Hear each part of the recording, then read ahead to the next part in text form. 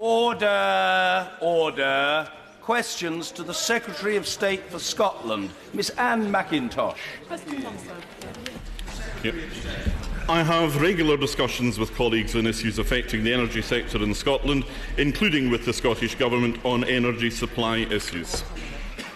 Miss Anne McIntosh. Mr Speaker, people in North Yorkshire have noted with great interest that the Scottish Government have banned fracking for the moment.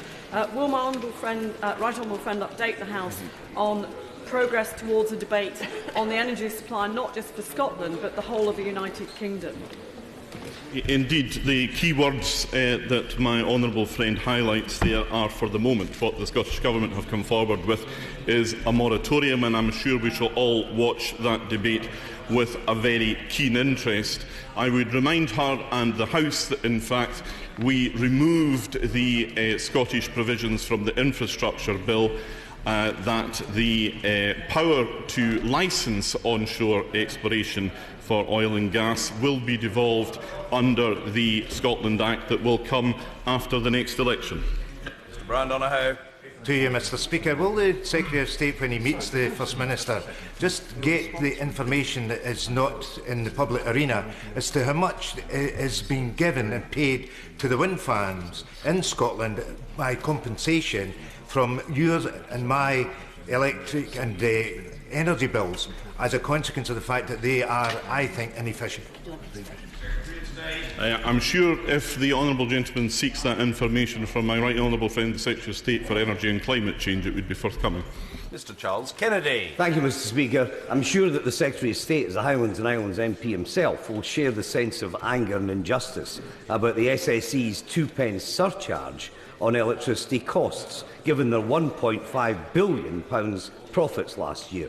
Will he do everything possible at a UK level to ameliorate this state of affairs, not least through endorsing the excellent campaign being run by the Press and Journal? Yes, I rarely have any difficulty endorsing a campaign from the Press and Journal, Mr Speaker.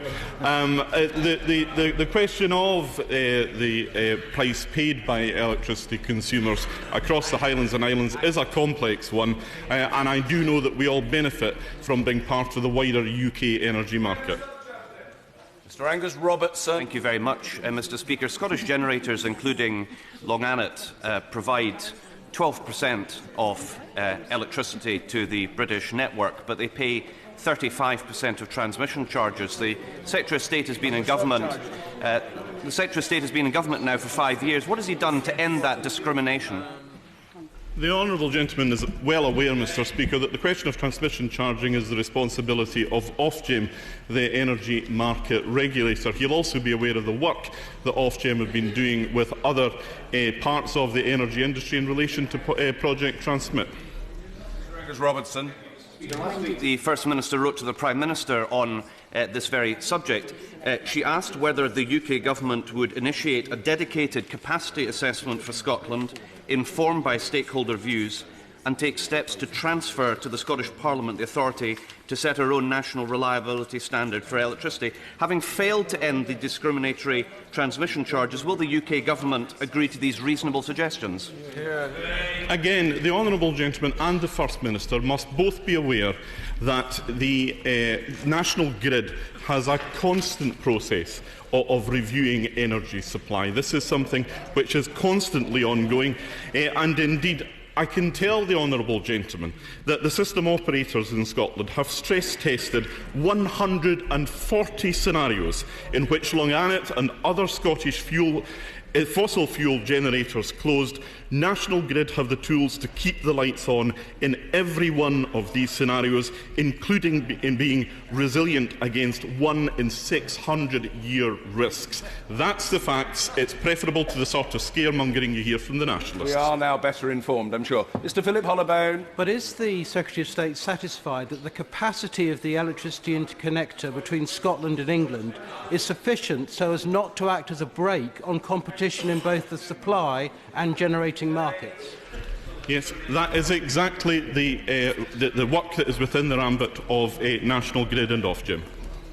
Sandra Osborne. Mr Speaker, I've raised many times the devastation caused by abandoned coal mines in my constituency.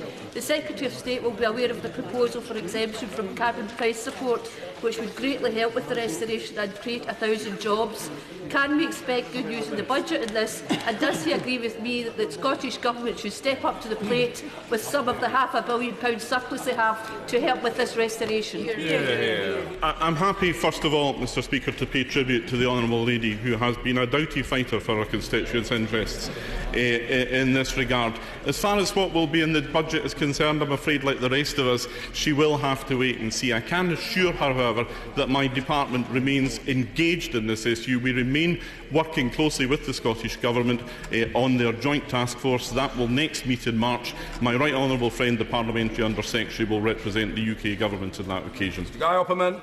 Thank you, Mr Speaker. Question number 2. Thank you. Thank you. As a result of the clear no vote in the referendum, Mr Speaker, there remain no barriers to trade across the whole of the United Kingdom. Nothing in the draft clauses changes that. Guy Opperman. Does the Secretary of State agree with me, though, that all political parties need to come together to ensure that airports like Newcastle in the North East have APD support to ensure that they are not unfairly disadvantaged by the proposals of the Smith Commission? Indeed, I can assure my friend, honourable friend, that the basic principle of the Smith Commission proposals is that there should be no detriment to any part of the United Kingdom. That was very much what the people of Scotland voted for on the 18th of September. On the question of APD, of course, it remains to be seen what will happen with the levels of APD once it is devolved, but he should take some comfort from the fact that the principle is already well established, that variable rates within the United Kingdom are possible. I should suggest that he would be well advised to speak to his right honourable friend, the Chancellor of the Exchequer, in that regard. Mr Angus Brendan McNeill. Mr Speaker. Had the Smith Commission been faithful to the famous vow, and the Better Together parties not watering down the tepid Smith Commission, doesn't he think the benefits to the north of England, as well as Scotland, would have been greater?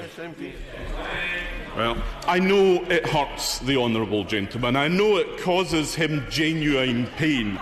But the truth of the matter is, and he will have to accept this sooner or later, so you might as well get on and accept it now, the Smith Commission has delivered on the vow.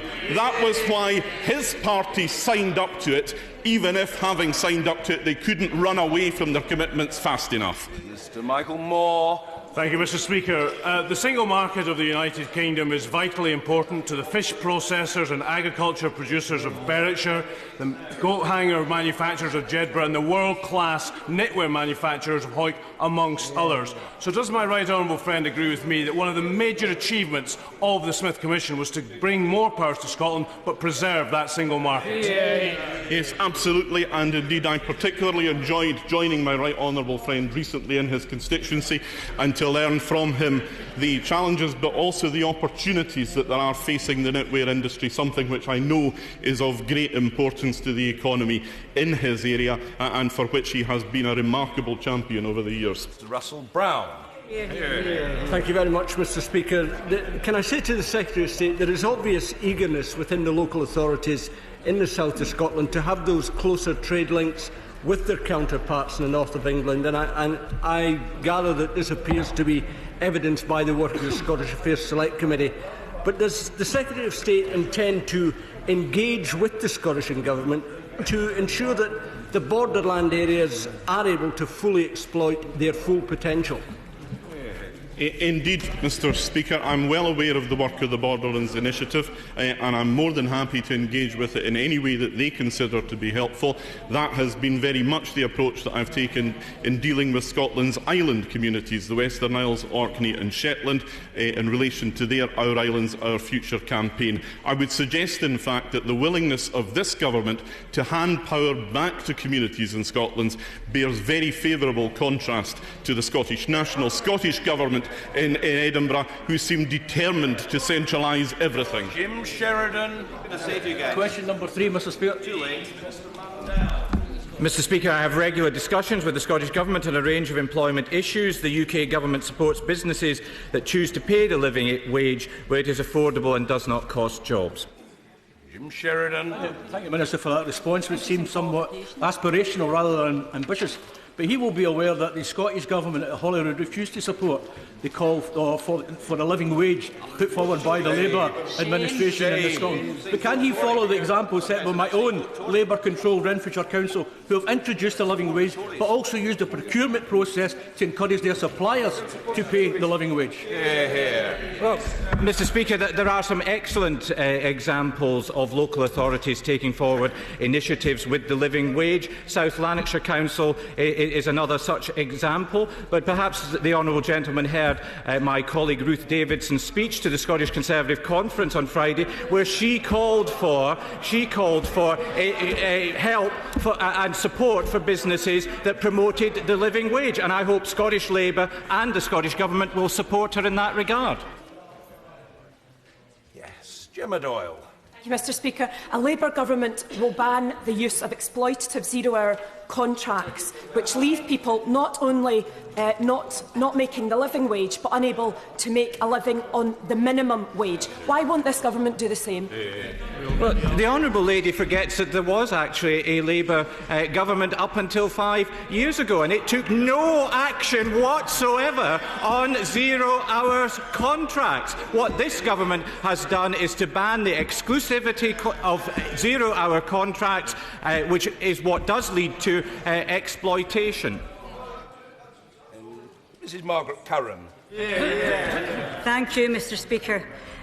This government has constantly made claims about new jobs that have been created in Scotland since the last election. Can the Minister tell us, therefore, of these new jobs, what proportion have been in the low-paying industries? What I can tell the honourable lady is that since this government came to power, 107 jobs a day have been created in Scotland, and I'm afraid the honourable lady just has a memory lapse, because she can't remember the position in employment when this government came to power, and she can't accept the good news of the creation of new jobs. Thank you, Mr Speaker. What I do remember is the Labour government implemented the minimum wage with the opposition of the party opposite. Mr Speaker, according to new research from the House of Commons Library, 82% of these new jobs are in the low-paying sectors. This comes days after the TUC revealed that 1 in 5 workers in Scotland are paid below the minimum wage, and just this morning ONS has revealed that 28% are in zero-hour contracts. Mr Speaker, this government stands up for the wrong people. They help out their friends who have been avoiding their taxes, but they don't help those who work hard, play by the rules and don't even get a decent wage in return. Is the Minister going to take any action in what remains in the last days of this government to help ordinary working people get a decent wage? Or is it not really the case that the only hope is that in 71 days' time we get rid of this out-of-touch government and get a Labour government who will put working people first? The honourable lady could start by endorsing Ruth Davidson's proposal to incentivise the paying of the minimum wage. That's actually a fact. It's not rhetoric. And as I've told the honourable lady on numerous occasions, if she has evidence of people who are not being paid the minimum wage, bring forward that evidence. The government yesterday published and named and shamed, which the previous Labour government never did, 70 companies, including some in Scotland, who didn't pay the minimum wage. What she should be celebrating is the fact that this government has delivered 107 jobs a day in Scotland, of which 1,645 are in her own constituency in the drop in JSA claimants. McGuire. For Mr Speaker. As part of the Scotland Act 2012 implementation process, United Kingdom Government ministers have been in contact with Scottish Government ministers to discuss devolved taxes, including property taxes, at the beginning of this year. Dayman McGuire. Could I encourage the Secretary of State just to be a little forthcoming and share with the House his view on whether or not Revenue Scotland is ready for the transfer of the property taxes in April of this year? We have to take, and the Honourable Lady will understand my hesitation here, we have to take the Scottish Government at their word, Mr Speaker. They assure us that they are ready. We have done everything within our power to assist them, and if it should transpire that there are any difficulties which have not yet been foreseen or disclosed, then of course we will do everything we can to ensure that the system operates. Does the Secretary of State see the SNP government's U-turn on the land buildings transaction tax as a cause for concern, or the sincerest form of flattery, #Tartan Tories? Well, I think it is quite remarkable, Mr Speaker, that the whole point of devolution is that the Scottish Government can do things differently for Scotland. We devolved the stamp duty land tax under the 2012 Act. They came forward with something that was different until, in fact, the government here introduced a new system, and before we knew it, they had changed to follow what was happening across the rest of the United Kingdom. Mr Gordon Henderson. Mr Henderson. Where is he? Not here. Sheila Gilmore. Question number 6, Mr Speaker. Mr Speaker, work programme participants are some of the hardest to help and can experience multiple barriers to finding work. Of the 2 providers in Scotland, Igneous has supported 21.2% of all claimants into a job outcome. Working Links have supported 20.4% of claimants into a job outcome. Sheila Gilmore. Scotland has a worse performance in the work programme than any English region. And in the meantime, locally based successful projects like the engine shed in my constituency have had to close. Does the Secretary of State agree that the powers over this should be devolved as quickly as possible and not just devolved to Scotland and the Scottish Government, but to local authorities? Well, I can certainly agree with her that the engine shed was a great project. I've made clear to the Deputy First Minister that if proposals are brought forward after the election for the devolution of the work programme, separate from other items to be devolved, I would have an open mind at looking at that. Mary MacLeod. Thank you, Mr Speaker. Thanks to this government, those helped into employment through the work programme do not have to pay income tax on the first £10,000 that they earn. Does the Minister not agree with me that this is progress towards economic growth in Scotland and opportunities for the young people of Scotland? I absolutely do agree with my honourable friend, and the 32,620 people in Scotland who have found work through the work programme. What that means is that they can bring a wage home, they can support their family, and they can play their part in the wider community. Dr Ailey Whiteford. Any measure, the work programme has been a failure. It's wasted public money and it's let down the people depending on it. When will the government listen to not just the Smith Commission but the dozens of civil society organisations in Scotland that have called for employment support to be devolved so that in Scotland we can develop an integrated system that actually works?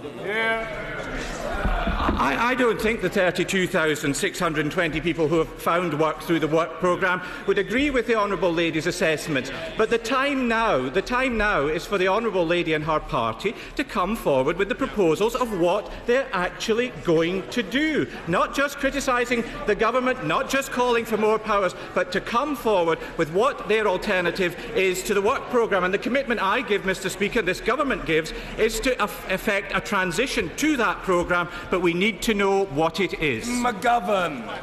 Thank you, Mr Speaker. The work programme is obviously failing in my constituency of Dundee West, and in fact it's failing in the city of Dundee as a whole. Only 1 in 7 of the participants in the programme actually get a job. What is the Minister going to do to address this problem? Well, I fully acknowledge that the honourable gentleman has been a very fervent campaigner on this issue and indeed the issue of employment in his constituency. But I'm sure that he would welcome the fact that over the past 5 years under this government, JSA claimants in his constituency have gone down by 842, some 27%. Oi, Unemployment in Motherwell, Wish and Bellsill area rose again last month. There are now more than 500 people, young people, unemployed. Why has the Tory work programme failed them? I absolutely dispute the fact that the work programme has failed them. The work programme is looking to help the most vulnerable people who are looking to get into work, and people have moved into work. Over the past 5 years in his constituency, the JSA claimant has come down by 1,403, some 39%, and I'm sure even the honourable gentleman could welcome that. Mr Christopher Choate. Number 7, sir. Thank you, Mr Speaker. The Scotland Office is holding a series of events across Scotland to enable stakeholders to provide feedback on the draft clauses and how the new powers might be used. I can also announce to the House today that the Government will now begin a public information campaign to enable people in Scotland to learn more about the devolution settlement and how it is changing. This campaign will use social media, local media and an information booklet for every house in Scotland. A lot of noise in the chamber. The House and perhaps the nation should hear Mr Christopher Choate. Mr Speaker, the nation would be interested to know that Draft Clause 1 has been widely condemned as legally vacuous. What is the Secretary of State going to do to ensure that the people of Scotland realise that it is legally vacuous, and that if they support it, they will be supporting a meaningless constitutional proposal? I absolutely refute that suggestion, and indeed the honourable gentleman's characterisation of that analysis as being widespread. Mr Michael Connaughton. Has the Secretary of State specifically discussed the question of varying tax bands under the Smith Agreement, which seems to me a marvellous opportunity for Scotland to decide how it treats people in different levels of income in their country that might be different from the way they're treated in the rest of the UK? The gentleman is absolutely right, and he takes the debate now in a direction in which it has to go. Surely, Mr Speaker, the time has come when we no longer should be discussing where powers lie, but what actually you can do with the substantial powers that the third most powerful devolved legislature anywhere in the world will have as a result of these proposals. Ah, what a delicious choice. Mr Alan Reid. Thank you, Mr Speaker. The out-of-touch House of Lords Constitutional Committee has said that not enough thought had been given to the impact of giving 16 and 17-year-olds the vote. I hope the Government will reject this recommendation and will give 16 and 17-year-olds the right to have their say on who represents them in the Scottish Parliament. I confess, Mr Speaker, I always hold their lordships' views in very high regard, but they wouldn't normally be the first port of call that I would make when I was looking for advice either on democratic elections or indeed young people. The order will be before their lordships' House tomorrow night. I'm confident that it will be passed as it was passed in this House without division. Tom Clark. Mr Speaker, given the powers which the Scottish Government already has the Secretary of State ever received an apology from them for their failure to spend £34 million on disabled children and their families, and instead used it for the gimmick of keeping council tax static? There are many things for which the Scottish Government should be apologising, and I suspect that in the event that these apologies ever start coming, he and I will be not at the top of the list to receive them. He is absolutely right, though, to point out the fact that the freeze on council tax has caused real difficulties for many local authorities in Scotland, who will be outraged to see the size of the Scottish Government's underspend this year. Sir Alan Beath. Number 8, Mr Speaker. Mr Speaker, the provision of road transport in Scotland is a devolved matter. Department of Transport ministers did, however, offer to work with Transport Scotland on a joint feasibility study on dualling the A1. The Scottish Government chose not to take up that offer. Sir Alan Beath. Mr Speaker, now that this coalition government has committed £290 million to dualling the A1 on the English side of the border, shouldn't the SNP government in Scotland be bringing forward plans to dual remaining single carriageway sections on the Scottish side of the border? Well, I can agree with my right honourable friend, and he will may be aware that my colleague John Lamond MSP has been making exactly that call.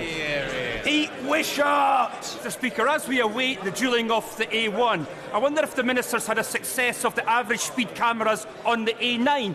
Accidents have been cut by 97%, speeding down by 90%, the road experience totally transformed. Will he now get his right honourable friend, the Chief Secretary of the Treasury, to abandon his reckless and irresponsible campaign to take these cameras down and put my constituents at risk once again? Well, I think I was very generous because the honourable gentleman started banging on about the A9 rather than the A1, but we'll let him off on this occasion. Minister Mundell. But Mr.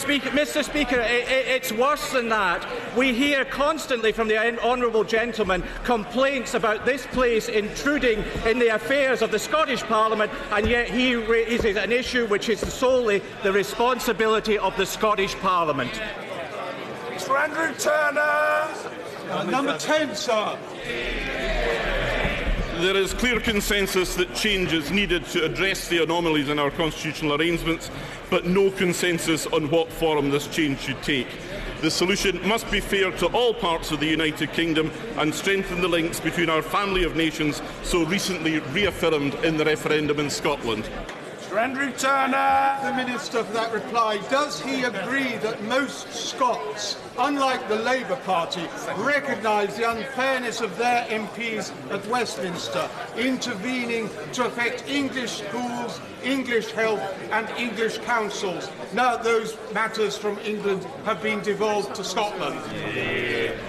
I think I've already acknowledged, Mr. Speaker, that there are substantial anomalies within our constitutional arrangements. I would caution him, however, about being too enthusiastic about replacing these anomalies with ones which could potentially be even bigger. Order. Questions to the Prime Minister. Mr. John Woodcock. Question 1, Mr. Speaker. Thank you, Mr. Speaker. This morning I had meetings with ministerial colleagues and others, and in addition to my duties in this House, I shall have further such meetings later today. Mr. John Woodcock. Thank you, Mr. Speaker. British support in Ukraine is welcome, but combined efforts have been woefully lacking against President Putin's naked aggression. When he leaves office in 70 days...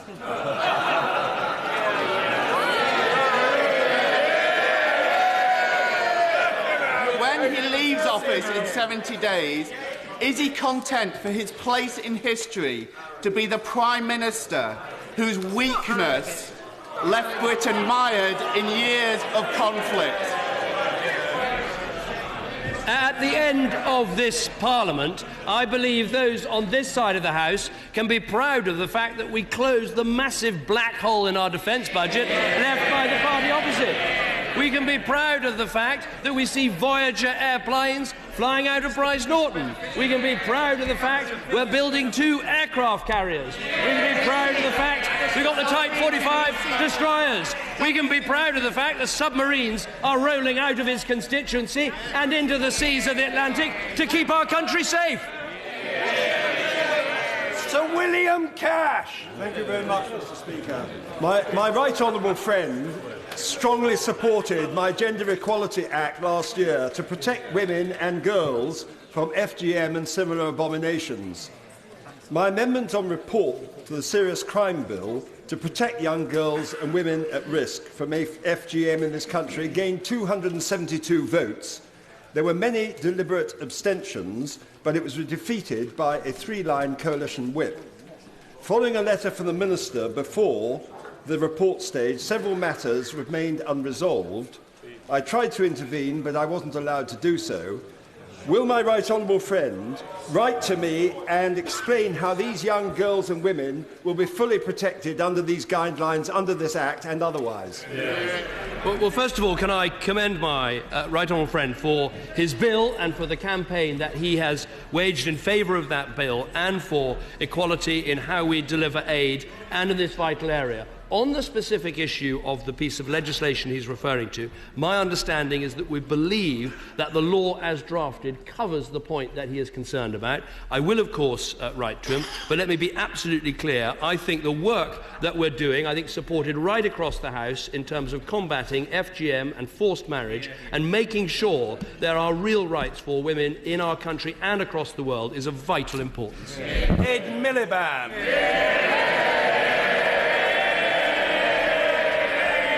Mr. Speaker, the reputation of every member of this House is damaged when we see revelations as we have in the last couple of days. Can I take it from the government's amendment today on second jobs that he's proposing no change to the current system?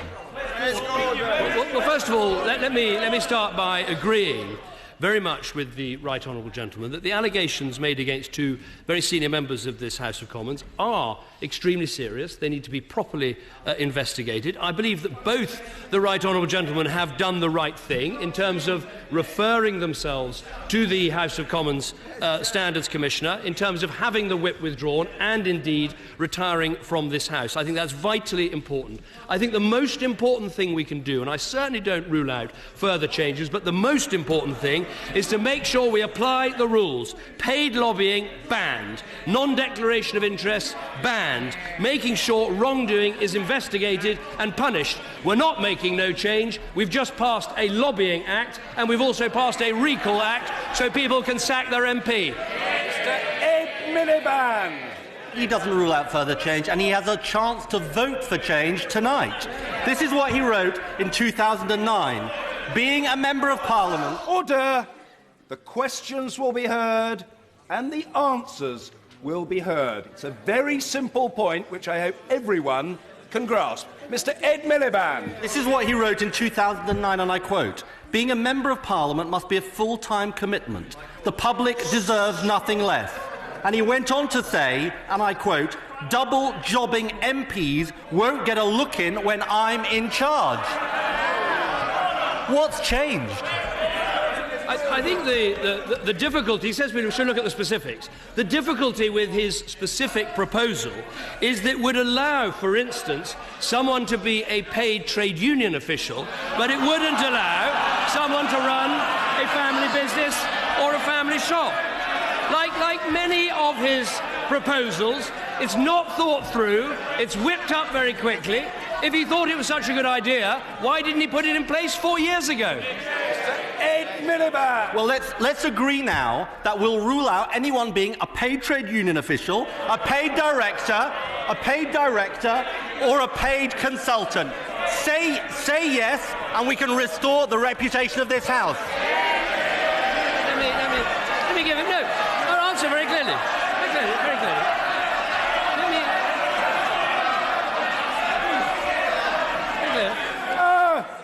Mr. Efford, calm yourself. I fear you're about to explode, man. Get a grip.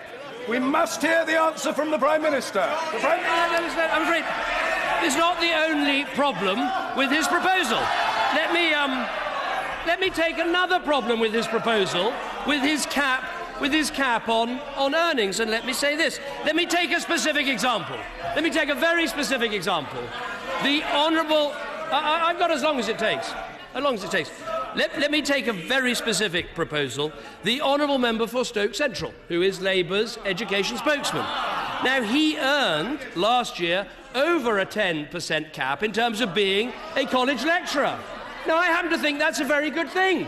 He brings to this House some outside experience, and he tops up that experience. I have to say it's a pity it doesn't show up in his education policy, but nonetheless, it is a good thing.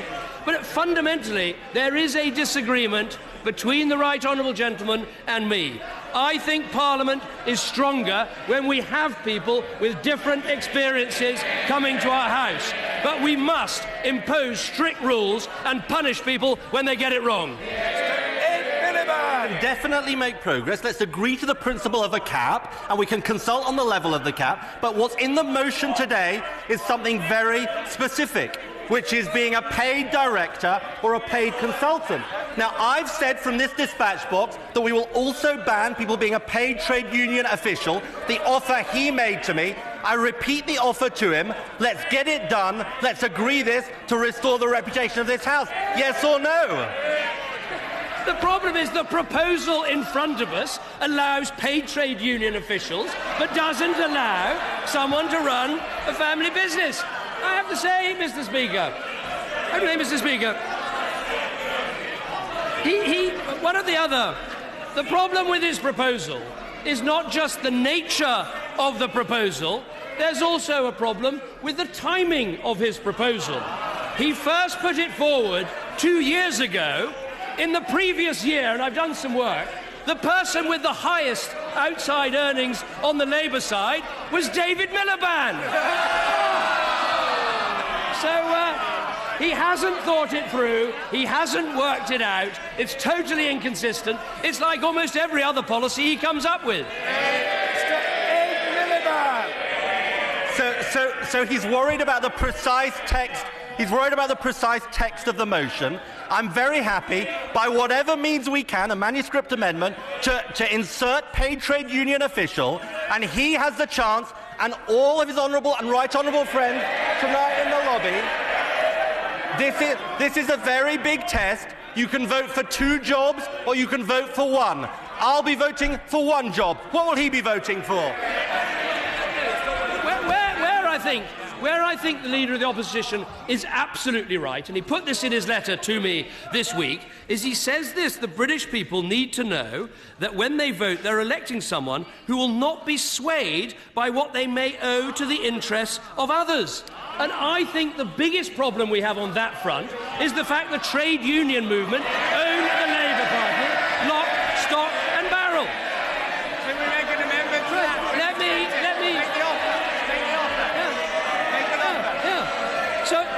So I make an offer to him.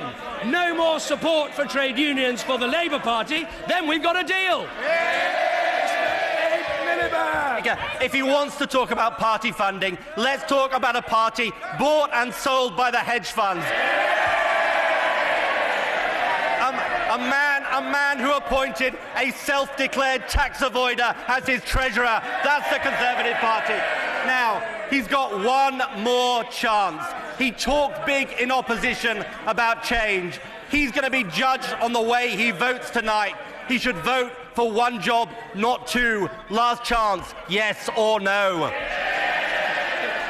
The problem with members of Parliament being swayed by outside interests is best seen in this one example. This Parliament, the first in the history of Britain, has passed an act on lobbying. The Labour Party has been lobbied by the trade unions to get rid of this act. What have they agreed? They've agreed to scrap the Lobbying Act. That is what they've done. They are owned, lock, stock and block vote by the trade unions. Thank you. Give me a chance.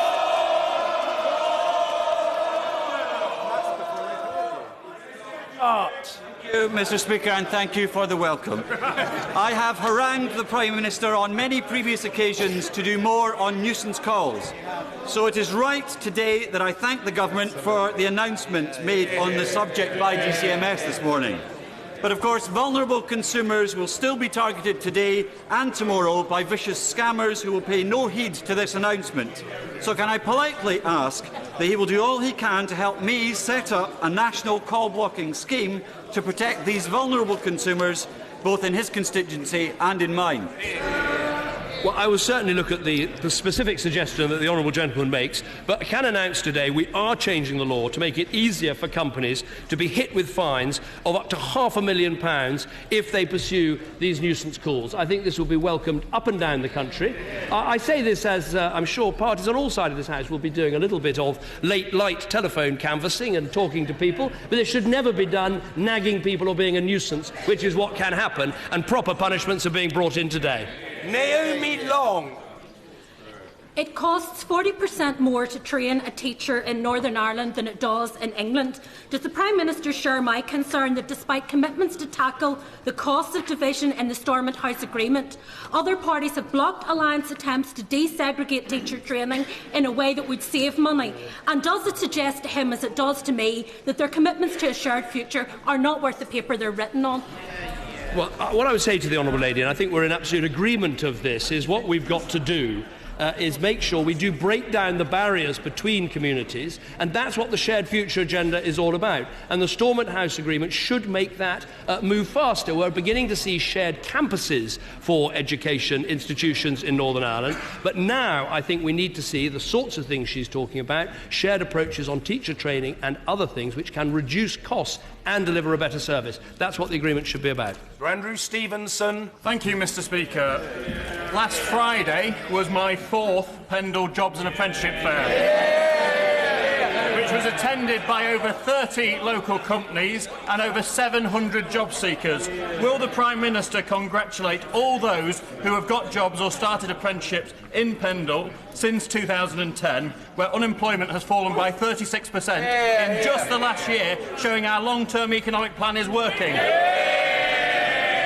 Well, I pay tribute to my honourable friend who works tirelessly to support his constituents, and I think these job fairs that many members of Parliament have taken part in and run can do a huge amount in terms of making sure local people can see the opportunities that are being opened up by a successful and growing economy. In Pendle, the claimant count has fallen by 54% since the election, with long-term youth claimant count falling by 50% in the last year alone. That shows, as the OECD themselves said yesterday, Britain has a long-term economic plan, it's working, and we should stick to it. Mr. Nigel Dodds. Mr. Speaker, as we have heard, the Prime Minister and the Leader of the Opposition agree that the reputation of politics needs improving. But would he agree that the latest format put forward by the broadcasters for TV election debates won't contribute to that? The broadcasters need to realise that these debates are for the benefit of voters as well as themselves, and that the unfair, irrational and legally implausible exclusion of the people of Northern Ireland from those debates, and particularly the DUP, which has more votes and more seats than some that are included, cannot be justified.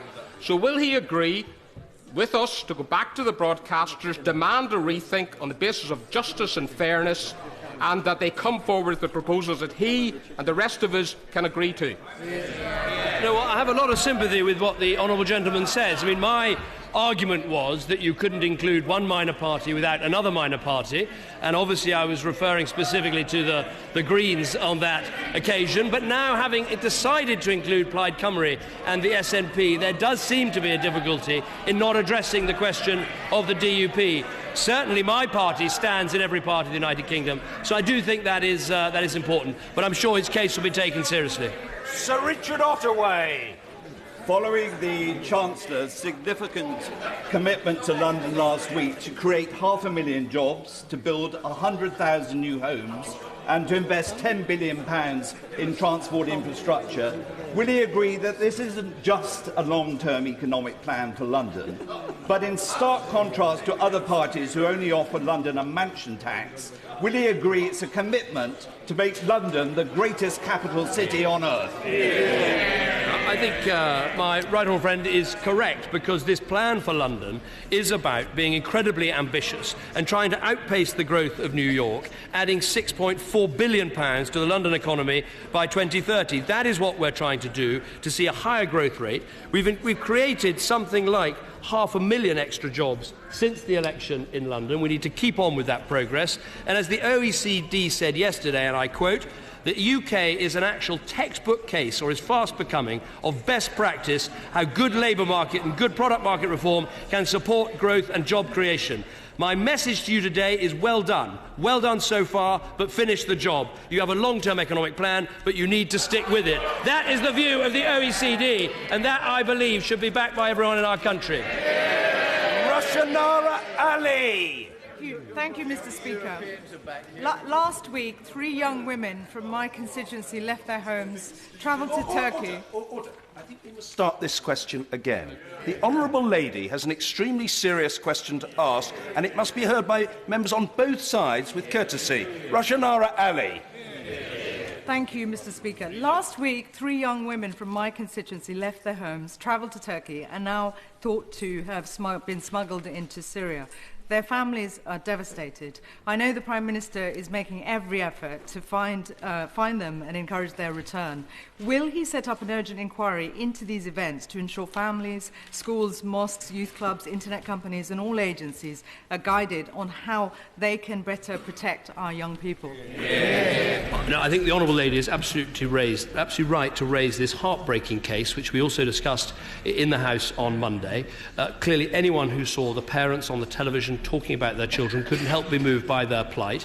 What I've done is asked the Home Secretary to look urgently with the Transport Secretary at all the protocols we have in place about young people and travelling and what airlines do and what we can do.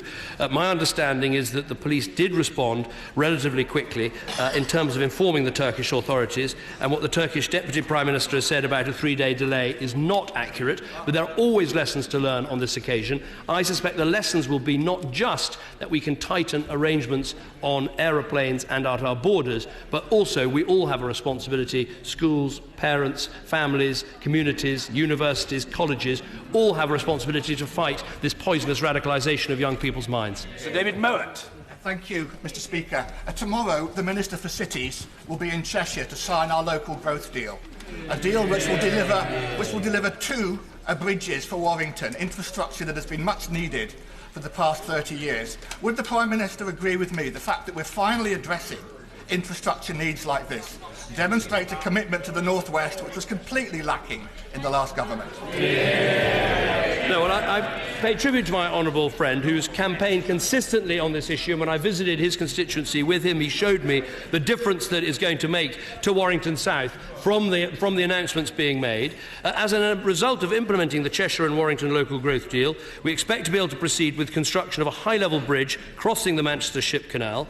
A new high-level crossing from the A56 Chester Road will open up a substantial area of land for development immediately south of Warrington town centre. So this is going to provide traffic relief, it's going to provide resilience, it's also going to provide jobs and homes and livelihoods, and that's what our long-term plan's all about. Glenda Jackson. Speaker, why did the Prime Minister deem it appropriate to outsource his response to one of my concerned constituents to a political correspondence manager housed in number 10 Downing Street, on paper bearing a Conservative Party logo, its contents referring to a Conservative manifesto and a Conservative government's legislation, and concluded in the hope that they, I presume, the Conservative Party, Mr. Speaker, could rely upon my constituents' support for many years to come. No member of this House is permitted to use our parliamentary offices or revenue for political party campaigning. Number 10 Downing Street does not become the property of its incumbent's political party, and so will the Prime Minister apologise not only to my constituent but to the country for this gross misuse of national property and revenue. What I say to the Honourable Lady is that if a letter was sent from her to me to be answered, but those letters should always be answered by the Prime Minister to other members of Parliament, and I will look into what happened in that case. Let me put on record how hard the correspondence unit work, because they get thousands of letters, including from members of Parliament, every week of the year. So I will look into that and make sure she gets a proper reply from me. But let me say to all those living in Hampstead and Kilburn, they'll be getting lots of letters from me in the coming weeks.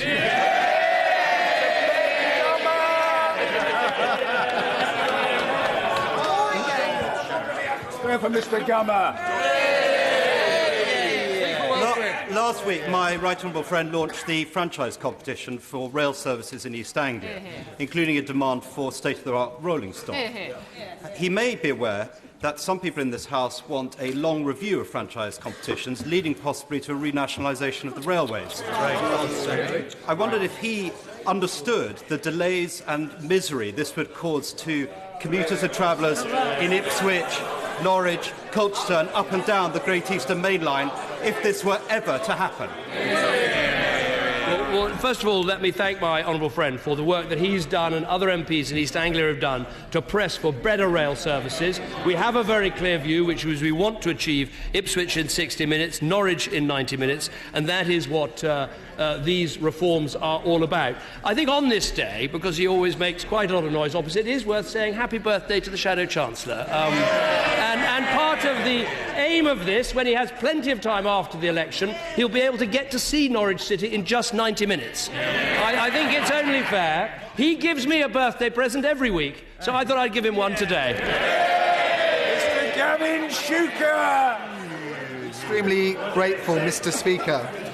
In the United States, senators and congressmen face a cap on their outside earnings of 15%. Why is it appropriate for them but not for us? Well, I think this issue, if the cap is such a good idea, why aren't we voting on it in the House of Commons tonight? If you want evidence that Labour's policy has been written on the back of a fag packet, that tells you all you need to know. Obviously, with plain paper packaging, we're going to be helping them have more room to write their policies on. Sir Peter Tapsell! May I assure my right honourable friend? Order, Sir Peter. Order. Sir Peter must be properly heard. From start to finish. Sir Peter. May I assure my right honourable friend that I am not a paid trade union official. But I fear that if people in this House are not allowed a second job, that membership of it will soon be largely confined to the inheritors of substantial fortunes, or to rich spouses, or to obsessive crackpots,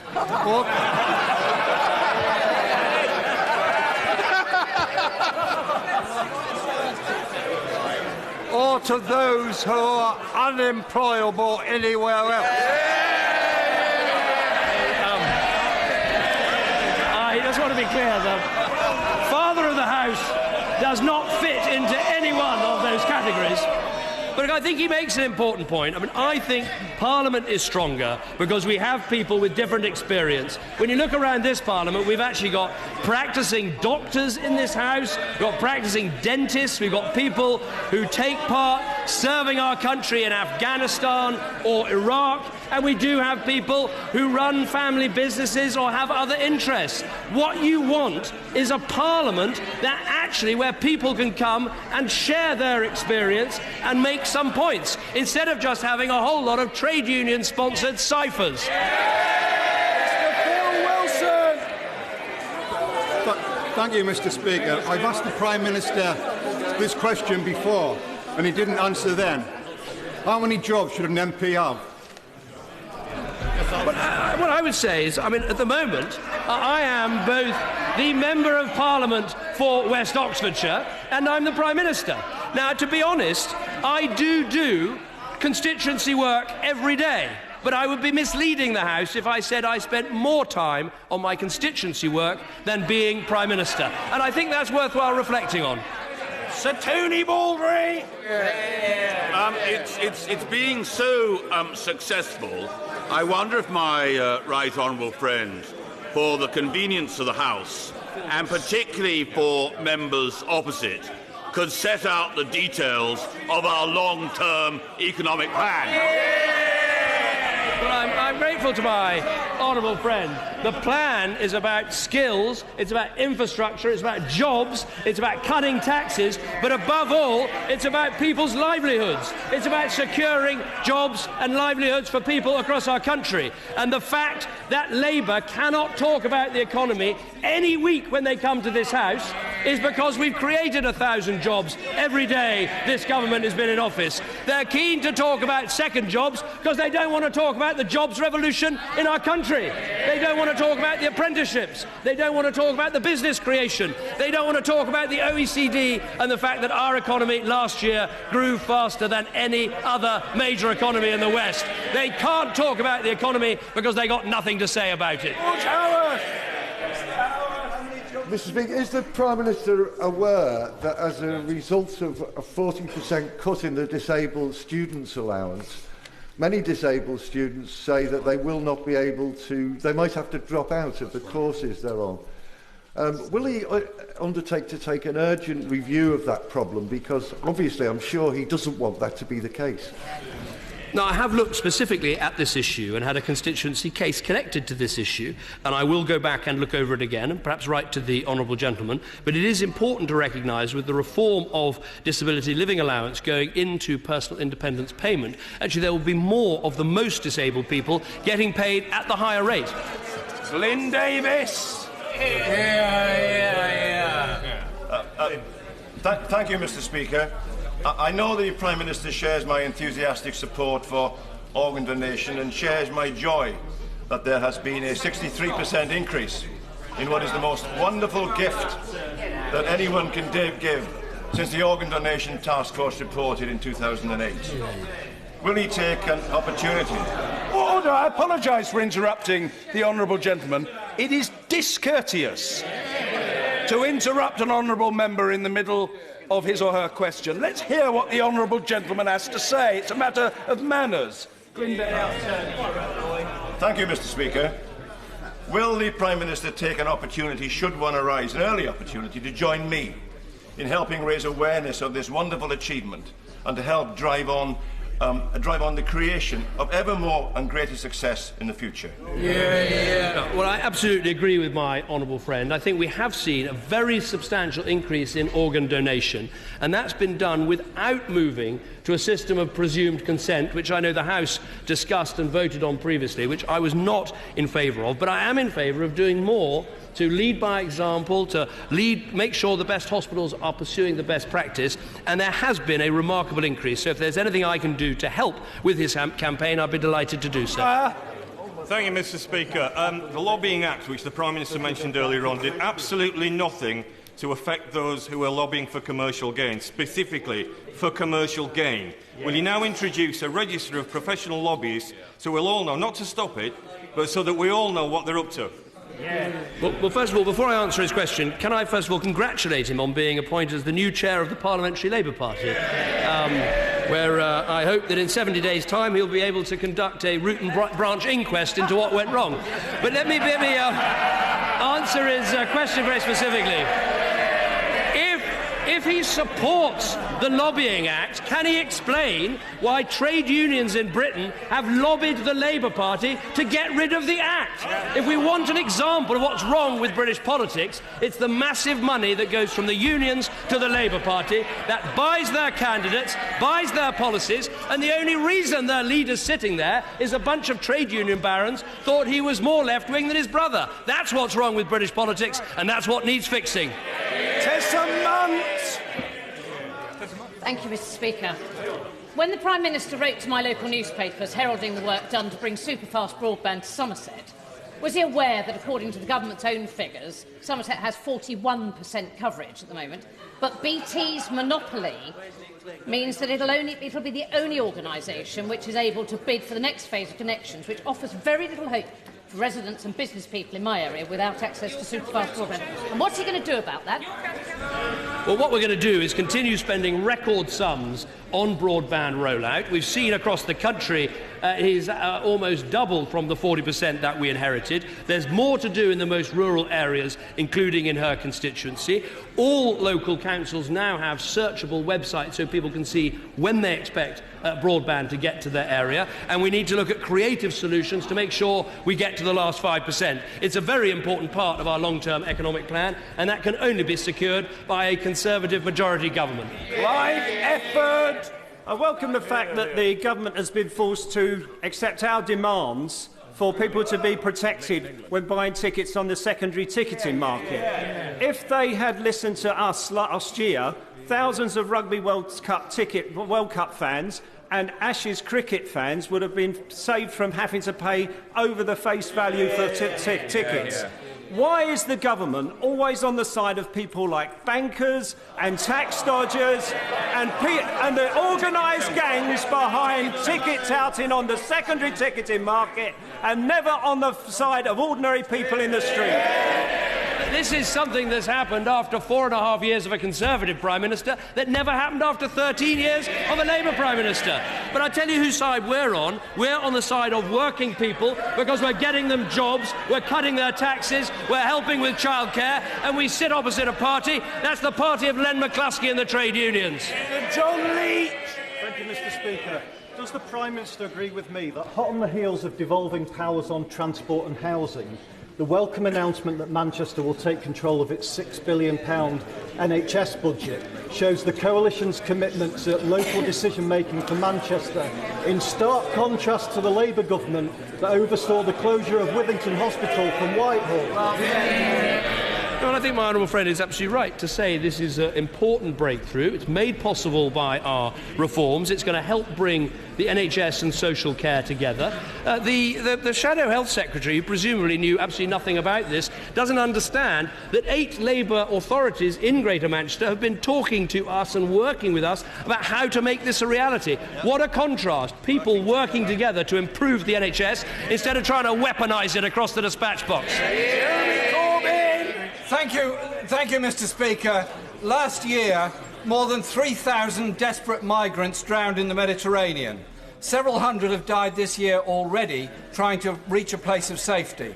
Many people, in absolute desperation, turn to traffickers to try and escape the crisis in Libya and many other places. They're victims of war, they're victims of oppression.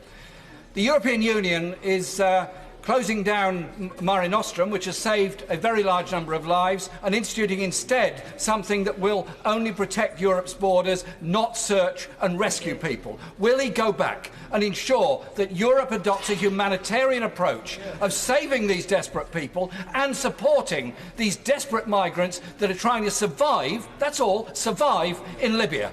I think the honourable gentleman makes a very important point, but I'm afraid the statistics don't necessarily back up the case that he's making.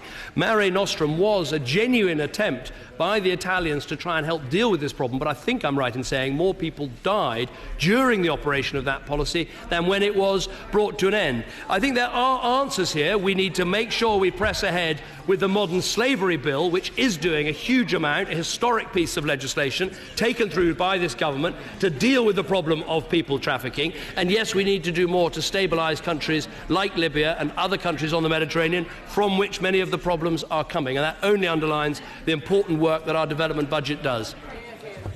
Order. There's always next week. There's always next week.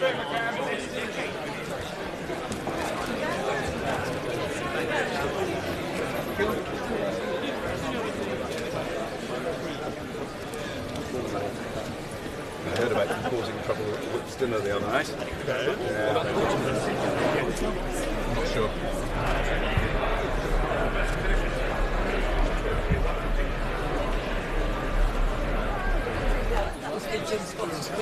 Sorry?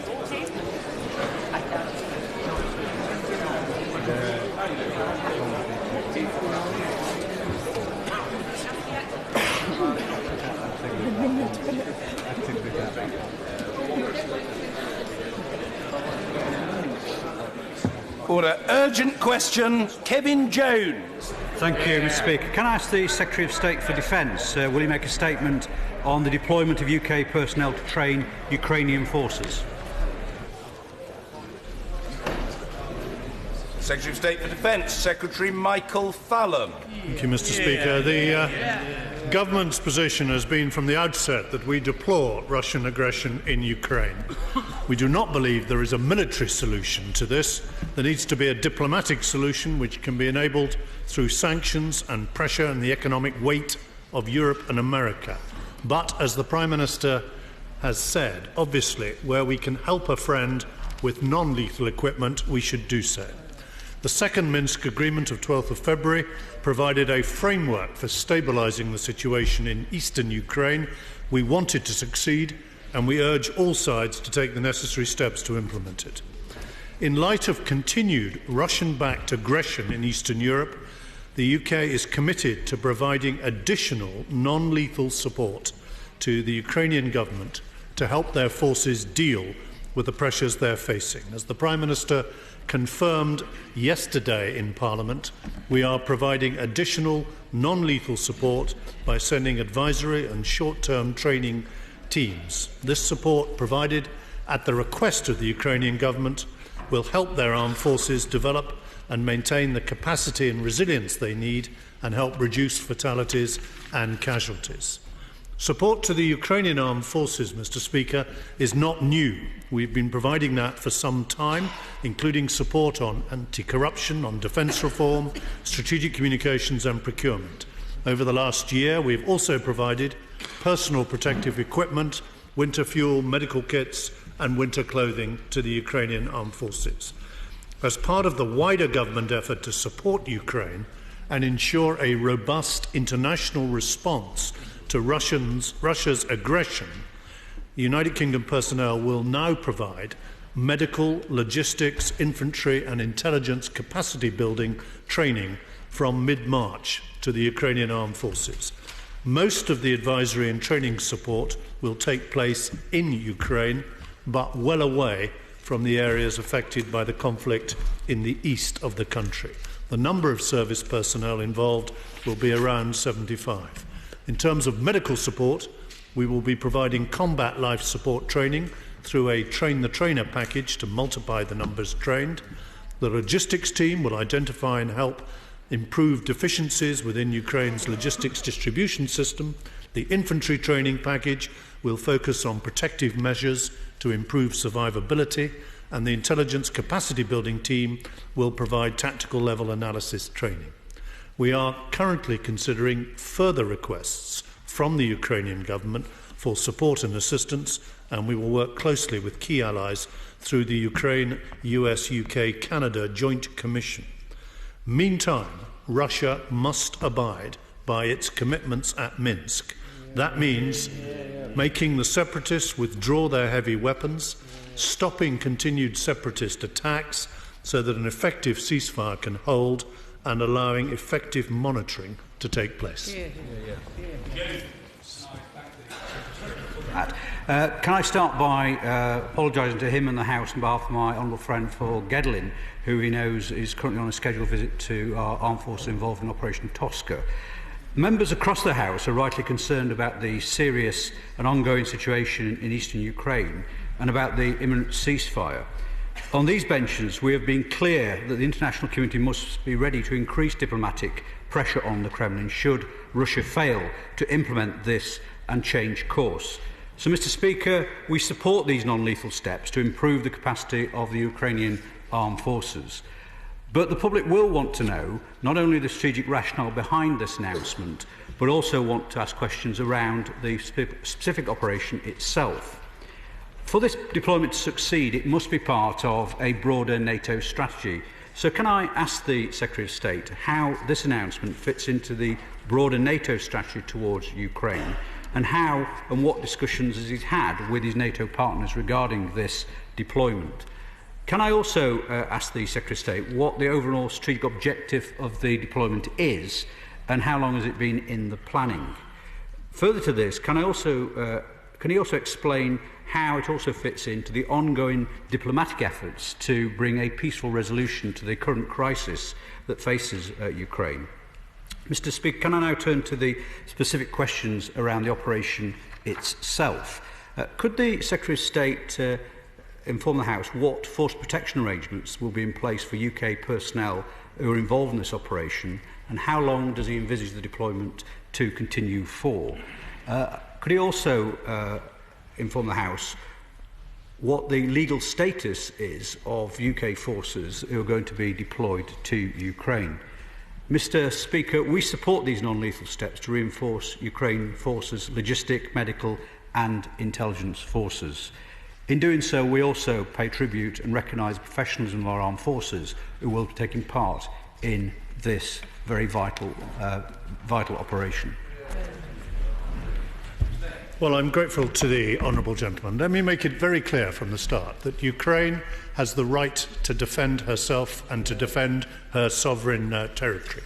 When he asks what our strategic objective it is to help Ukraine in that task, to help build up the capacity and resilience of its armed forces, and above all, where we can, to help reduce the fatalities and casualties that have been occurring. He asked me about NATO. This is not a NATO deployment. This is a decision of the United Kingdom government.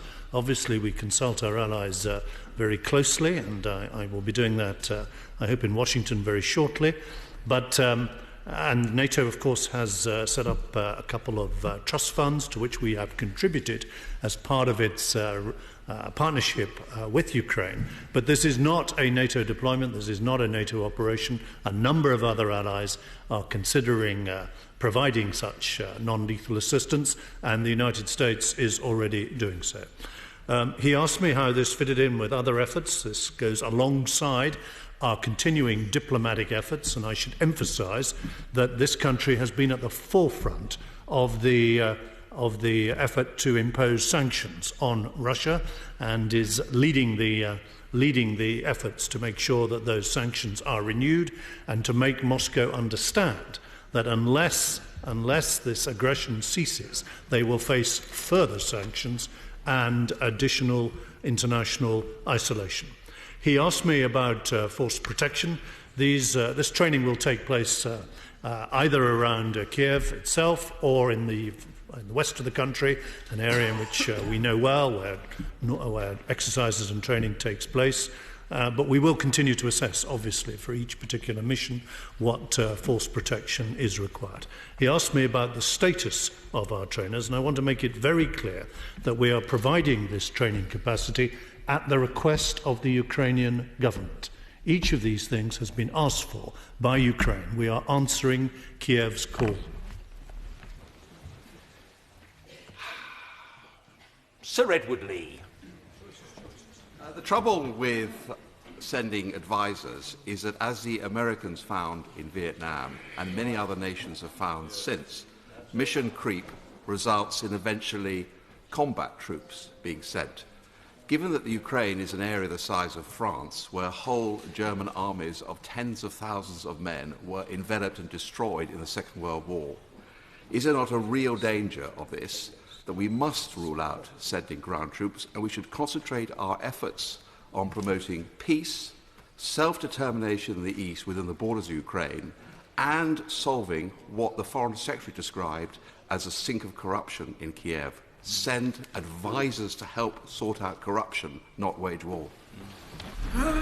Well, I'm grateful to my honourable friend. We have indeed already been providing advice and support on how to tackle corruption inside the government of Ukraine. We've been doing that over the last few months, indeed I think further back. So far as mission creep is concerned, let me be absolutely clear, we are not deploying combat troops to Ukraine, and we will not do so. We are providing non-lethal assistance that has been requested by the government of Ukraine in order to enhance the capability of its armed forces and to attempt to reduce the number of fatalities and casualties that they're suffering. Mr. John Woodcock. Thank you, Mr. Speaker. Of course, everybody wants a diplomatic solution to this crisis, but is the government not at risk of showing naivety in the face of a calculating thug in President Putin? Every time he stands up at the dispatch box and rules out any military solution from him and his allies, he makes precisely such a military catastrophe in Ukraine more likely by emboldening Putin. Well, I don't accept that. We have to make it clear to Russia that it has to cease its aggression and its encouragement of the separatists in eastern Ukraine. And the best way to do that is, as we've already been doing, through sanctions and through political pressure on Russia. But equally, it would not be right to refuse the call we have had from Kiev, from the government of Ukraine, to help in some of this basic training and support and equipment that they need. Sir Gerald Howarth. Mr. Speaker, I'm sure the whole House recognises that there is a risk here, but would my right honourable friend not agree that it is in our interest to check President Putin's aggression? And would he also agree that this action is entirely consistent with our obligations under the Budapest Agreement of 1994, signed by Boris Yeltsin, John Major and Bill Clinton? I agree with my honourable friend, who has the experience of having served in the Ministry of Defence, and he's right about the aggression that Putin has shown. We need to stand up to that, but there are a number of routes to that. They are political and diplomatic. We do not think there is a military solution to the conflict that has taken place, but where we've been asked to help, we should do so. We are a friend of Ukraine, and we should come to the help of a friend in need. Mr. Angus Robertson. Mr. Speaker, like the Defence Secretary, I abhor the Russian aggression in eastern Ukraine and support the EU sanctions approach. Has he yet had the opportunity to review the Ukrainian media? The Kiev Post writes, "The United Kingdom stunned officials across Europe with a unilateral announcement that it would send 75 troops to Ukraine.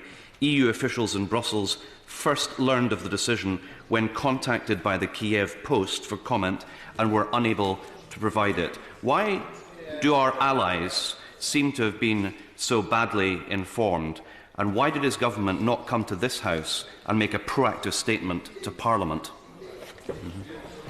On the latter point, I announced during Defence Questions just on Monday that we were preparing such a package, and the Prime Minister gave details of the package to the Liaison Committee of this House yesterday. So the one thing I don't think we can be accused of is not keeping Parliament informed. We are keeping Parliament informed.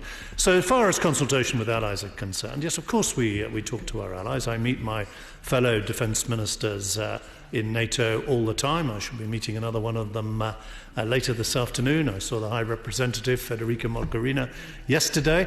But this is a decision for the United Kingdom government. This is not a NATO deployment. This is a decision by the United Kingdom government to respond to a request from the government of Ukraine.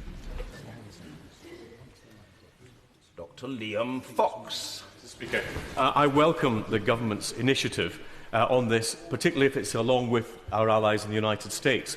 But the Ukrainians need the ability to defend their homeland against a much more powerful aggressor. They do require equipment such as UAVs for reconnaissance and targeting. They do require anti-tank capability. They do require encrypted communications. And is not the argument that we cannot give defensive equipment to a country under threat because it might provoke a further reaction from Russia simply a bully's charter that is already discredited by history? Well, I agree with my predecessor but one as Secretary of State. We are supplying defensive equipment. It may not be lethal, but it does help the Ukrainian armed forces better defend themselves. And as I said in my initial statement, we are, in addition to the secondment of 75 trainers, we are considering a further request from the Ukrainian government for additional equipment and support. That is non-lethal, but of course we do reserve the right, ultimately, to keep that under review. Mrs. Madeline Moon. Thank you, Mr. Speaker. The Secretary of State said that the 75 trainers would mostly be in Ukraine. Where else will they be operating from?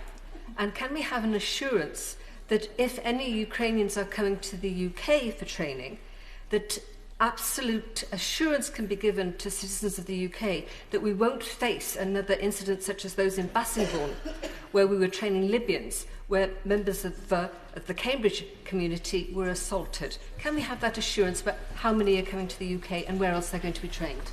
Well, I think it's slightly unfortunate that the Honourable Lady has compared the general purpose force that we were attempting to train, a very raw force from recruits from Libya, with the Ukrainian armed forces. But she asked me straightforward, quite reasonable point is where else the training might be.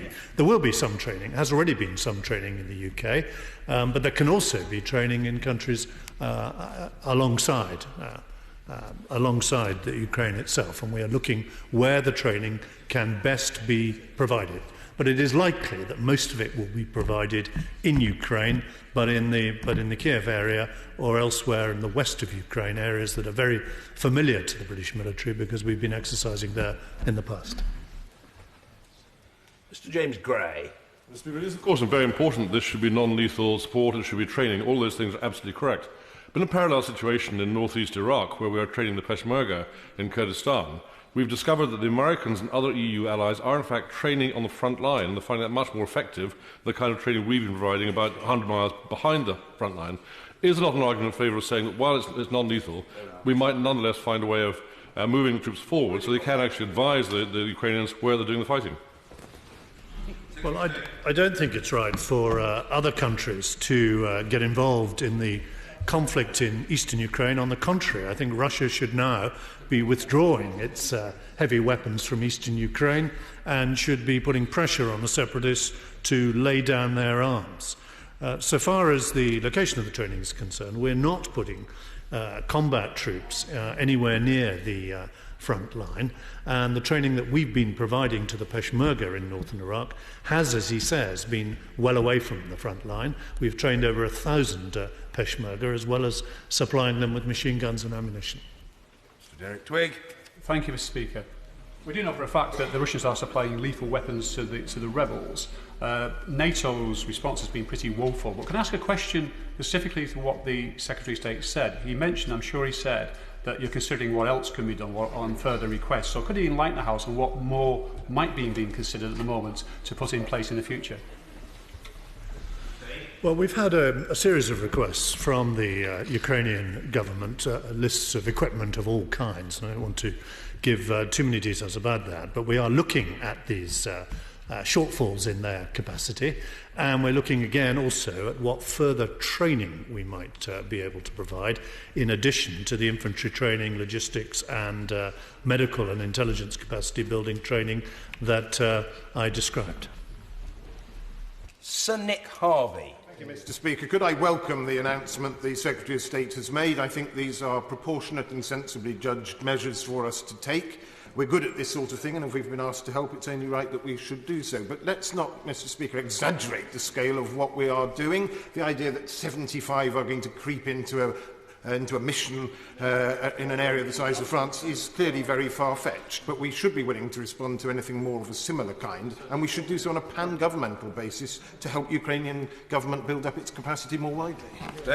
Well, I'm particularly grateful to my honourable friend, another former minister in the Ministry of Defence, and I think he's got it exactly right.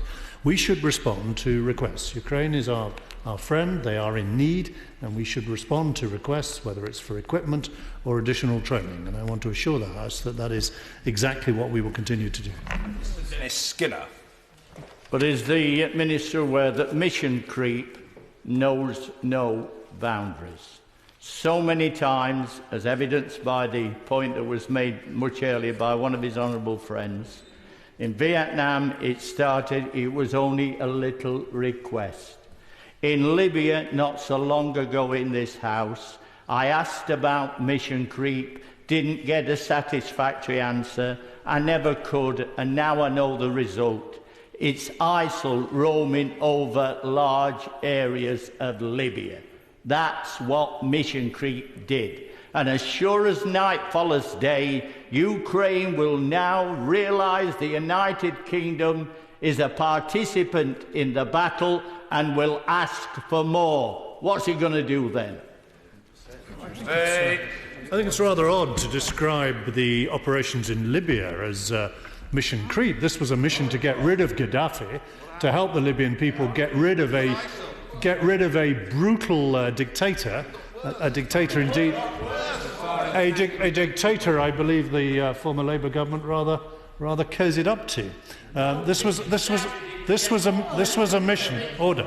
This was a mission to help the Libyan people get rid of a dictator and to give them the chance of choosing a better future. Obviously, we would want to see the situation in Libya approve. This is a closely defined training mission.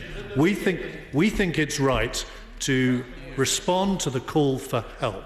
If the honourable gentleman is really suggesting that we should shun such a call, I can't agree with him. Mr. John Whittingdale. Is my right friend aware that last week Prime Minister Yatsenyuk told me that he regarded Britain and alongside America as Ukraine's strongest allies, and his statement this afternoon confirms that. But does he agree that we do have a special responsibility as signatory of the Budapest Memorandum to help Ukraine? And will he consider specifically the requests made by the Ukrainian government for defensive weapons such as counter-battery radar and electronic jamming equipment and anti-tank weaponry? That's what your own members are. Well, I know my honourable friend is probably as knowledgeable as anybody about the affairs of Ukraine because he chairs the all-party group on this. And it is very clear to us that the Ukrainian armed forces are in desperate need of further equipment. They have supplied lists of equipment they would like to see. We obviously are focusing, as I've said, on non-lethal equipment that we can supply, and we are currently considering their additional requests. Mr. Kevin Brennan. Mr. Speaker, at the very least, the House is entitled to know what equipment the Secretary is considering supplying to the Ukrainians, and so far he's been very unwilling to detail any of those requests. We're entitled to know what's under consideration. Could he now give us some more detail on the nature of the equipment that he is actively considering as he outlined in his response? As soon as we make a decision on what equipment to supply or indeed to gift, we will of course inform Parliament in the normal way. And if the equipment is to be gifted, then of course a minute has to be laid before Parliament, and that will be done. Richard Benyon. Like many people, I take an increasingly bleak view of this situation when you examine the psychology of this particular aggressor. What measures has my right honourable friend taken with colleagues across government to look at the possibility of this happening in other parts on the western boundary of Russia, and what work we should be doing now to prepare for the sort of requests he's received from the Ukrainian government in countries like Moldova and, God forbid, a NATO country which would require us to respond differently to an attack on one of those countries? Well, as I think my right honourable friend the Prime Minister told the Liaison Committee yesterday, there is a pattern of behaviour now that we can see around the borders of Russia that we've seen in Georgia, we've seen elsewhere. And the first thing we had to do about this was to stiffen up NATO, to be sure that we have a rapid reaction force that is worthy of the name. That was agreed at the NATO summit last September. We have now agreed our contribution to it. We will be a framework nation in 2017. We will be seconding staff to the 2 divisional headquarters in Poland and in Romania, and we will also be seconding staff to all 6 of the forward integration units. And we are encouraging other NATO members to make similar commitments in order to reassure members of NATO on its eastern flank that we are ready to stand by our commitments under Article 5. Mr. John Cryer. Thank you, Mr. Speaker. Whatever the Secretary of State might say, to the real world this will look like military intervention. At what point is he going to come here and seek the agreement of the House of Commons? Well, there is a well-established convention now that if we were engaged in offensive military operations in a country, of course we would come to the House, which we did last September, and where we obtained the authority of the House to carry out airstrikes in Iraq. But this is not a military operation. We are providing trainers and advisors to help the armed forces of the Ukraine better defend themselves and to help reduce the very high number of fatalities and casualties that they're suffering. Mr. Bennett-Jenkins. Thank you, Mr. Speaker. Would my right honourable friend agree that the lesson of the Cold War is that you secure peace through strength? I very much welcome this intervention, but haven't we got to decide whether we're going to indicate as the West, are resolved to deter Russian aggression in the Ukraine, or not? And could he remind our American allies, who I very much welcome as part of this initiative, that it was their sailing of the Sixth Fleet into the Black Sea that stopped the invasion of Georgia in its tracks? When are the Americans going to come to this with force? Well, I'm looking forward to discussing this with the new Defence Secretary, new American Defence Secretary Ash Carter, whose appointment I hope the whole House will welcome. But I do have to say to my honourable friend that we can't simply leave the defence of our continent to the Americans. They are involved in the Commission, in the Joint Commission, alongside Canada and ourselves, the Joint Commission with Ukraine, but it is also important that NATO has the resolve to defend its own borders. And that's why I hope my honourable friend welcomes the commitments made at the NATO summit, which we now need to follow through. Jeremy Corbyn. Thank you, Mr. Speaker. Could I ask the Secretary of State for Defence how far they've really thought this thing through? 75 trainers will be followed by 150 trainers, will be followed by more and more. Weapons are now being talked about. Gifting of weapons is now being talked about. We are moving into a situation where we are going to be in the conflict in Ukraine. NATO wants Ukraine as a member, in contrary to everything that was agreed on the breakup of the Soviet Union about the non-alignment and independence of Ukraine. Why doesn't the government, instead of upping the military ante, put huge efforts into trying to demilitarise both Russian militarism and NATO expansionism in order to bring about a longer-term and sustainable peace in that area? The danger of getting involved in a hot war in Central Europe has got a bit closer because of his statement today. Well, I don't agree with the honourable gentleman. We're not supplying weapons, and we're not attempting to escalate this conflict in any way. And we do, as I've said, believe that the answer to this conflict has to be, in the end, diplomatic and political, and therefore the pressure through sanctions and so on continues to be applied.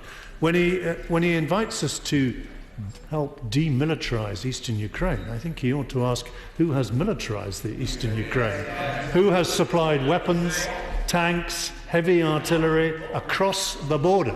It is for President Putin now to withdraw his heavy weaponry, which was agreed at Minsk, and to implement what he has signed up to. Mr. Bob Stewart. Thank you, Mr. Speaker. As a follow-up to what my right honourable friend, the member for Aldershot, said about the 1994 agreement between Russia, the United Kingdom, the Ukraine and the United States, where the sovereignty of Ukraine was guaranteed in return for Ukraine getting rid of the one-third of the nuclear arsenal it had on its soil, Russian nuclear arsenal had on its soil. Could I suggest that there is an oblique lesson for us here when we think about whether we should replace the independent nuclear deterrent and we require to keep it? Well, insofar as the 1994 agreement is concerned, it is for all parties to respect the territorial integrity of the Ukraine, and that is what has not happened with this Russian-backed aggression and the movement of heavy weapons and artillery from Russia across the border into eastern Ukraine. So far as the nuclear deterrent is concerned, this House debated the nuclear deterrent a few weeks ago and recorded, I think, one of the largest majorities in recent years in favour of building the successor submarines. This is Cheryl Gillan. It is clearly correct to support the effectiveness and capacity of the Ukrainian army to protect the country from the Russian aggression. But back in 2013, when we undertook the training of the Libyan troops, the Libyan government paid for that training. Could I ask the Secretary of State who is bearing the cost of this training and whether there is any financial limit on the UK's assistance to the Ukraine? Well, at the moment we are bearing the cost of this training, and the costs involved in gifting any non-lethal equipment are borne on my budget. So far as the Libyan training is concerned, I have to, I'm afraid, tell my honourable friend that although the then Libyan government was committed to pay for the training, it hasn't quite paid for it all yet. Mr Sammy Wilson. Mr Speaker, I think all of us must be concerned about the expansionist tendencies that there are under the Putin regime, and therefore it is important that there should be a robust response to the Ukrainian situation. But would the Minister explain to us, if we're going to give training to troops in Ukraine, surely the logical step then is to give them the wherewithal to use that training, and are we not in a position where we really do have to consider making equipment available to them as well? Well, we've not taken that decision. The training we've provided, the equipment we've supplied is non-lethal equipment, and equipment essentially to help them better protect themselves and to reduce the number of casualties. We do, however, reserve the right to keep that position under review. Mr Richard Drax.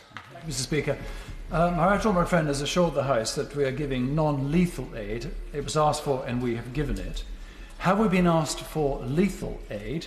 And if so, what was our response? Well, the Ukrainian military have identified a whole series of equipment shortfalls that they would like to fill. A lot of their equipment is East European. It's old Soviet equipment that doesn't fit naturally with ours. But our decision at the moment is not to supply lethal aid. Mr Jack Lepresti. Thank you, Mr Speaker. Can my honourable friend reassure the House that regardless of any force protection measures taking place before deployment, that our people are legally authorised under any future rules of engagement to pick up weapons and defend themselves if they need to? Well, yes, we will assess the force protection that is required for each of these different training teams. As I've told the House, we expect this training to be carried out in areas well away from the fighting, right in the west of Ukraine or around Kiev, where our troops have exercised before and are used to exercising. But I will, of course, keep this point under review. Mr David Trudinick. Mr Speaker, I'm most grateful. As a member who, in the past, has taken parliamentary delegations to Ukraine and spoken in the Ukrainian Parliament and believes himself to be a supporter, I say to my right honourable friend, I am worried about this decision. I think all along we have underestimated Russian sensitivities about Ukraine. The Lord's report has said we slept-walked into this mess, and I fear that the thought of NATO troops from us in Ukraine is going to further destabilise things long term and will be used possibly in March by the Russians for further intervention. I do not think we've got the measure of Russian concerns about what they see as a country that's very much part of their immediate diaspora. Well said. Well, there are, of course, Russian concerns, but above all, there are Ukrainian concerns. It is eastern Ukraine that has been destabilised by Russia. This is a country whose sovereign territory has now been invaded by personnel from the Russian armed forces. So far as his fear about NATO troops are concerned, let me just emphasise again, these are not NATO troops. They will not be NATO troops. This is not a NATO mission. This is the British government deciding to respond to a request for help by our friends in Kiev. And I think it's right that we should answer that particular call and provide the training capacity in which our armed forces excel, provide that training capacity to help reduce fatalities and casualties. Mr Paul Maynard. Can I finish by welcoming the government's announcement and his robust stance against Russian aggression and respect for Ukrainian sovereignty?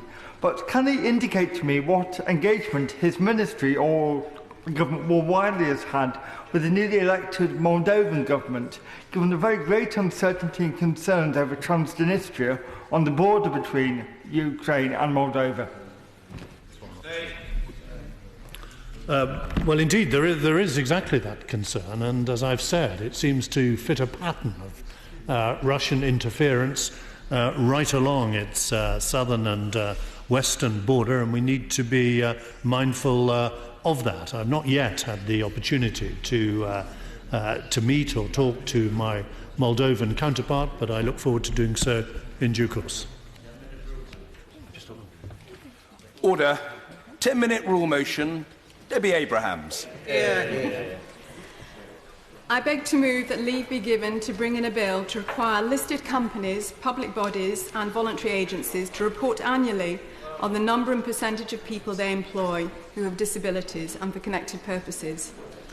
Mr. Speaker, there are over 11 million people living with a disability, impairment or limiting long-term illness in the UK today.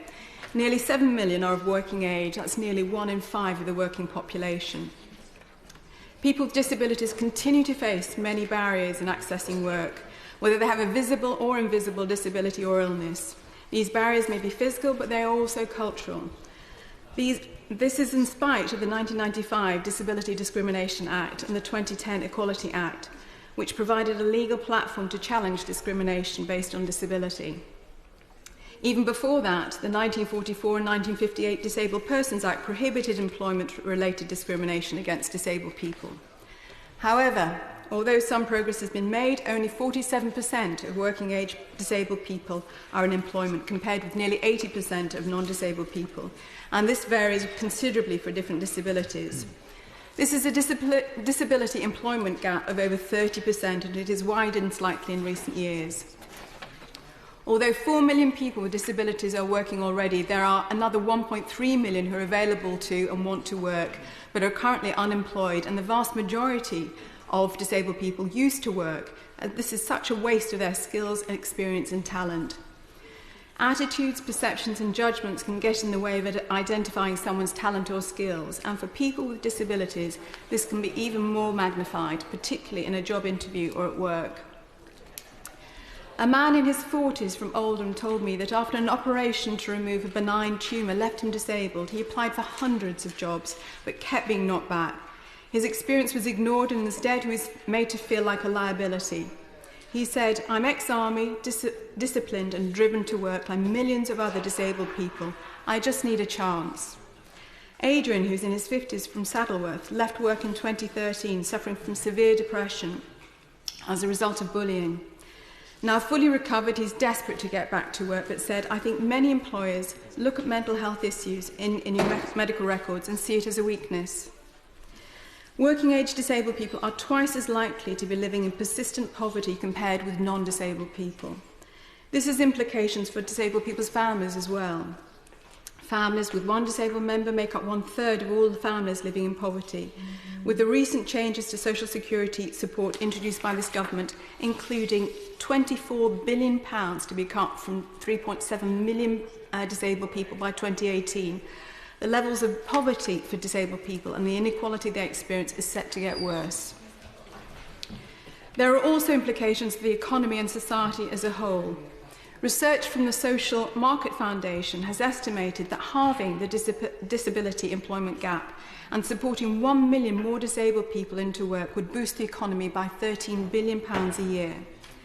There are many reasons for the disability employment gap, including a lack of information and advice for employers.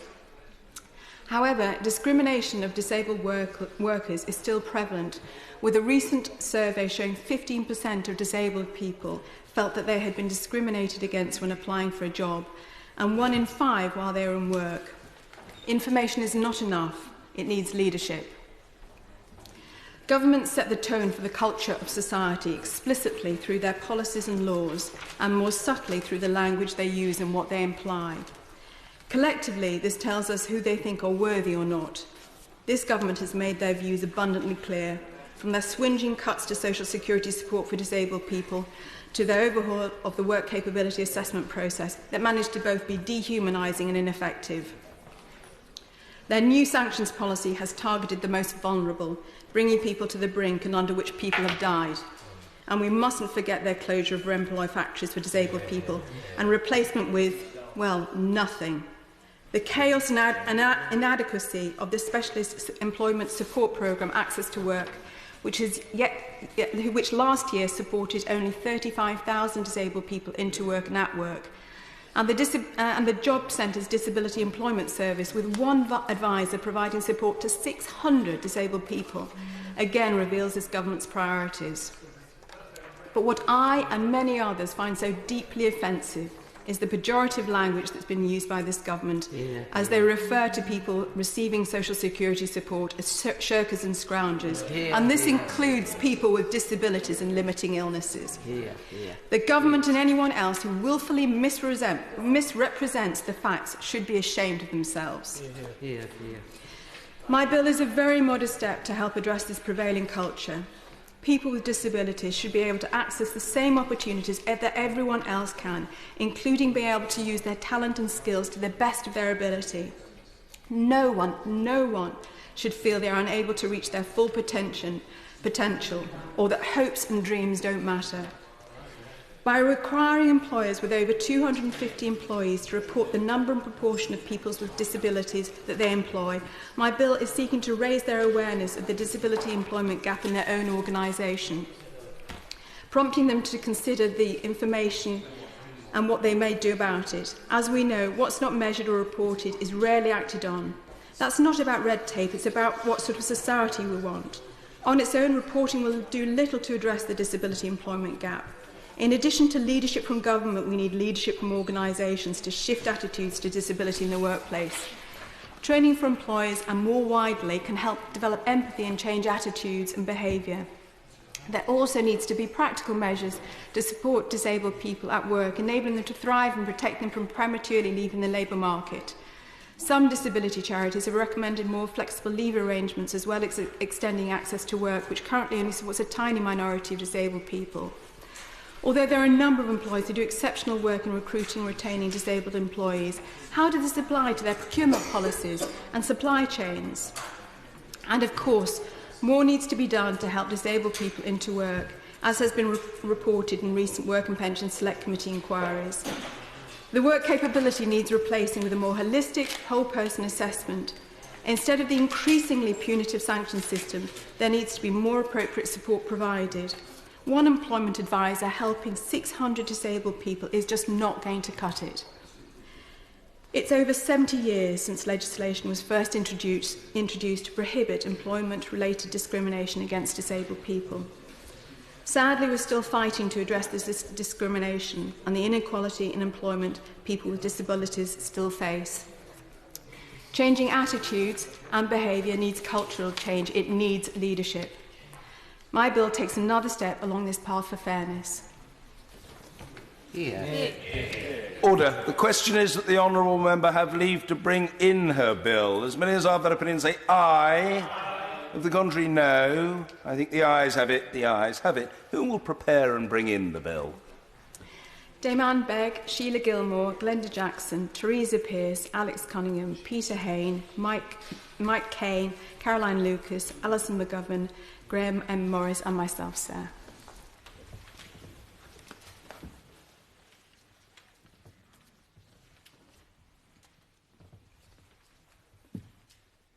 Debbie Abrahams.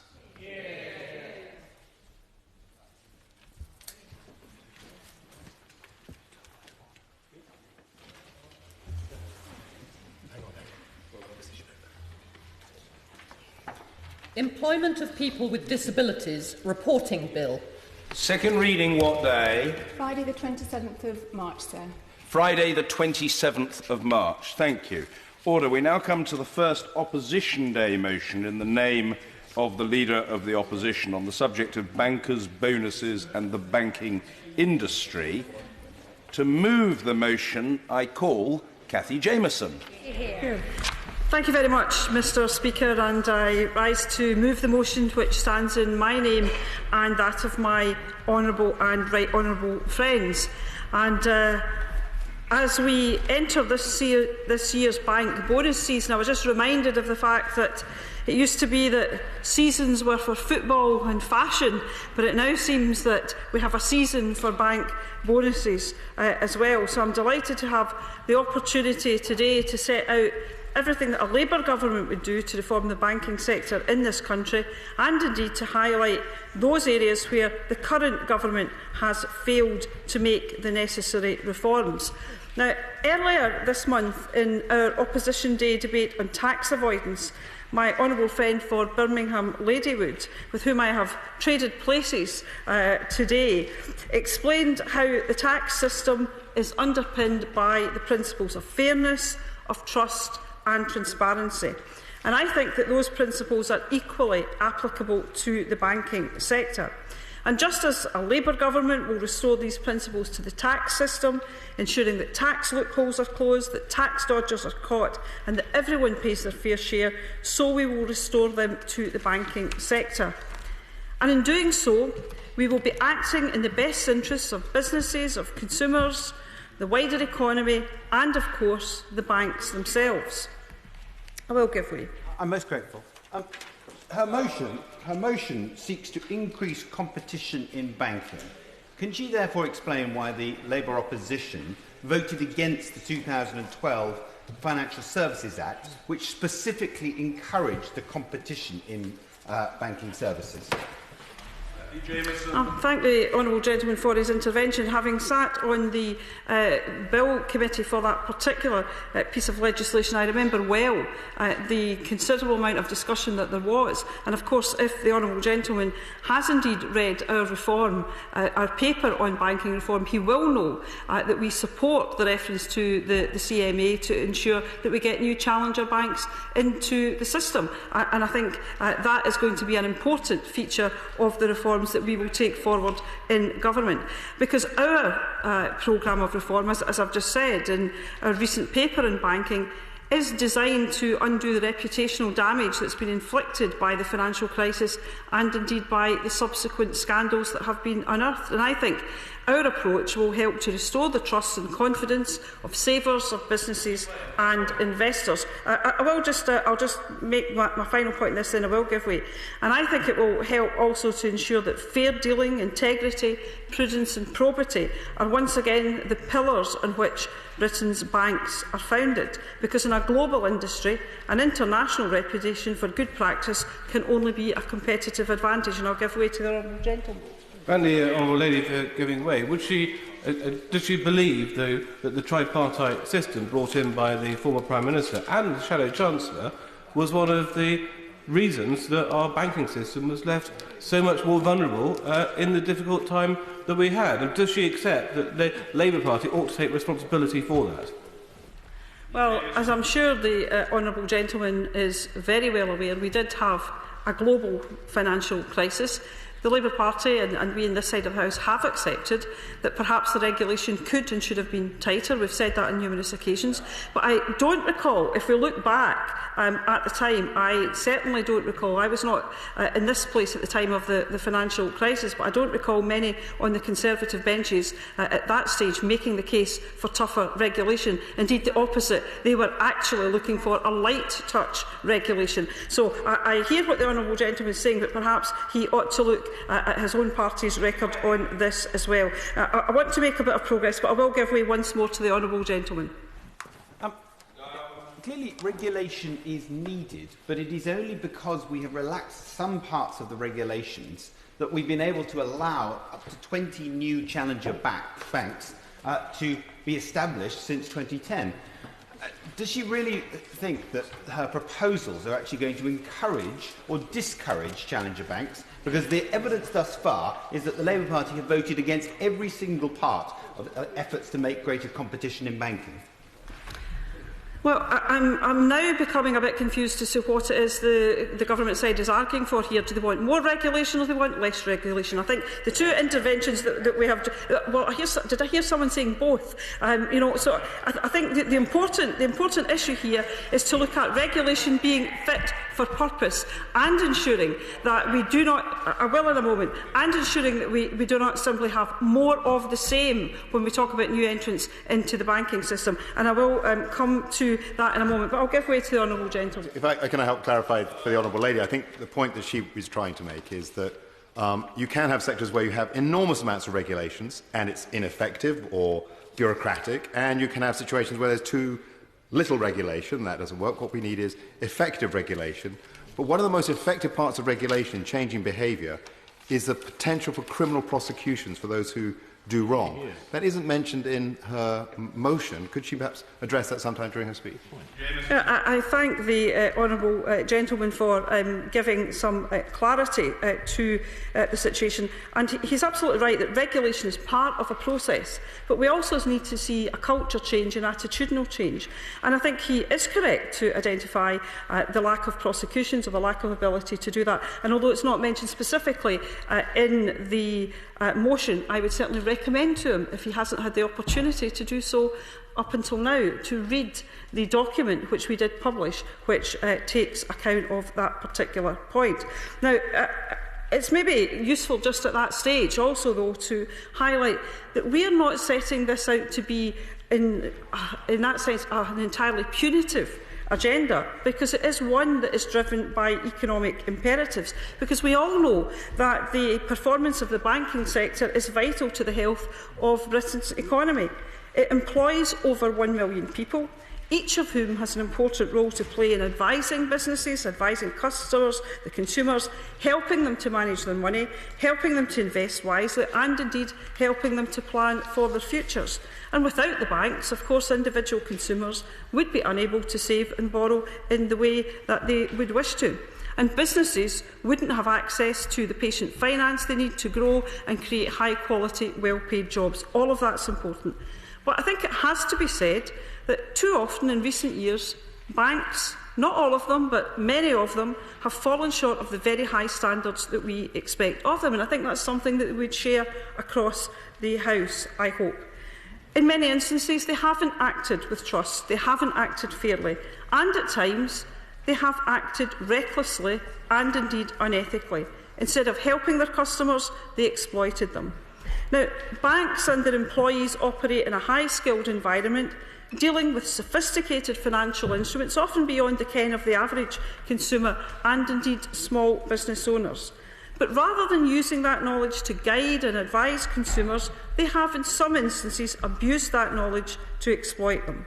In investment banking, consumer and business banking, banks have betrayed the trust of customers and undermined the integrity of the industry. And in doing so, they have indeed totted up some truly colossal sums in fines. 2014 was a record year for fines in the City of London, culminating in the £1.1 billion fine levied by the Financial Conduct Authority on 5 banks, including HSBC and RBS, for their part in the Forex fixing scandal. And in recent times, 4 UK banks, Barclays, HSBC, RBS and Lloyds, have also paid £1.5 billion in compensation for mis-selling interest rate hedging products. Other recent scandals include LIBOR fixing and the mis-selling of payment protection insurance.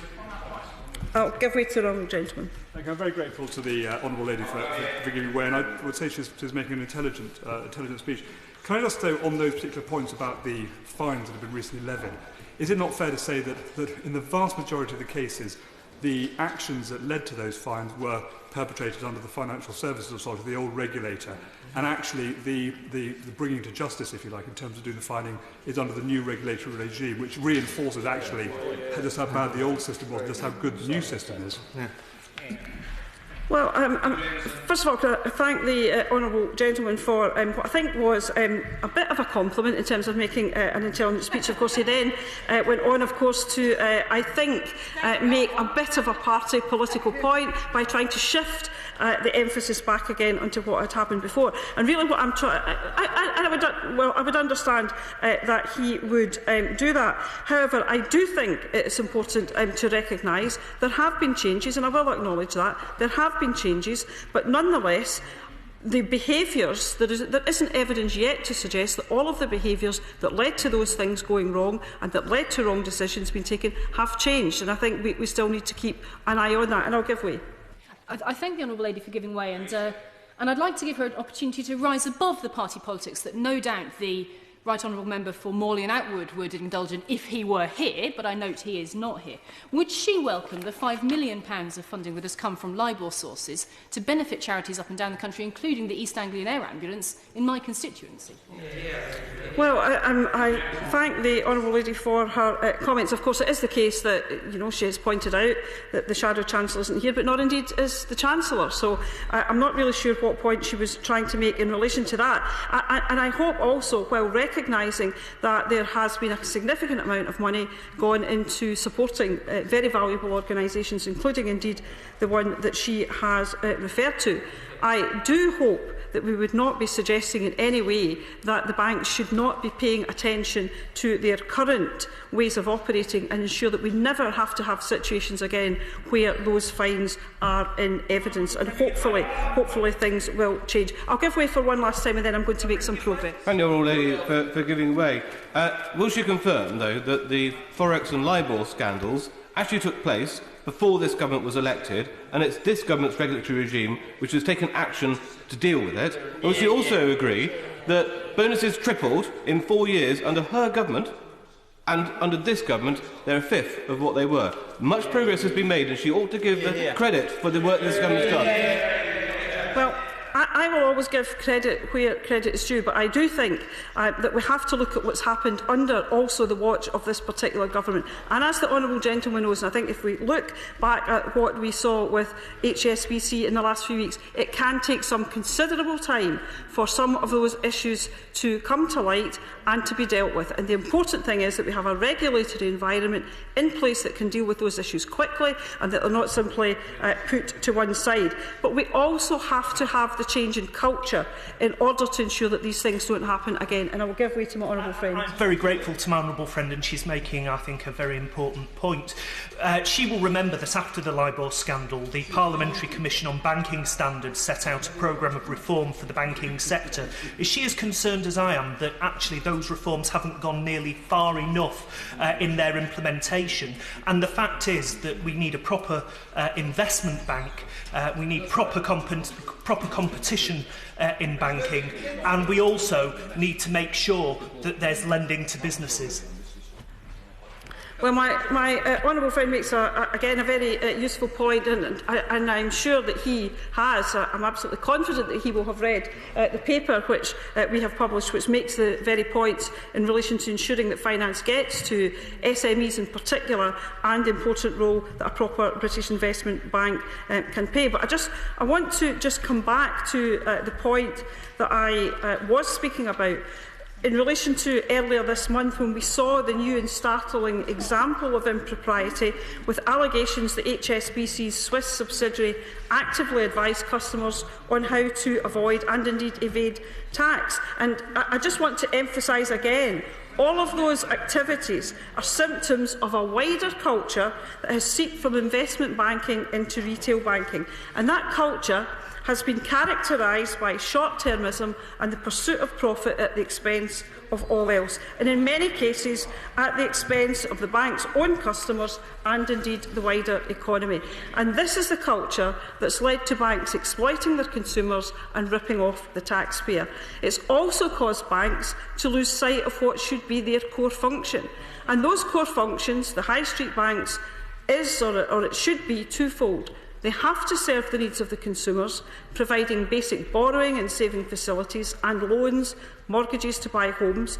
But they must, as my honourable friend was suggesting, they must also provide finance to businesses, enabling them to start up and grow and to create well-paid and secure jobs. However, lending to business, as we know, has fallen by over £55 billion since 2010. And that's despite an array of government schemes, Project Merlin, funding for lending, all of which, to various degrees, have failed to deliver. And yet, I want to finish on this, but I think I've been reasonably generous. Yet, despite this, and despite all the scandals, the banks have continued to pay lavish bonuses to a small cohort of senior employees. And I'll give way one more time to the honourable gentleman. I'm very grateful. She has been very, very generous with her time. But again, she makes reference to the fact that business lending is not quite what it was in the old days. Is it not fair, though, to remind her that back in the old days, business lending was incredibly irrational and being done on a very, very irresponsible basis, which led to the financial crisis, which brought the banks down. Whilst we would like the banks to lend, we don't want them to lend irresponsibly and create another crisis. I don't think anyone is suggesting that we would want irresponsible lending. I think what we do want to see is that those businesses, and I'm sure the honourable gentleman has heard from them in his constituency in the same way as I have from mine and others will have, those businesses who are viable, who are sustainable and who want to grow and who want access to finance. And that's the important point. And I'll give way to my honourable friend. I'm most grateful to my honourable friend. I know my honourable friend's been incredibly generous in giving way to Conservative members during this debate. I'd like, though, to give a quote from another Conservative, not one in this House, but an MEP from Wales, Kay Swinburne, who had this to say on the subject of the court contest in Europe that the government decided that they would contest with our money, saying not a single constituent I've met thinks we were right to take that to court. After this, she said, there were ways that the bankers could be a little more innovative in getting round the cap. That's the real voice of the Conservative Party, even if they're not actually expressing it here, isn't it? Well, I thank my honourable friend for that intervention. I'm going to come on and say something about the cap. I think she's probably put it in words that I will find difficulty in bettering. She's put that point very eloquently. But to return to the issue of the banks paying lavish bonuses, I think the public are understandably still questioning why, with wages stagnating and the cost of living crisis that they are all facing, senior bankers have continued to reward themselves in this way. And if we look at the figures, last year bonuses at Barclays were up 10% to £2.4 billion, bonuses at Lloyds up 8% to £395 million, and the Royal Bank of Scotland, 79% owned by the taxpayer, announced a bonus pool of £577 billion. Now, some may well say this is all well and good and it's senior bankers enjoying the hard-earned fruits of their labour. But it is more difficult to justify in light of the recent scandals, and it's also given that two of the UK's four largest banks, Barclays and RBS, experienced drastic falls in profits. And if we look even earlier this week, with absolutely impeccable timing, of course, HSBC announced its bonus pool for this year, awarding Chief Executive Stuart Gulliver £7.6 million. Let me just repeat that figure, £7.6 million, and paying 330 of its top employees in excess of €1 million.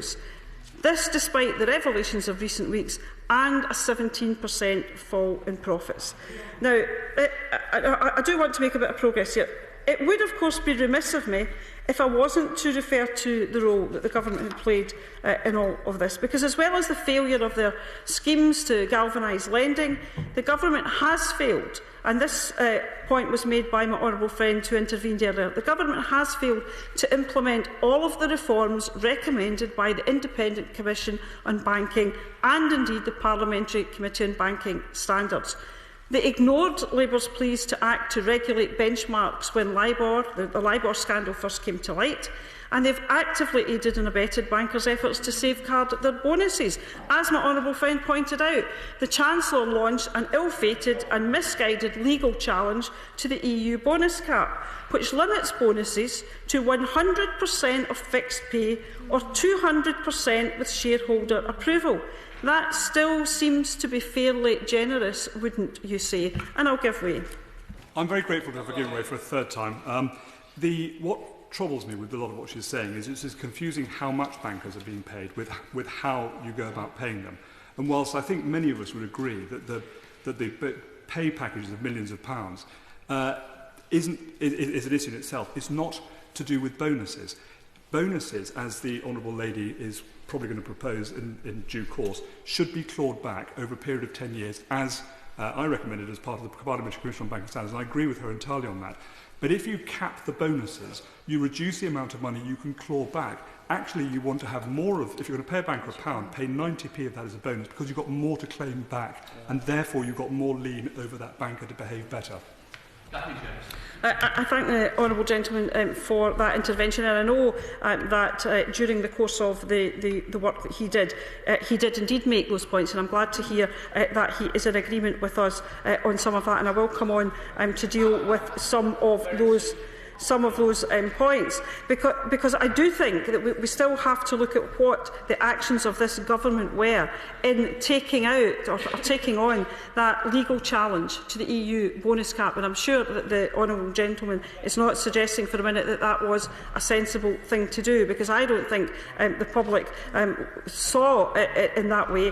And indeed, no, I want to finish this point, and as I said earlier, it did seem to me to still be a fairly generous scenario that was being proposed, but obviously not generous enough for the Chancellor, who decided to take that legal action. And of course that quest ended in failure after he meekly admitted defeat at the hands of the EU's lawyers, but not before he'd wasted thousands of pounds of taxpayers' money in legal fees. So just remember that the Chancellor of this government is not going to devote himself to ensuring that tax avoiders and evaders are brought to book when the first thing he does is actually challenges something of that sort.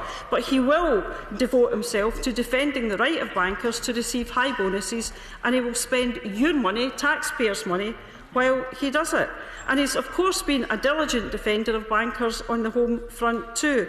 Last year he had to be pressurised by Labour and others into refusing to give taxpayer-owned RBS the shareholder permission it needed to breach the cap and pay bonuses of 200% of salary. And of course he still has serious questions to answer on HSBC. Over recent weeks he's done his best not to answer them. He sent his ministers, his Treasury ministers, out to do the talking for him. But on Monday, he finally put in an appearance, yet didn't have any answers at all. So we need to keep asking the same questions. Did he discuss allegations of tax evasion at HSBC with Lord Green before Lord Green was made a Tory minister? Why indeed has only one person been prosecuted out of 1,100 names?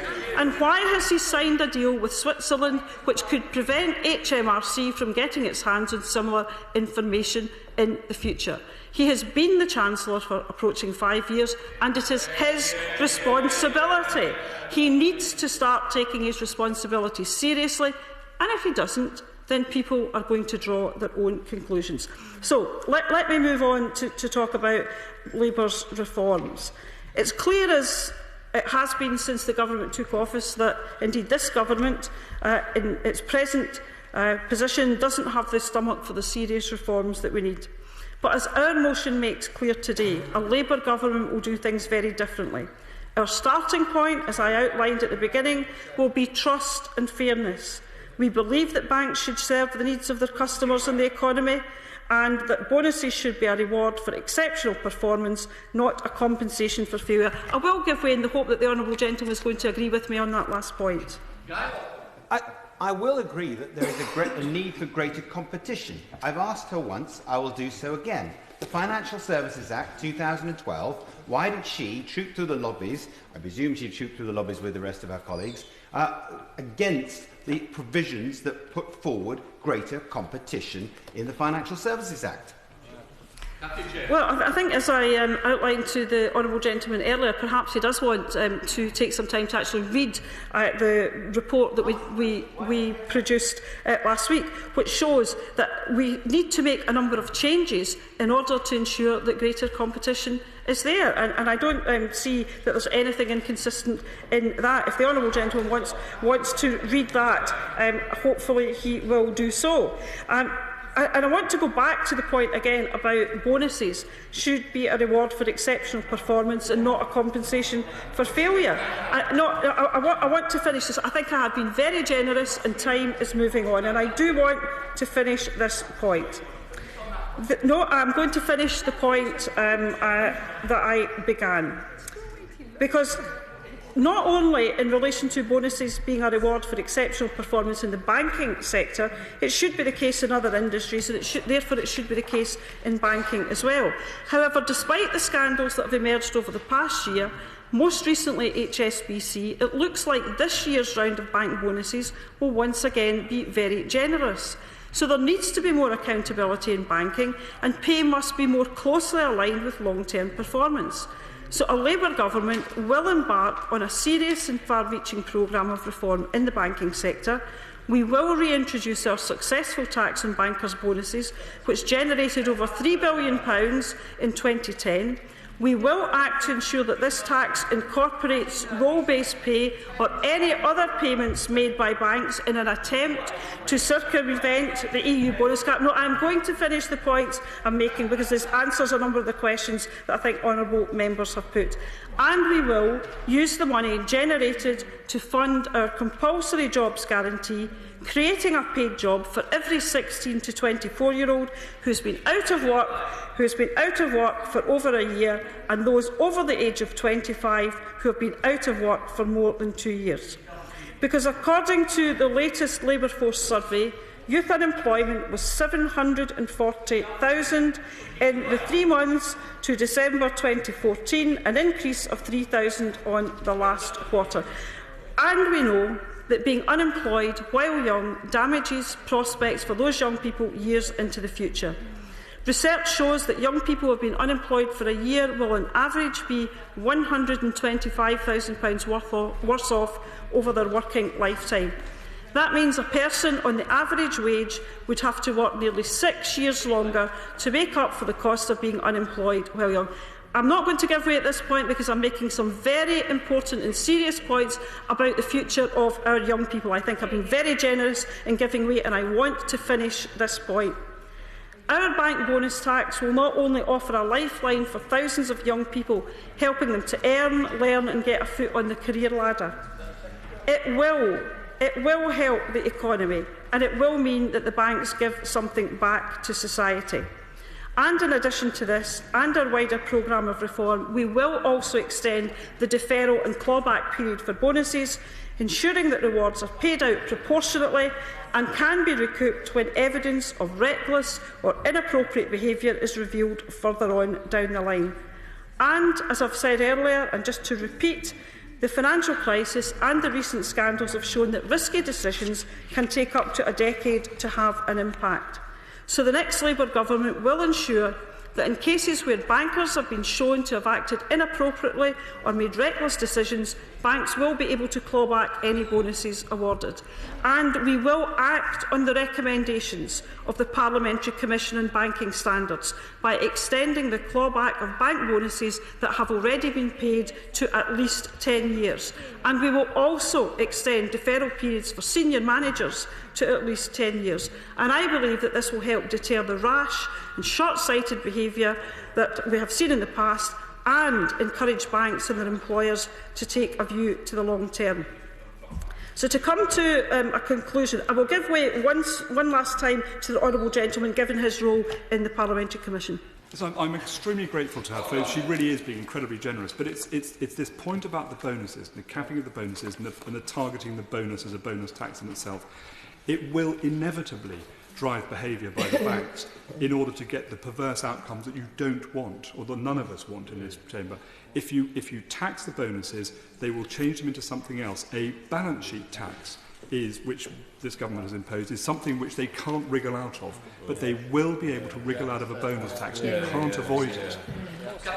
Well, again, thank the honourable gentleman, and I know that he, and I do believe that he is trying to be helpful in making these points, which I know were raised at the time. But I would refer him back to the previous occasion when the bankers' bonus tax was implemented, and of course at that stage there were a number of anti-avoidance measures put in place to deal with those, and of course we don't want any unintended consequences. And I think what I'm trying to signal at the moment is our intent, and when we are in government we do intend to make this work. We intend to make it work to change the culture and practice in banking, but we also intend to ensure that this will help our young people. And I think that any of the folks who are out there listening to this, who are perhaps thinking about devising ways of not paying up or of not making a fair contribution, I am sure will hear the intent of what we are saying and will not pursue that particular course of action. So I do want just to conclude by reminding honourable members, if they haven't already read read our plan for banking reform that was published last week.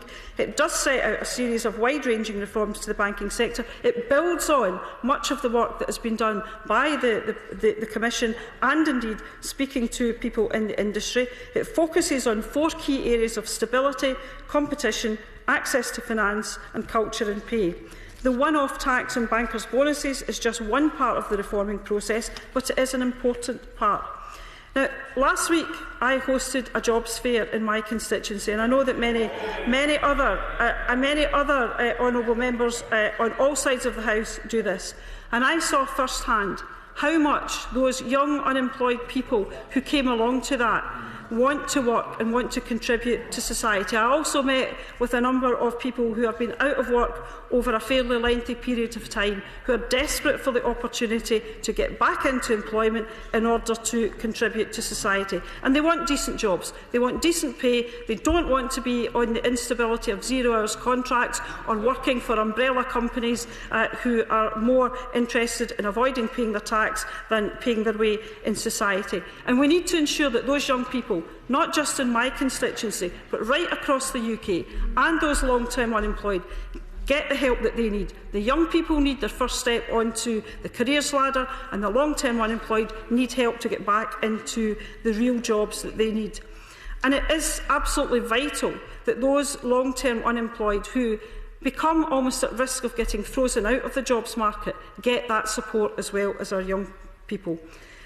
Mr Deputy Speaker, as I said at the start of my speech, Labour's programme of banking reform is driven by economic imperatives, and therefore the motion I am speaking to today will ensure that the banks make a social contribution as well as an economic contribution, that the bonuses they pay are a reward for exceptional performance, not a compensation for failure.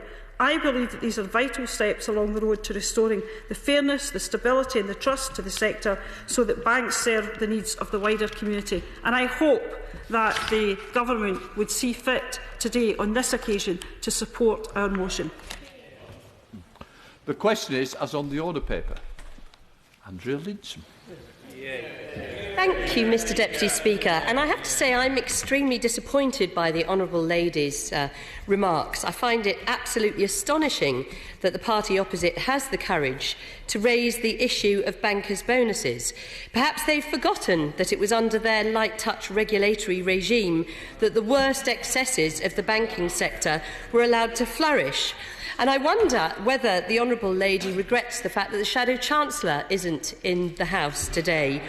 Does she suspect that he regrets saying as City Minister in June 2006 that nothing should be done to put at risk a light-touch, risk-based regulatory regime? Does she think that he might regret having presided over a system that saw £66 billion paid out in bonuses on his watch? I will give way to the Honourable Lady. I thank the Minister for giving way. I just wonder if the Minister did actually hear what I said in my remarks when I was challenged about whether the Shadow Chancellor ought to be here today. I noted that the Chancellor wasn't present. But I also raised the question as to what her side of the House had done in relation to that light touch regulation. Is it not the case that they were arguing for it? And can she give me an example of when her party proposed something different at that time? Well, that is just another typical opposition ploy. At that point, this party was in opposition, that party was in government. It is absolutely unconscionable for the party opposite to somehow suggest that the opposition of the day should have saved them from their own excesses. I will give way to my honourable friend. My honourable friend, giving way, does she not think that that last intervention is reminiscent of the arsonists throwing rocks yet again at the firefighters who've been working so hard to put out the fire that they started? Well, I think my honourable friend is quite right, and I think it's extraordinary that the party opposite has the cheek to come to this House and start to suggest that somehow it's this side of the House that's responsible. I'd just like to draw to the House's attention the very prescient quote from the previous Prime Minister who represented the last government when he addressed the City in 2002 in his Mansion House speech, saying to them, "What you as the City of London have done for financial services, we as a government government aim to do for the economy as a whole? And didn't they just, Mr Deputy Speaker?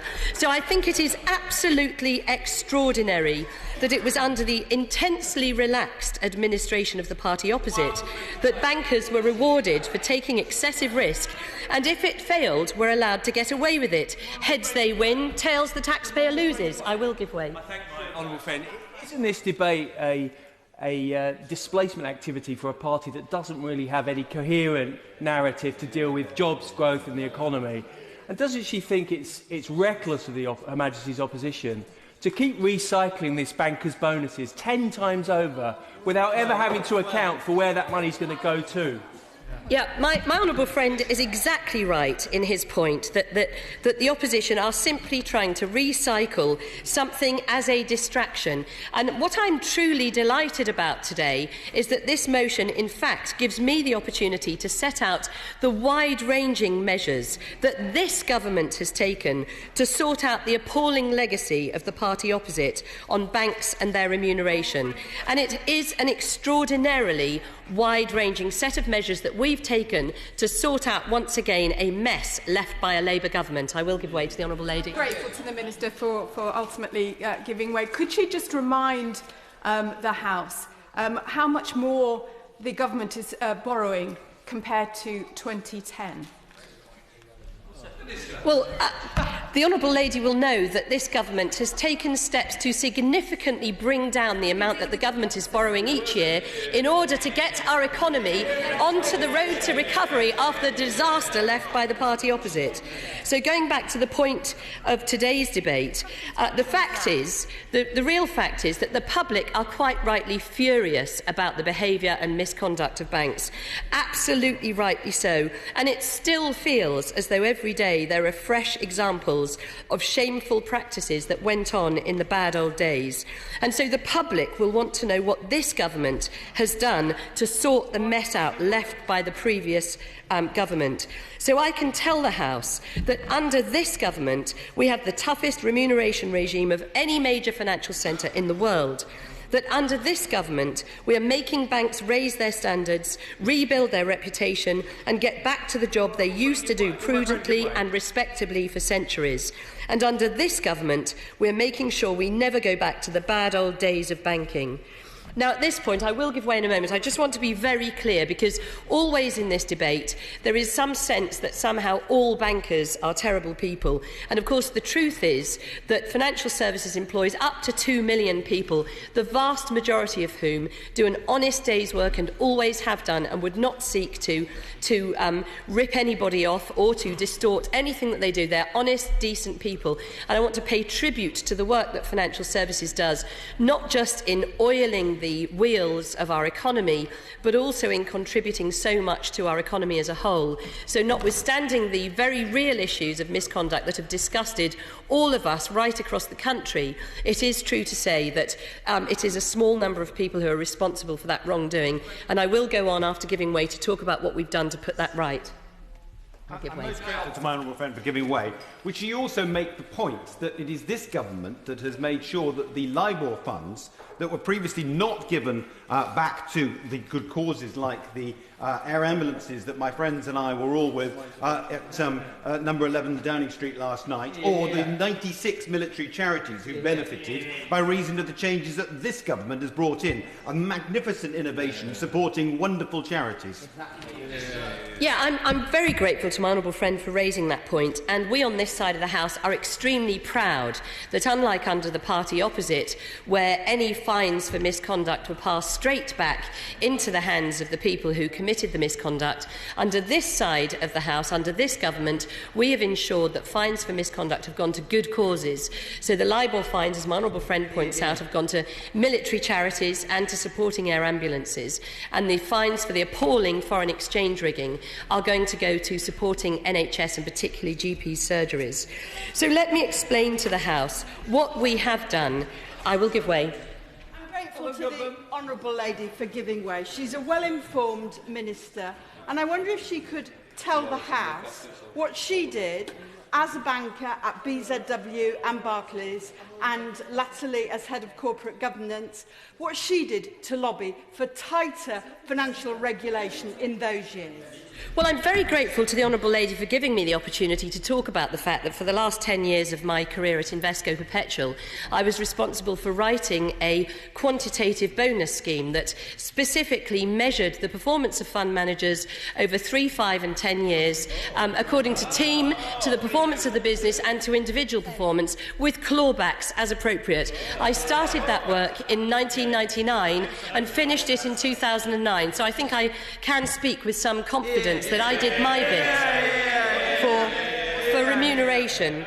So let me tell the House, what has this government done that we are so proud about? Well, first, we have brought down the quantum of bonuses. The reality is that city bonuses are now a fifth of what they were under Labour. And those banks that were bailed out by the taxpayer have been a key focus for this government. So let me inform the House what's happening with bonuses at RBS. We will be making sure that the total bonus pool comes down again, both in total and per head, continuing the reductions that saw last year's bonuses more than 2/3 lower than in 2009. And the bonus pool at the investment bank will come down too, in total and per head. And we are continuing to restrict cash bonuses to £2,000, and no executive director will receive a bonus. Let me also tell the House what's happening at Lloyds. This week, we announced that we are getting another £500 million back for the taxpayer. Money that they had to put in, we are getting back for them. And we can do that because since the crisis, we've seen Lloyds go from failure to a strong and profitable bank that is helping to drive the UK recovery. A bank that is now contributing £238 million a year through the bank levy. We will also make sure Lloyds will see their bonus pool reduced this year, and we're continuing to restrict cash bonuses to £2,000. Let's compare that with the party opposite, who presided over a system that paid Fred Goodwin a cash bonus of £2.9 million in 2007, who are now calling for a 10-year clawback on bonuses, once again asking us to clear up the mess they left, and whose bank tax proposal they have spent 10 times over. Secondly, what else has the government done? We have made the link between bonuses and performance crystal clear, because bankers should not be in any doubt that their bonuses are at risk should misbehaviour occur. So under this government, highly paid bankers and those liable for big decisions now have their bonuses deferred over at least 3 years, and at least 60% must be deferred for senior managers. Bonuses are now clearly linked to the performance of banks, since 50% of any bonus must be paid in shares or similar instruments. Deferred bonuses can be subject to cancellation in the future, and since the start of this year, bonuses can now be clawed back up to 7 years after they're paid out, where misconduct or serious performance issues come to light. Guaranteed bonuses, commonplace under the previous government, are now banned in all but the most exceptional circumstances. We've also taken the lead in ensuring transparency in senior executives' pay arrangements. We've ensured that all of the top 15 banks have signed up to the strengthened code of practice, a notable improvement on when Labour left office, when only 2 had signed. Our reforms to company law mean that shareholders are now guaranteed a binding vote on pay policy. And we're not stopping there. The Parliamentary Commission on Banking Standards, so ably attended by my honourable friend, the member for Wyre Forest, made some strong recommendations on bankers' pay. I will give way to my honourable friend. I thank the Minister for giving way. She's absolutely right to say that the level of bonuses has reduced hugely in the last few years. But it's not the real issue with banking, not the bonus level, but the level of absolute remuneration, which by the way, the Labour Party policy doesn't address. And could she tell the House why it is that she thinks banks require so many people to earn more than £1 million a year in a way, say, that oil companies or pharmaceutical companies don't? The issue is absolute level of remuneration. Yeah, well, philosophically, I entirely agree with my honourable friend, and I think many people right across this country of ours will agree that the absolute level of remuneration to financial services needs to be very clearly justified. And so whilst we are truly a party that believes in wealth creation, that creates jobs, creates tax revenues for the Exchequer and creates growth for our economy, should be properly remunerated, nevertheless we want to give as much power as possible to shareholders to ensure that they can take decisions that make absolutely clear that remuneration should reflect the contribution of the individual and not just some sort of norm in that industry. So in terms of the Parliamentary Commission on Banking Standards recommendations, we have agreed with what they've proposed. So we have asked the financial services regulators to look into implementing their recommendations, in particular extending clawback to 10 years where an investigation into an individual is ongoing, and extending deferral to 7 years from senior managers, a significant increase from the current 3 years. The regulators are due to publish final rules in response to this consultation shortly, but I'm sure, Mr Deputy Speaker, that honourable members will agree we want to keep our independent regulators independent, acting in the best interests of our economy and not in the interests of a political party. And that, Mr Deputy Speaker, yes, I will give way. I thank my honourable friend. She's mentioned power to the shareholders and she's mentioned political interference. On that basis, does she not agree with me that it is not right for the government to intervene in certain situations, as the Prime Minister of the day did in the financial crash, where he effectively pushed Lloyd's TSB and the RBS into a shotgun marriage? Yeah. Again, in principle, I absolutely agree with my honourable friend that we want to see the market working properly, we want to see shareholders taking the decisions on remuneration, and we want to see businesses acting fairly in the interests of all their stakeholders. And that is why we've been so determined to sort out the transparency, the fairness and the binding votes that boards have with regards to the actions of those banks. It's also our desire to see a lack of political intervention is also precisely why we opposed and continue to oppose the deeply flawed and politically motivated EU cap on bonuses. My right honourable friend, the Chancellor, the Governor of the Bank of England and the head of the PRA all agreed that it would not actually control bankers' pay.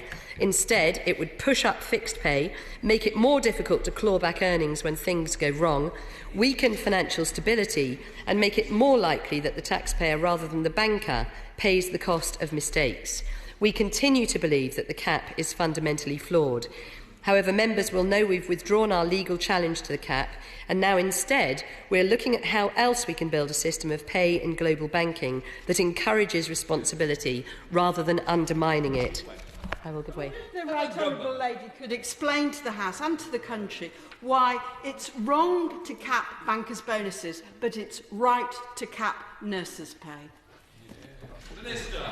The point that we've made about the bankers' bonus cap is that what will happen is bankers will find other ways to remunerate themselves, and those will be in fixed pay rather than in variable pay. Now, the honourable lady smiles, but perhaps she fails to understand that the whole regime we've put in place is to ensure that bankers are accountable.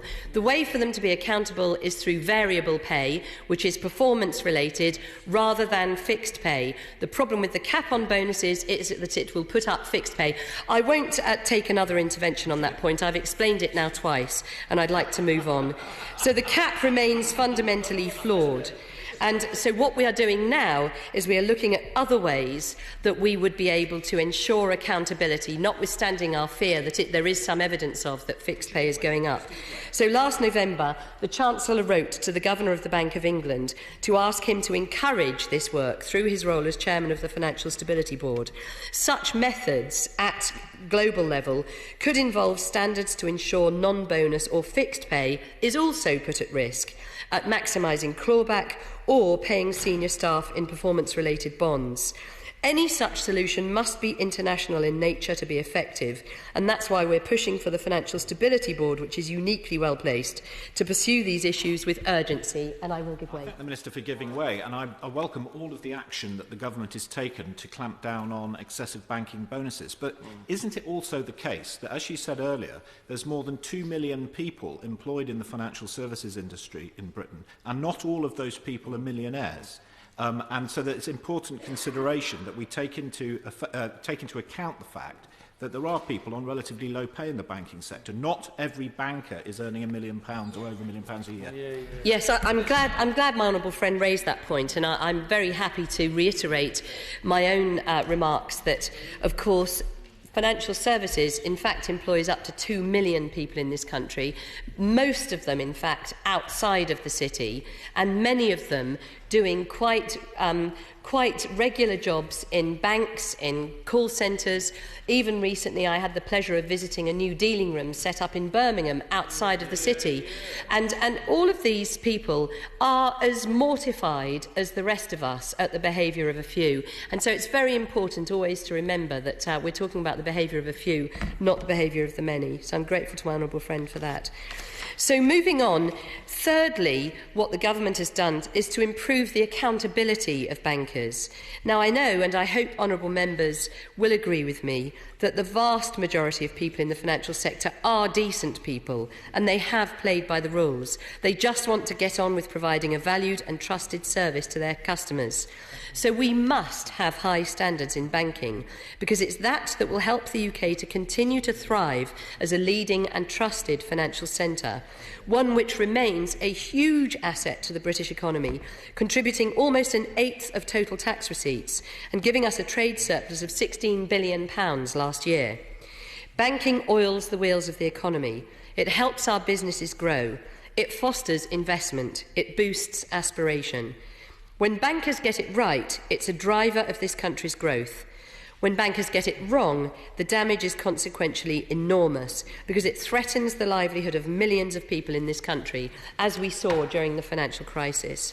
So the public want to know that this government has made reckless misconduct leading to bank failure a criminal offence. And it's this government that has overseen banks being fined heavily for their worst excesses. £450 million of fines for the disgraceful rigging of LIBOR, £1.1 billion of fines for manipulating foreign exchange rates, disgusting and unacceptable behaviour. And I know all members will be reassured to know that the Serious Fraud Office have opened investigations into a number of individuals in relation to the manipulation of LIBOR and Forex. And of course, many firms themselves have sacked and dismissed staff found guilty as part of their own internal investigations. I will give way. I'm very grateful for my honourable friend giving way, particularly because she is now stressing one of the things that the everyday people feel is most important about reform of our banking system, which is when bankers do wrong, they should face criminal prosecution and the prospect of jail. Is she satisfied that we now have the right measures in place, measures that weren't put in place by the last government, are in place now? Is she satisfied that we have the right measures in place? And will she assure the House that she will make sure the government uses all its powers to enforce the regulations as far as is possible? Yes, it's a very, very important point. This government has taken every step we can think of to ensure accountability, to prevent future wrongdoing, and to try to improve the standards in banking. And we are always open to new suggestions, but it is our genuine belief that we have fundamentally changed the underlying systems that banks work with. And I can certainly reassure my honourable friend that when I speak to the chief executives of banks, as I do regularly, that they assure me that they too take this extremely seriously and have put in place checks whereby they themselves, as honourable members will have seen in the press today, can actually identify wrongdoing and punish the offenders under their own steam. So fourth and finally, I won't give way again, I'm just coming to the end, I want to give people the chance to contribute. Fourth, in our efforts to rebuild this vital industry, we have put in place the necessary regulatory reforms to improve bankers' conduct and make banks serve their clients better, whether that's SMEs or members of the public.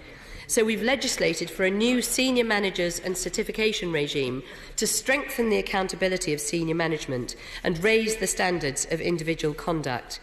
And we've launched an enforcement review which recommended improvements to the way that regulators make decisions relating to enforcement.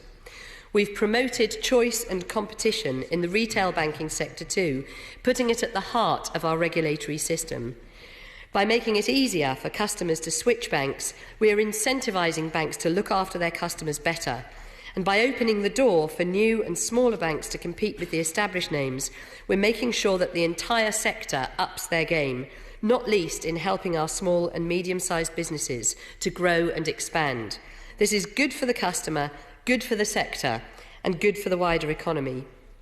So, Mr Deputy Speaker, reforming remuneration for bankers has been a major priority for this government. We are sorting out the mess left by the party opposite, and it's not a pleasant spectacle when you lend someone your car, they crash it, and then they criticise you for not repairing it quickly enough. So I totally reject the Honourable Lady Opposite's proposals for changes. It is this government that is doing the work to ensure that the UK's financial services are fit for the 21st century and in putting the bad old days of banking behind us. Thank you. William Bain. Thank you very much indeed, Mr Deputy Speaker.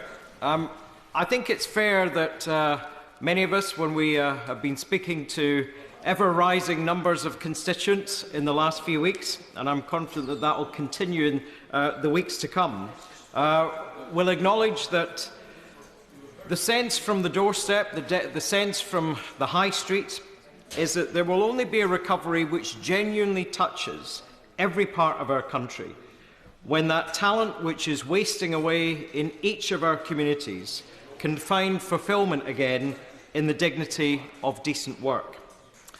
And welcome though the recent falls in unemployment are, although worryingly youth unemployment has risen in the last quarter, they conceal the scale of long-term unemployment, particularly among young people. In my own constituency, some 520 people have either been out of work for 1 year or more in the case of 18 to 24-year-olds, or 2 years or more in the case of over 25s. And that accounts for 1/5 of the Job Seekers Allowance claimant count in my constituency of Glasgow North East. And I've met the families of many young people who have told me exactly the same story. They have gone to college, undertaken good vocational training, but ended up in long-term unemployment at the end of it. They have done the right thing, but ended up without work for long periods. So now government must do the right thing by them and act to restore their right to a decent job. Now, they are people with ambition, with aspiration, and with great prospects.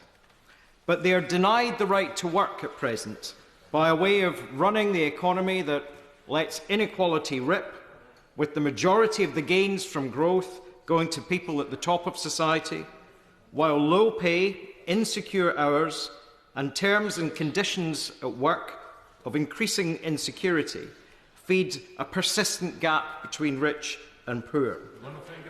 I will. I think my friend gave away, and I think he started exactly the point that this debate should start at, and that's who will benefit from this, and it's the young people who are looking for work and been out of work for some time. Will you agree with me that it's not only giving them jobs, but giving them the opportunity, and the party opposite, after all, says it is the party of opportunity, but giving them the opportunity for careers and long-term employment? My honourable friend raises a point that will have as much salience in Inverclyde as it will have indeed in Glasgow North East, and I believe in every constituency, because it is only when the maximum number of people in this country are involved in the economy, we have a broader tax base, we have more tax revenues coming in. That is the only credible plan that you will have in the next Parliament for reducing the deficit in a fair way. So I would say that any Chancellor who wants to have a credible deficit reduction plan has to have a credible plan for abolishing long-term and youth unemployment in our country. I'll give way to the honourable gentleman. I thank the honourable member for giving way, and I'm aware he wasn't here in the last Parliament, or at least I don't think he was. But How does he feel when his party was in government for 13 years to deliver their vision and youth unemployment rose and inequality widened? Why would he believe it would be any different in the future? Well, Mr Deputy Speaker, I was, of course, here for 4 months of the last Parliament when we had a bank bonus tax that brought in £3.4 billion in revenue, and when we introduced a 50p top rate of tax for people on £150,000 a year or more. And that is what the next Parliament should be reintroducing, so that we can ensure that the wealthiest in society make a fairer contribution to getting our deficit down, and we bring back opportunities for young people who have been denied it in this Parliament. I'll give way. I thank the honourable gentleman. I admire his sincerity, but his argument would carry more weight if it were not for the fact that during a period of the previous government, the party of which he is a member and supports, that during a period of economic growth, 5.2 million people were left on out-of-work benefits, and youth unemployment absolutely doubled. And the gap between the richest and the poorest 10% widened. That's the record of his government, so it ill behoves him to lecture our government that's done a lot to address those key issues. Mr Deputy Speaker, the government that the previous Labour government replaced was content to leave a wages structure in place in this country in which security guards earned less than £1 an hour. That was the inequality that had to be tackled. That is the gap which was reduced in the previous Parliament. And in the next Parliament, which is what I think people will want to hear in this debate today, what is our vision for the future? It is that vision of a high-skill, higher-wage, higher-investment economy that people will want to hear in this debate. And I believe it is our side of the House who have the more convincing vision. I'll give way.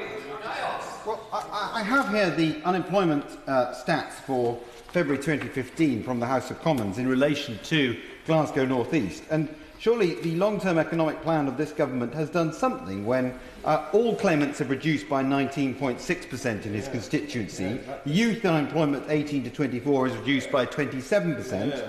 And over the 12-month, the more difficult area, the 12-month limit, is 37%. Doesn't he think that we're doing something right? Well, Mr Deputy Speaker, the honourable gentleman quotes figures which demonstrate that in the last month, well, I'll give him the ONS figures. In the last month, unemployment in my constituency rose by nearly 50 people. He doesn't quote the ILO figures, and if he genuinely believes that unemployment of 2,500 people in my constituency is something that should be tolerated by any government, then I think he misjudges not just the attitude of my own constituents, but the good sense of the British people too. I'll give way to his honourable friend. Would not the honourable gentleman, though, agree that the welfare reforms, the long-term economic plan, the jobs revolution that we have seen has been great at getting people back into work so they can fulfil and achieve their potential? Would he not welcome that? Mr Deputy Speaker, I welcome any reduction in unemployment, but what we are seeing in our communities is a severe problem with long-term unemployment, which this government's employment policies are simply not reaching. I will give way to my honourable friend. I'm grateful to my honourable friend for giving way. Is he aware of the fact that this government has manipulated the JSA numbers by increasing the number of sanctions, which are now affecting some 25% of people who go to the job centre? I agree with my honourable friend. I think what people would want to see in this country are targets for abolishing long-term youth and long-term adult unemployment, not targets in job centres for sanctions. And that is the experience that we are seeing in our constituency offices when people come in a desperate state, having been sanctioned because of edicts coming from the Secretary of State for Work and Pensions office. And, Mr Deputy Speaker, I think it is this vision of a different economy that was picked up by the OECD in their report yesterday, because they said that future growth in this country, future rises in living standards, will only come if we see increases in productivity, increases in exports, increases in levels of investment going into our economy, improving our record and skills, and, very importantly, sorting out more secure and long-term pathways to finance for business and industry in this country. Real structural reform for our banks that needs to happen in the next Parliament. And a high-skill, high-investment, higher-wage economy cannot be built where thousands of people are locked outside of the labour market for long periods, with skills going to waste and promise left unfulfilled. Now, in 10 weeks' time, 10 weeks tomorrow indeed, my constituents and the rest of the country will go to the polling stations with the hope that change is on the way with a new government. But this House doesn't have to wait that long.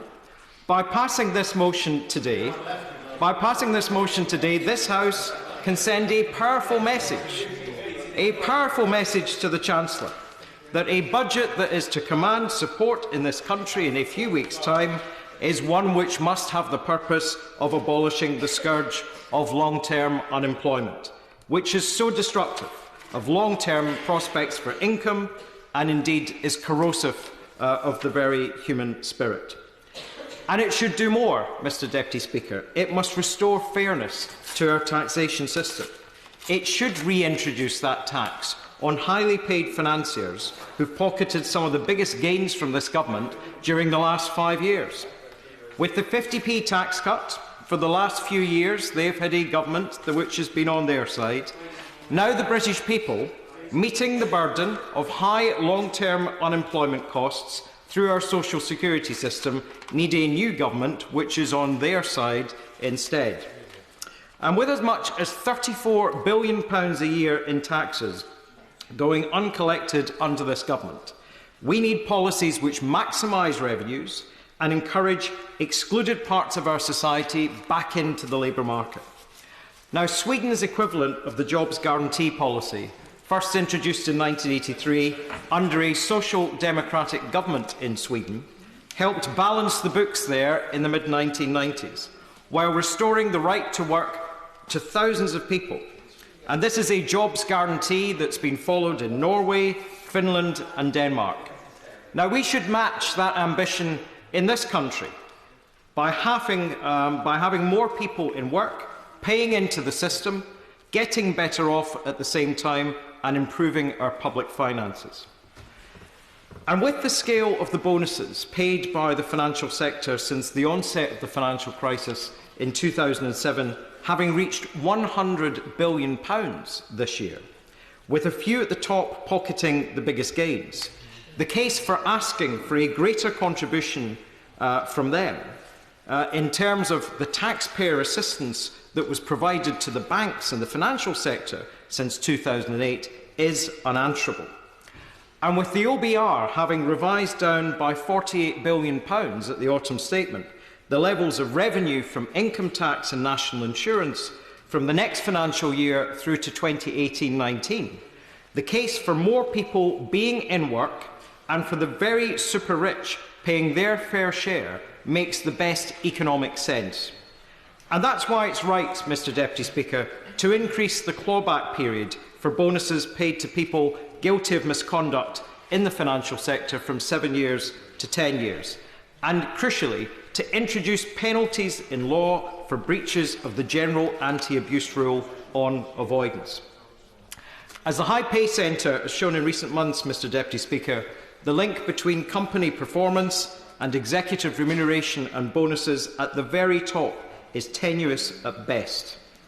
And reform of corporate governance to have an employee representative on remuneration committees would help secure greater accountability between what highly rewarded executives receive and the wider commercial and social obligations that they all should have in mind. Because too often, Mr Deputy Speaker, pay structures reward failure when instead there must be a greater relationship with long-term performance. Now, that is something that the Financial Conduct Authority can get to grips with. It is something that greater legal transparency on bonuses can deal with. It is something that reform of the laws and corporate governance can secure. But we in this House, through the taxation system, can do a great deal more to discourage irresponsibility in the financial sector and to secure justice for the disadvantaged by raising £1.5 to £2 billion through a repeat of the bank bonus tax to fund the jobs guarantee policy that will help so many long-term and young unemployed people. But as has also come up in this debate, Mr Deputy Speaker, what we also need to do is deal with the structural reforms in the banking system which are needed to restore proper channels of finance to small and medium-sized businesses. I believe that the case for a British investment bank constructed for this purpose, capitalised by some of the revenues we can expect from the 3G and 4G licences in the future, is the best way that can deal with this gap in the British economy and ensure stable finance for small businesses. As the OECD pointed out yesterday, ensuring consistent lending to businesses is vital for future growth, and policies such as funding for lending have not bridged the gap. They have not delivered the necessary impetus to net lending. The next Parliament and the next Government need to be much more ambitious on this front. I'll give way to the honourable gentleman. Thank the honourable gentleman. He's been very generous. He's elucidating another straw man, which was articulated by the opposition front bench, that we somehow have a crisis in lending. Surely the fact is we've got unprecedented levels of cash reserves held by businesses of all sizes in this country. And they will spend if there is a benign macroeconomic policy framework. That isn't what's being offered by his party. And so any number of accusations of missing lending targets obscures the bigger picture. What I'm citing to the House, and indeed I hope the honourable gentleman has been listening carefully, is evidence that comes from the OECD, evidence which has come from the Bank of England's report, that net lending to business has continued to fall. The OECD said yesterday that weak lending is a structural problem in the British economy. I hope he's not accusing them. He might think I'm raising a straw man, but I wouldn't believe that he would be accusing those organisations of doing the same thing. And yet it is their argument that this is the structural weakness that this government and this Parliament will have left unsolved in these last 5 years, and it needs a lot tougher action in the next Parliament in order to secure stable finance for our businesses, because that is how we will get the jobs and growth that will generate the tax revenues and lower the deficit. Well, my honourable friend, would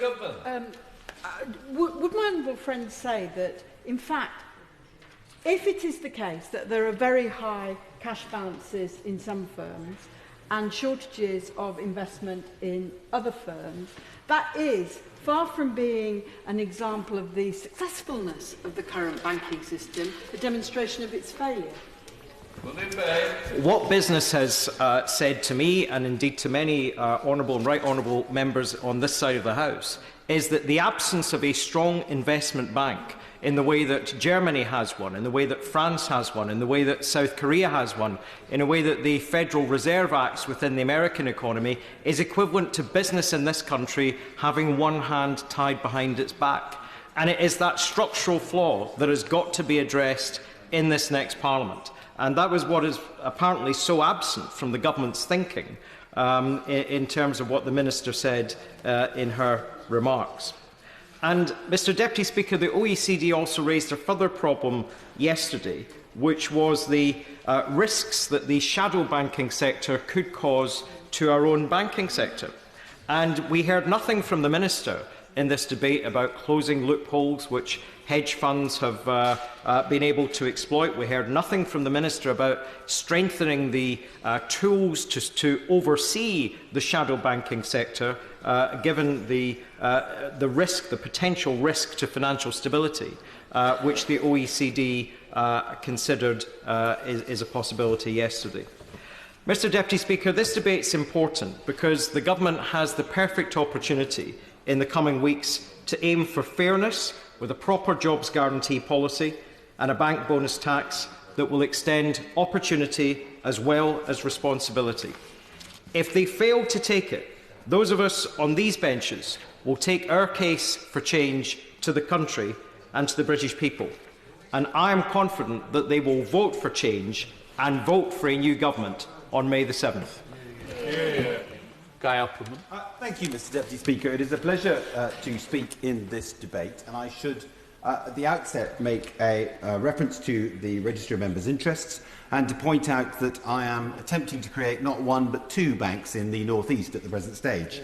I am my life savings virtually are in the Atom Bank, which is the first internet start-up that has been set up by individuals just outside of Durham, and we are also attempting to merge the Tynedale Community Bank with the Prince Bishop's Bank in Stanley in County Durham, with a view to creating an enhanced credit union.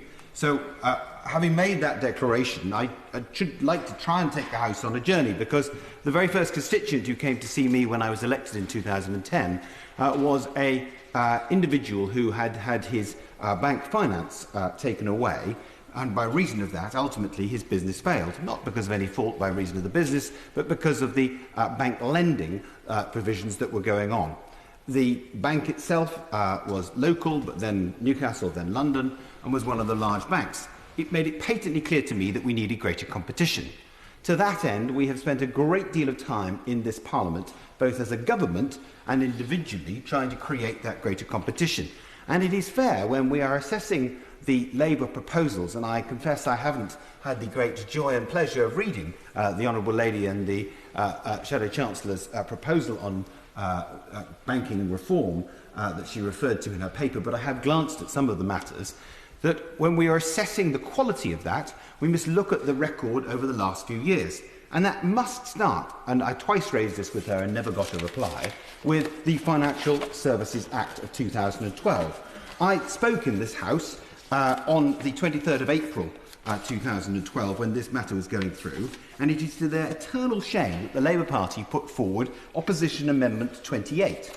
Opposition Amendment 28 sought to delete, and forgive me if I get a little technical here, Clause 5 of the Act. That deletion would take out what was called the competition objective. Bear with me, Mr. Speaker, because it does get interesting. They seek to say that that they are in favour of competition. I therefore find it utterly illogical and wrong that they seek to actually object to and vote down the specific proposals of the Financial Services Act that encourage competition. And these are very, very simple proposals with which you would thought those who want competition in banking would be in favour, namely that the ease with which consumers who obtain those services can change the person from whom they obtain them, bank switching, the ease with which new entrants can enter the market, that's challenger banks and competition local banks, the ease with which consumers who may wish to use those services can access them. I could go on. I refer all parties, though, to Clause 5, because the reality of the situation is that the House will have to judge, and the country will have to judge, on what it is they have done in the past. I have looked briefly at the grave and weighty tome, I speak with irony, I'm afraid, of the Shadow Chancellor and the Honourable Lady, who is the Labour Shadow Financial Secretary to the Treasury, of her proposed banking reform process. She says in it, and I believe I quote fairly, that she says, "We want to see at least 2 new challenger banks." Well, I hate to say this, but over the last 4 years, there have been approximately 20+ new challenger banks created under this government. I have met many of them, whether it is Metro, which is the biggest and the best, or Aldergrove, or the Virgin Bank. There are a large number of them, and those of us who've been trying to get competition would look somewhat illogically at the Honourable Lady's argument, which is effectively, well, 20 is, well, we presume they think 20 is good, but we want 2 more. In respect, I want an awful lot more than 2 more. Why she chose 2, not 1 or 10, I'm utterly at a loss, but doubtless when I read the grave and weighty tome, that will become totally clear to me.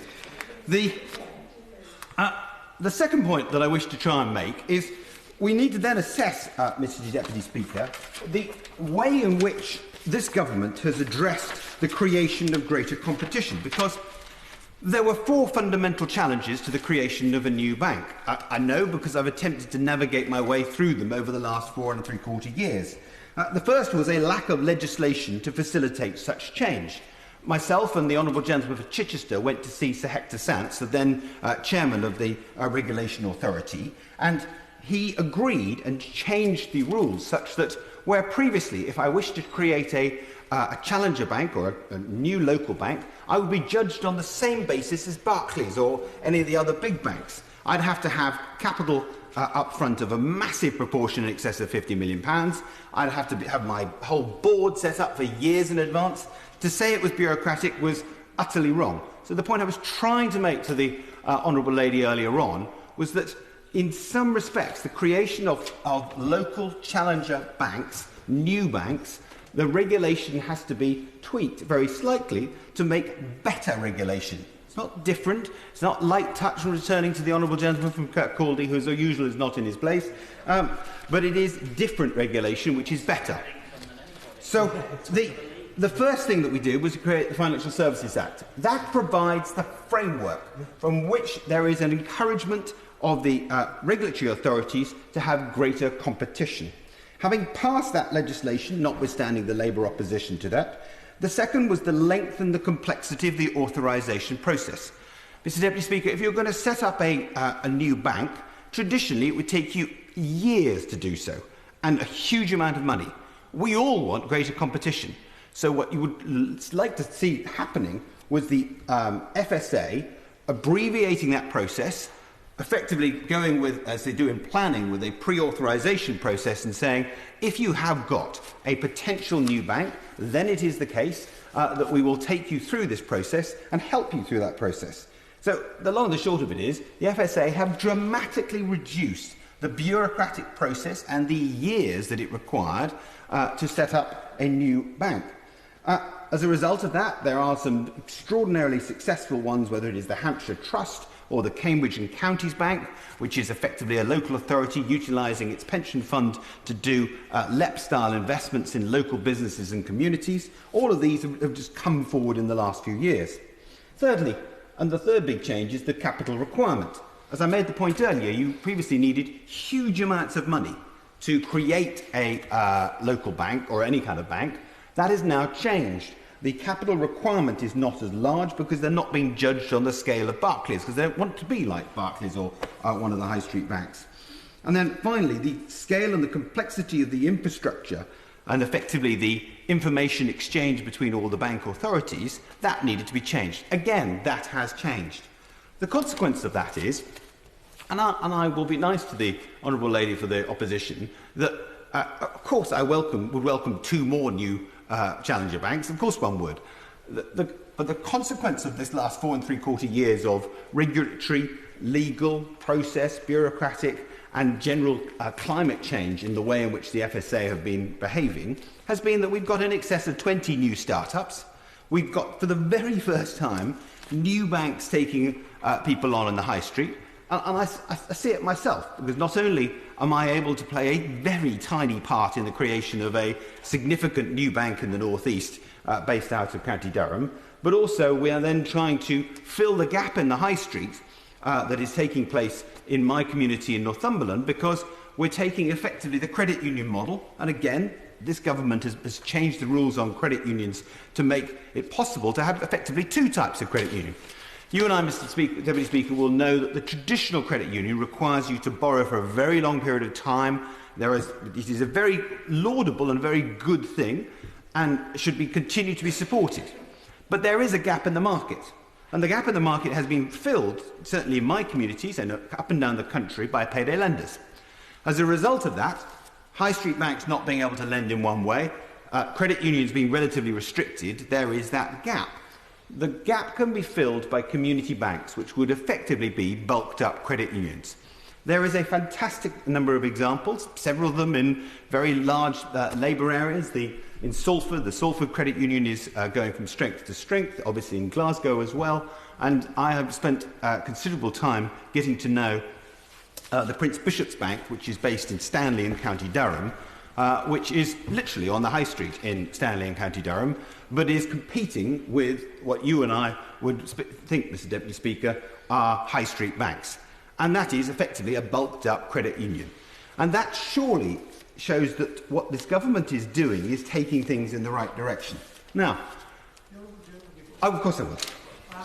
Take the benefit of advice, and many credit unions are victims of their own success. They are run mainly by volunteers. They become too large, and they usually disband because they can't handle the administration and the back office work that comes with that.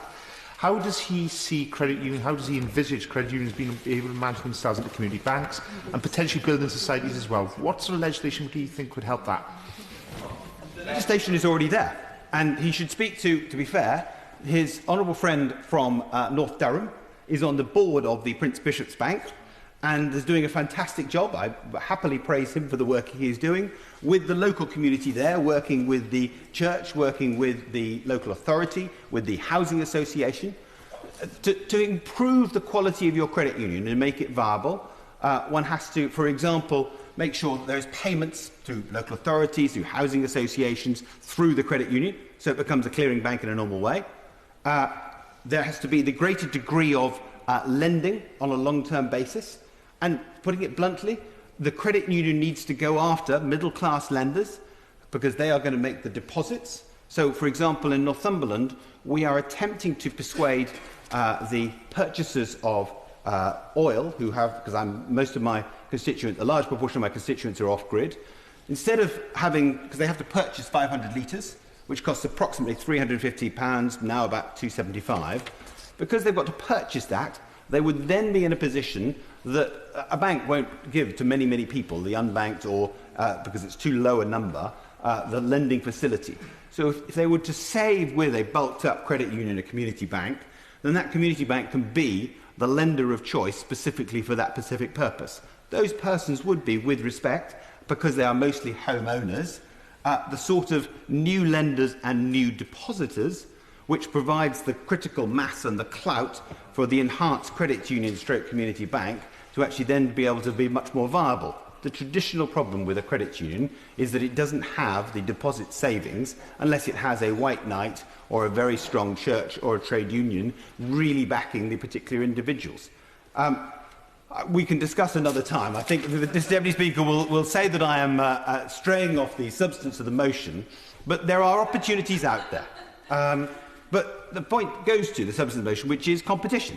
And a credit union should be competition on the high street as against a high street bank. Traditionally, it has struggled. The changes that this government brought in have made it easier. Can I touch upon two further points, Mr Deputy Speaker, and then I'll bring my remarks to a close?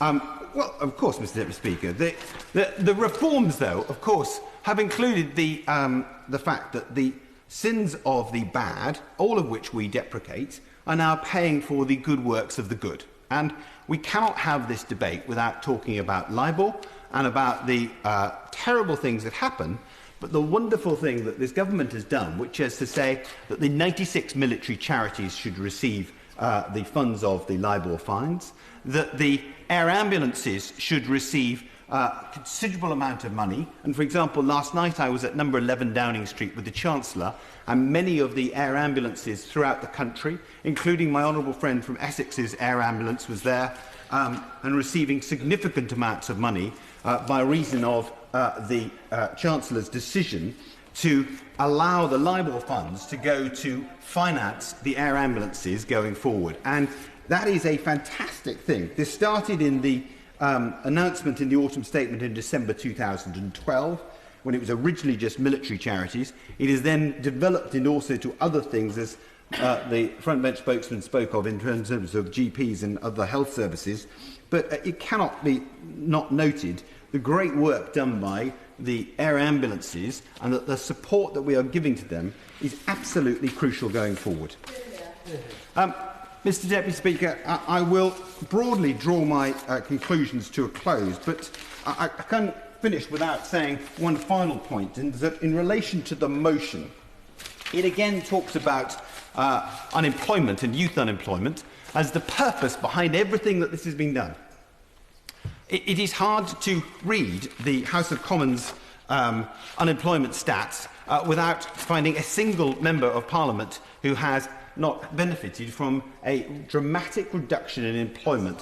Whether, well, the honourable lady from a as I know the honourable lady reasonably well, and I presumed that she would be quite chirpy and in her normal particular fashion, and she said from a sedentary tradition that's not true. Well, the House of Commons Unemployment by Constituency February 2015 research paper 1509, published on the 18th of February 2015, has her respective constituency of Bishop Auckland, which over the last year has seen a 34% reduction in unemployment.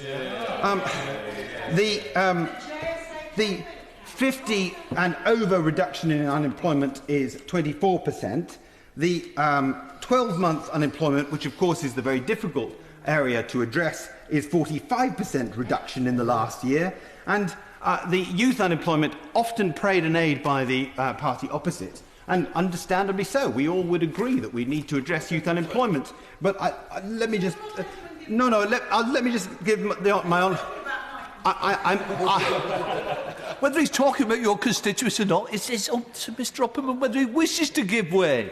I'm afraid I won't give way, because I do accept, A, I've gone on too long, and I want to enlighten the Honourable Lady, because she would surely welcome the fact that 18 to 24-year-old unemployment in her constituency has reduced over this last year by 40.2%.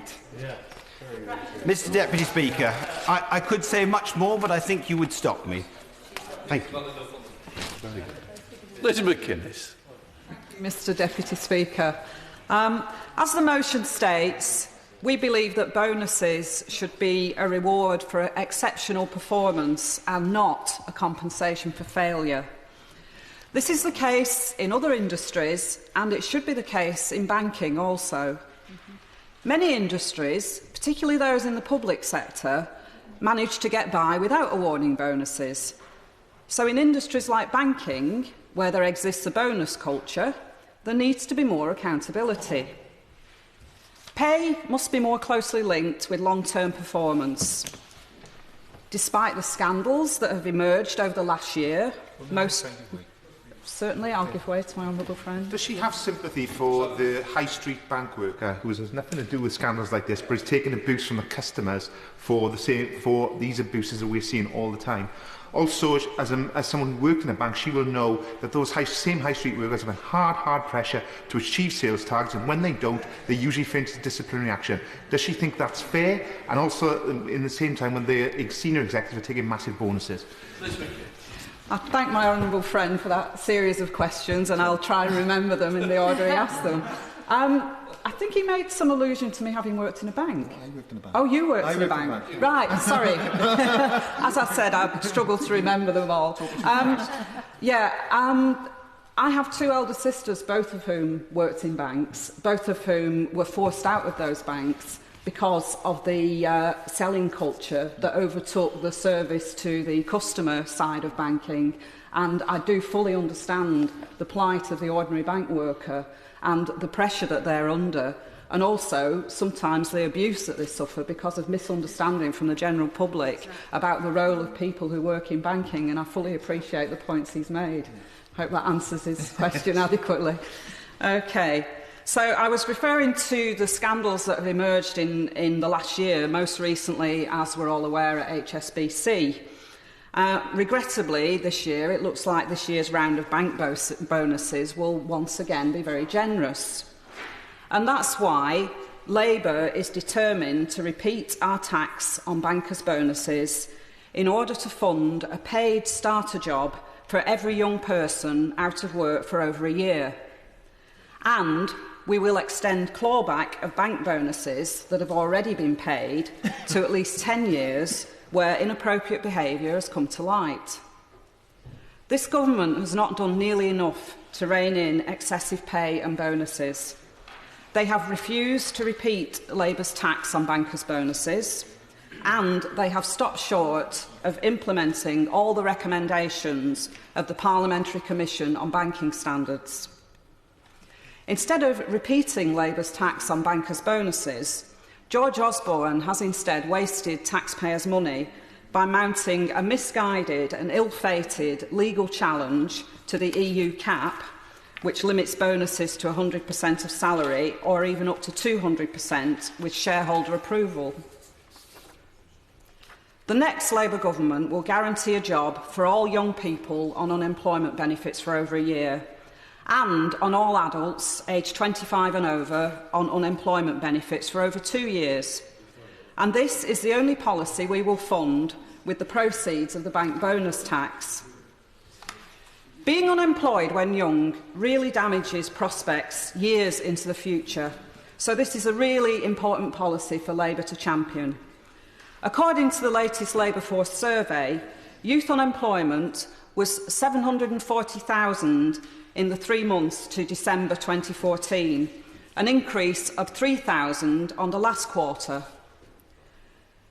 Research shows that young people who've been unemployed for a year will on average be £125,000 worse off over their working lifetime, meaning that a person on the average wage would have to work nearly 6 years longer to make up for the cost of being employed when young.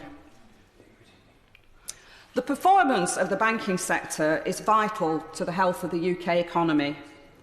The finance and insurance sector makes up around 8% of the total UK economy and employs over 1 million people carrying out essential roles, working with businesses and consumers to manage their money, ensuring that they're able to invest, make profits and plan for the future.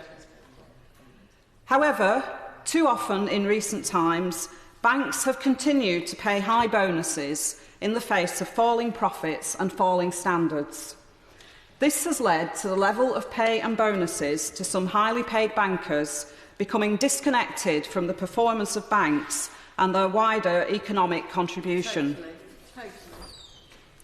Last year saw a marked increase in the level of bonuses paid by banks, with 3 out of 4 major high street banks increasing their bonus pool compared to the previous year.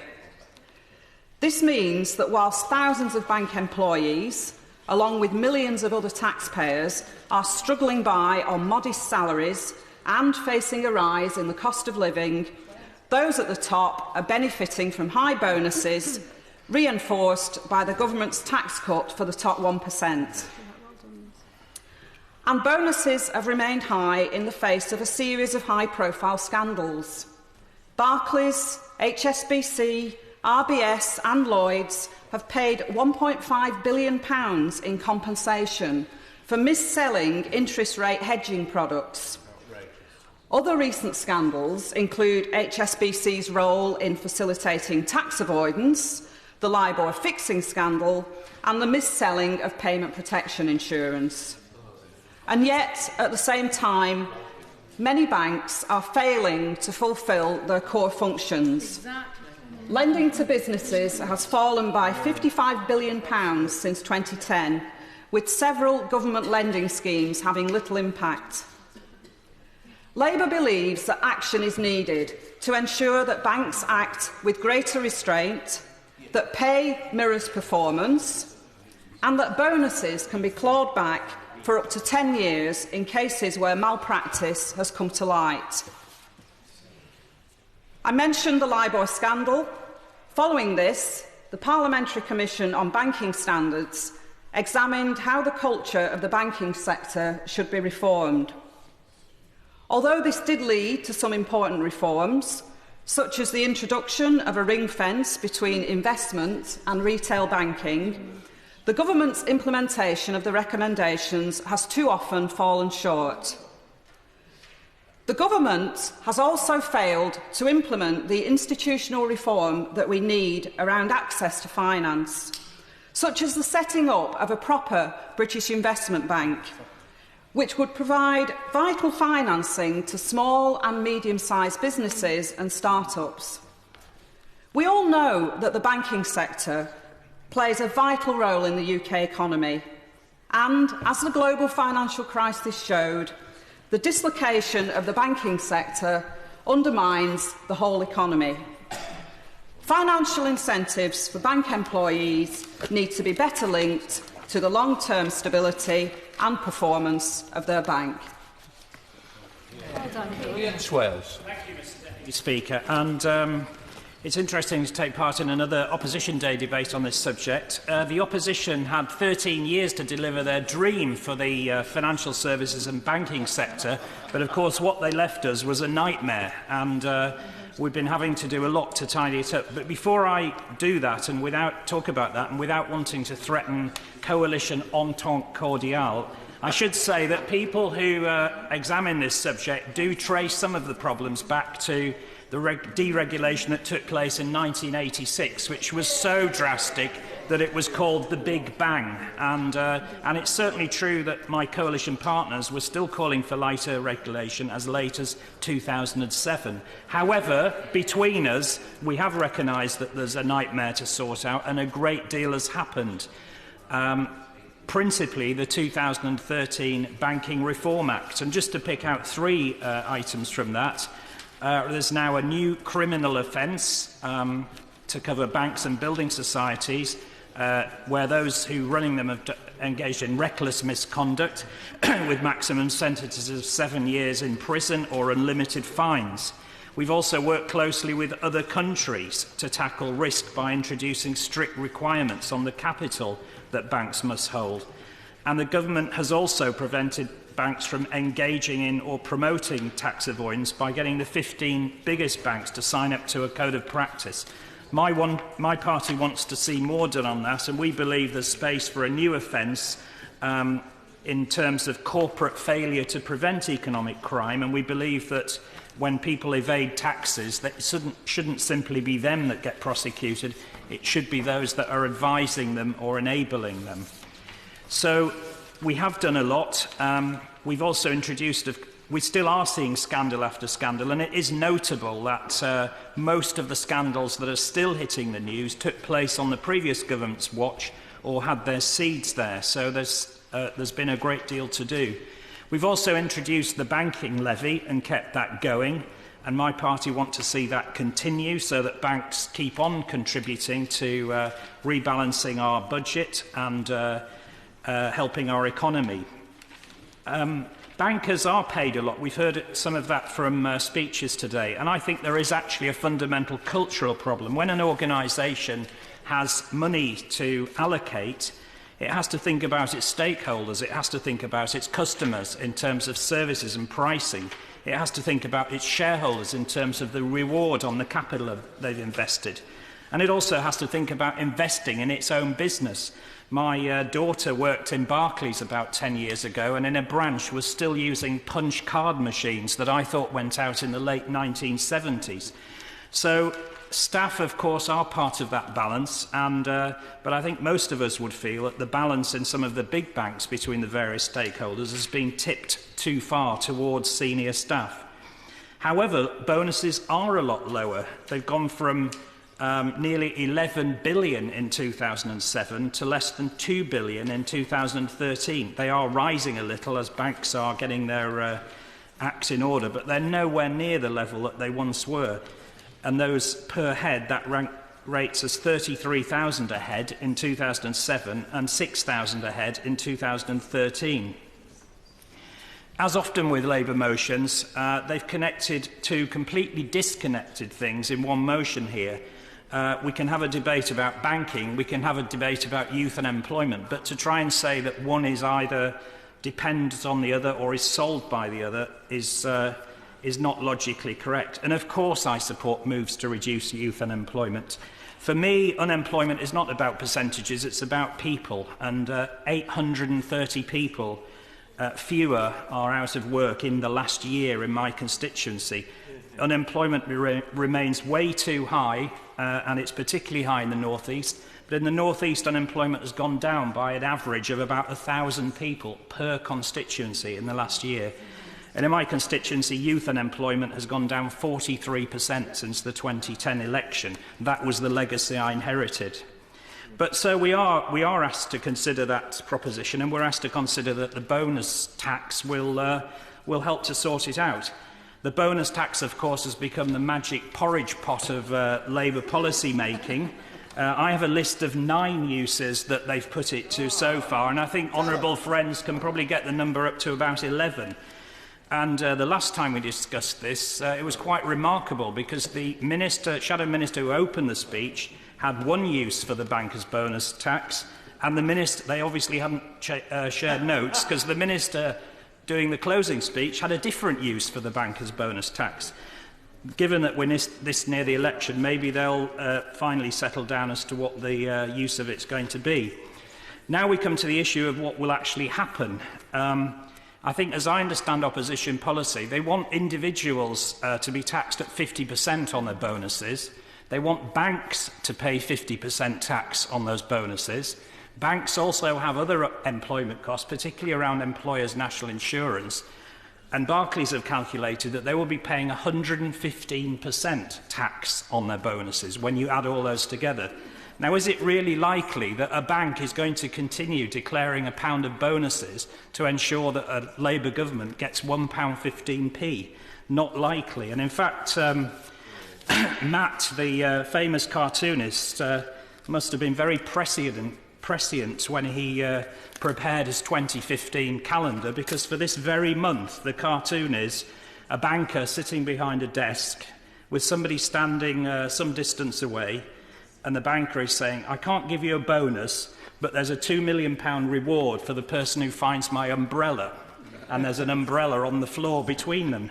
In other words, they will find ways around this. And it's not just him.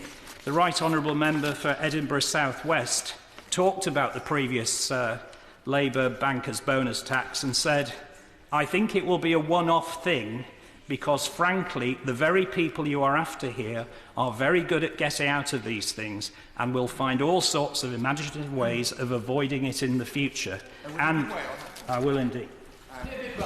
He's right on the point here that the result of this policy that the opposition are putting forward would be to increase fixed level pay and reduce variable level pay in order to avoid the tax in that way. A much better way of taxing banks is to tax their balance sheets, which is what this government has done and which is not avoidable in the same way. I absolutely agree with my honourable friend. He's made an extremely good point and his words stand on the record, and I agree with everything he said. In fact, I was going to come on to one aspect of that. It's interesting that even the Labour motion itself refers to an avoidance method that people can use for bankers' bonuses and tries to close a loophole within the motion. I think the point about clawback has been made too. The more we disincentivise banks from making bonuses, the lower the amount will be available for clawback. So, in a sense, the policy is self-defeating, as my honourable friend just indicated. So, I think we are also talking here, the banks say that high pay and high bonuses are necessary and needed competitively. But actually, it's quite interesting that new competition is emerging, and I would recommend all members to go and visit their local branch of Handelsbank, who have no targets and don't pay bonuses. And they're an incredibly successful bank and are growing very fast in this country.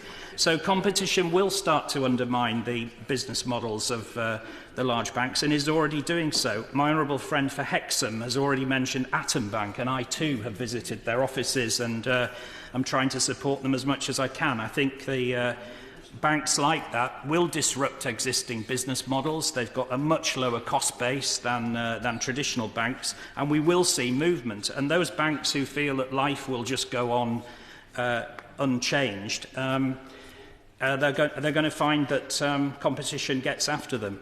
I do think, however, there's one aspect of new funding which does need looking at, and that's the whole area of crowdfunding. I think the next government will find that they need to look at regulations in that area. We are just starting to hear some of the scandals that around crowdfunding, which is largely unregulated at the moment. So I think that is an area that needs looking at.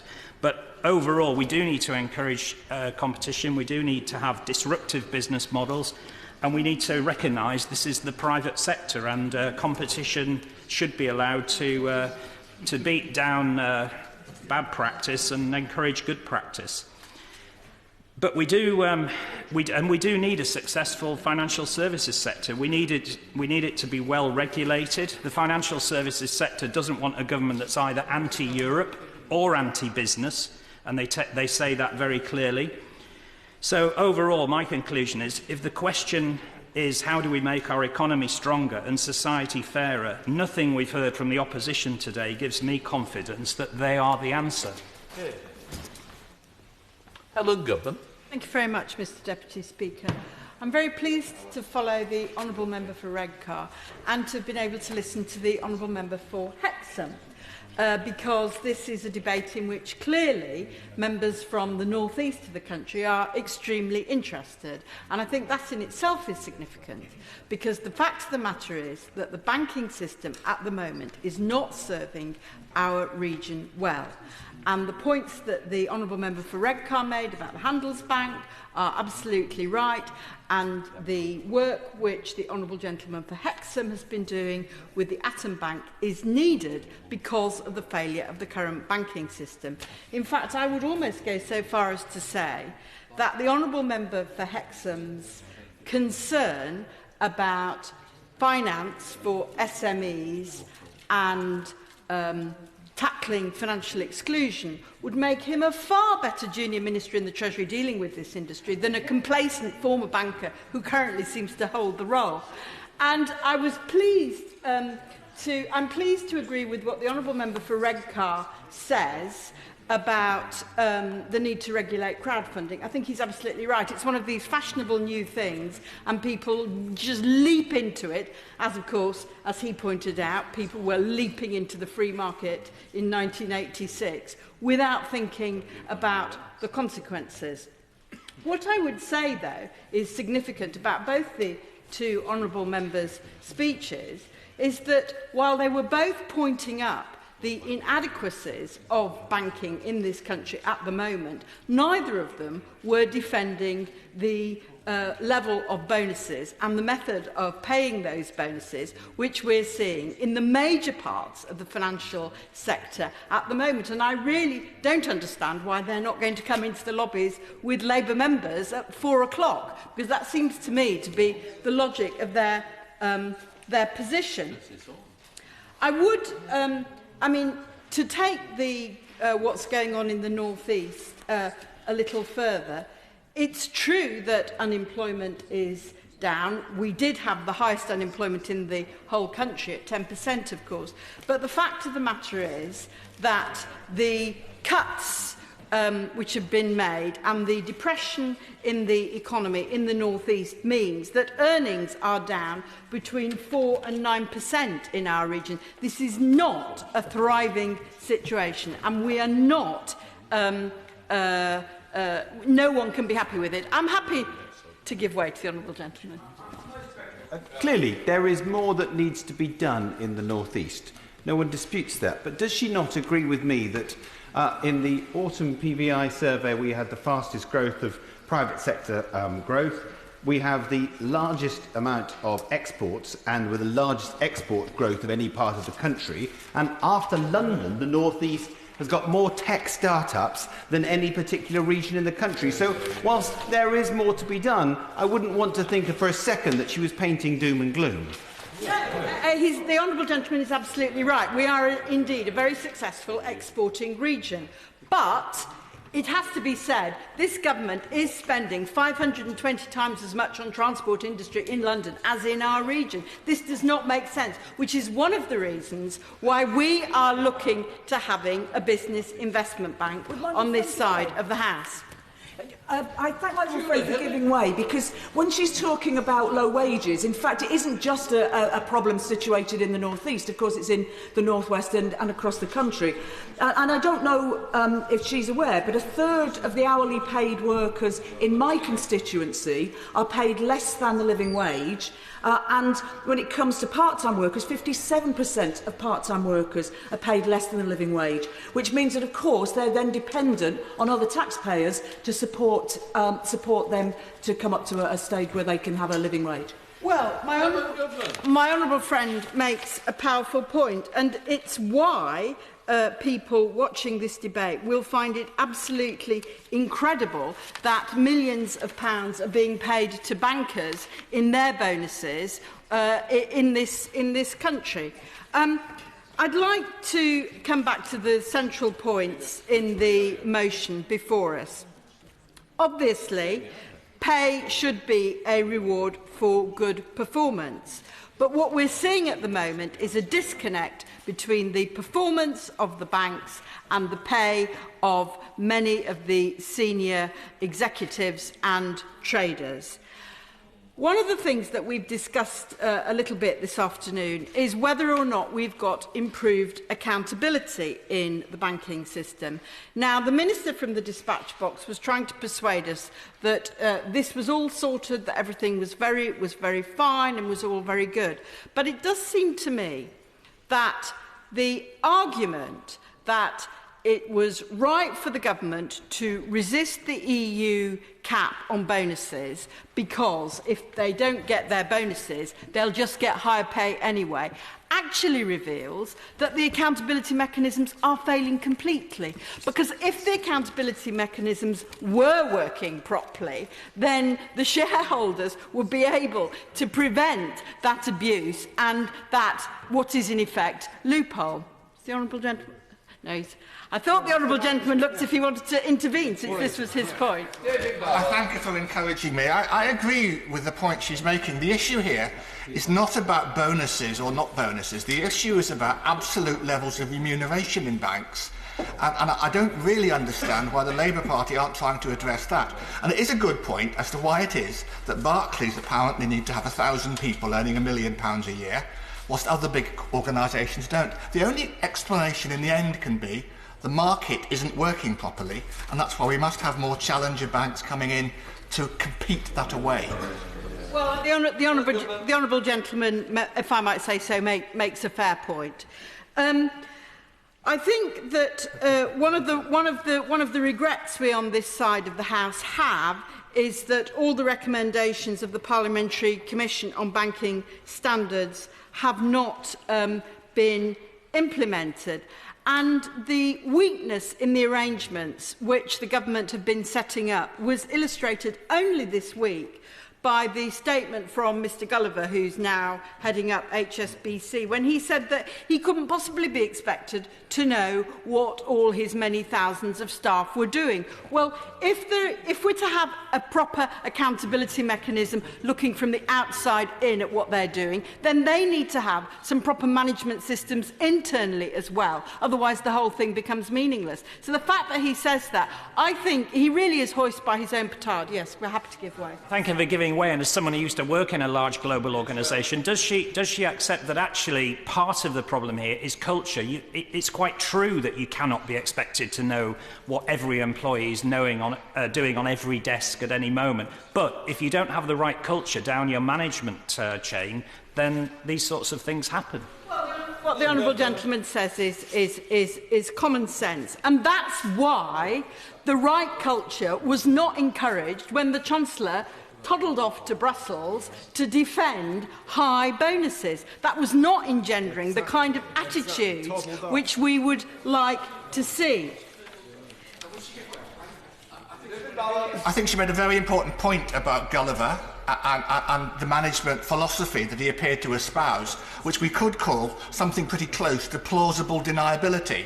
I don't know what they're doing in Mexico. It's a long way away. I don't know what they're doing in Switzerland. We've only just bought it. If that is really the management model, that is a better advert for the banks being split up than actually the retail investment dichotomy that we've spent so long discussing. Well, that's another good point that the honourable gentleman has made. So I come back to what our constituents will think of the fact that last year we saw an increase in the level of bonuses paid by the banks. And that what's happening at the top of the banks is not the same as what happened at for the ordinary people who we meet behind the counter. And it does not seem reasonable that bonuses are high when we've had high-profile scandals with LIBOR, with Forex, fixing, and with now the revelations about tax avoidance through Switzerland. One of the things that I'm particularly concerned about with HSBC is the disconnect between the amount of time and energy which they're clearly prepared to put into setting up special arrangements for their private clients overseas and turning a blind eye to aggressive tax avoidance, and the attitude they took to my constituents when they wanted to close the branch in Sheridan. We do have a serious problem of financial exclusion, and what's happening at the moment is that the major banks are taking themselves out of the poorest communities and leaving them prey to the wongers of this world. And when I wrote to HSBC and said this was very regrettable, it would mean there was no longer even anywhere for people to access cash in a town which has nearly 10,000 citizens, they wouldn't even give a contribution to the local credit union. Now, this shows a degree of arrogance and lack of social responsibility, which I'm sure every member in this House would deplore. I can see even the Minister on the front bench is shaking her head in disappointment at hearing this. So, what we need to have is a banking system which provides banking facilities for everybody in this country, for the whole community. And I think, speaking as the member of this House who was responsible for financial exclusion at the end of the last government, I think it's fine to be encouraging credit unions. They're very nice institutions, but I really don't believe myself that it's credible to think that they can set up the kind of national network which is needed to fill the gaps in, which is why once upon a time we had a more effective post office banking arrangements. And it seems to me there we already have an infrastructure, there we already have institutional arrangements. We would do much better to build on those. My honourable friend for giving way. Just when she's on the point of credit unions, I wonder if she would also support our proposal, and I'm sure she will because she has a great deal of expertise in this, to increase the levy on the payday lenders to ensure that we're able to support various ethical forms of alternatives, including expansion of credit unions. Well, of course, my honourable friend is absolutely right, and the extortionate charges which are being put on the most vulnerable has been a total disgrace. And I think here there's something interesting to say about why there is a significant proportion of people in this country who are unbanked, because this is generally put down to being about the high risk in this community. It is partly about lending risk in this community, but it isn't just about lending risk in this community. It's also about the costs of having the institutional infrastructure to reach this community. And that is one of the things where I think the main high street banks have failed so disastrously in this country. I know about the basic bank account. When I was working in the bank, we had the introduction of the basic bank account, which allowed people on benefits to pay the JSA in. What would tend to happen with those accounts? They wouldn't credit score for overdrafts or credit cards or anything like that. People would pay their benefits in, and they'd be largely forgotten about by the banks. There would be no account management. They would then, if they needed lending, fall into the hands of the payday lenders that we've seen, but they were completely ignored. How do we ensure that banks manage these people into mainstream banking as their needs change, i.e. get a job or look for a house or something like that? Gosh, well, I'm not sure that I've got an instant answer to that complex question. But I think that this is the kind of thing we need to think about more. And I have to say that when one hears that in the middle of the financial crash, bankers were phoning Treasury ministers from New York, worrying about their bonuses and not worrying about the kind of people whom my honourable friend has just described, one is bound to say there is a culture problem in this industry. And I also want to say something about the problems that the honourable gentleman needs to show a little more respect. I want to say something more about the need to provide more finance to manufacturing in this country. Because one of the things that I'm really puzzled by is what performance these bonuses are for. Now, I have a lot of metal bashers in my constituency, and in the middle of the crash they had lots of problems with their banks, and I'm sure other honourable members have experienced this, and of course they thought it was absolutely dreadful because they had to drive all the way down to Leeds and blah, blah, blah, blah. Now, the problem with this is that the assessments were being made by people with no scientific understanding, with very little understanding of industry. So what we're seeing here is phenomenally high bonuses for people who are, no doubt, they're absolutely brilliant and whiz at the latest hedge fund hoojima flick and how to make 4 more basis points. But they're not very good at what they really need to be good at, which is understanding the finance needs of British industry. And that's what we want. And that's what we're not getting. And that's why we on this side are proposing a British investment bank with regional arms and with regional focus as well. Because quite clearly, the industrial base in the North East is different from that in London, and therefore you need to have different expertise in different places. And we're just not seeing that in the banks at the moment. So, I come back to the motion. It is alarming that Lloyds, 24% owned by the taxpayer, is expected to have a bonus pool of £375 million this year. And I have to say, I could not understand the remarks made by the Minister who opened. I think she said that at Lloyds, nobody this year was going to get a bonus of more than £2,000. But my understanding is that the Chief Executive could receive more than £7 million in a 3-year pay deal. So I hope when she's winding, the Minister who's sitting on the bench at the moment can explain, are they getting £2,000 or are they getting several hundreds of thousands of pounds or millions of pounds?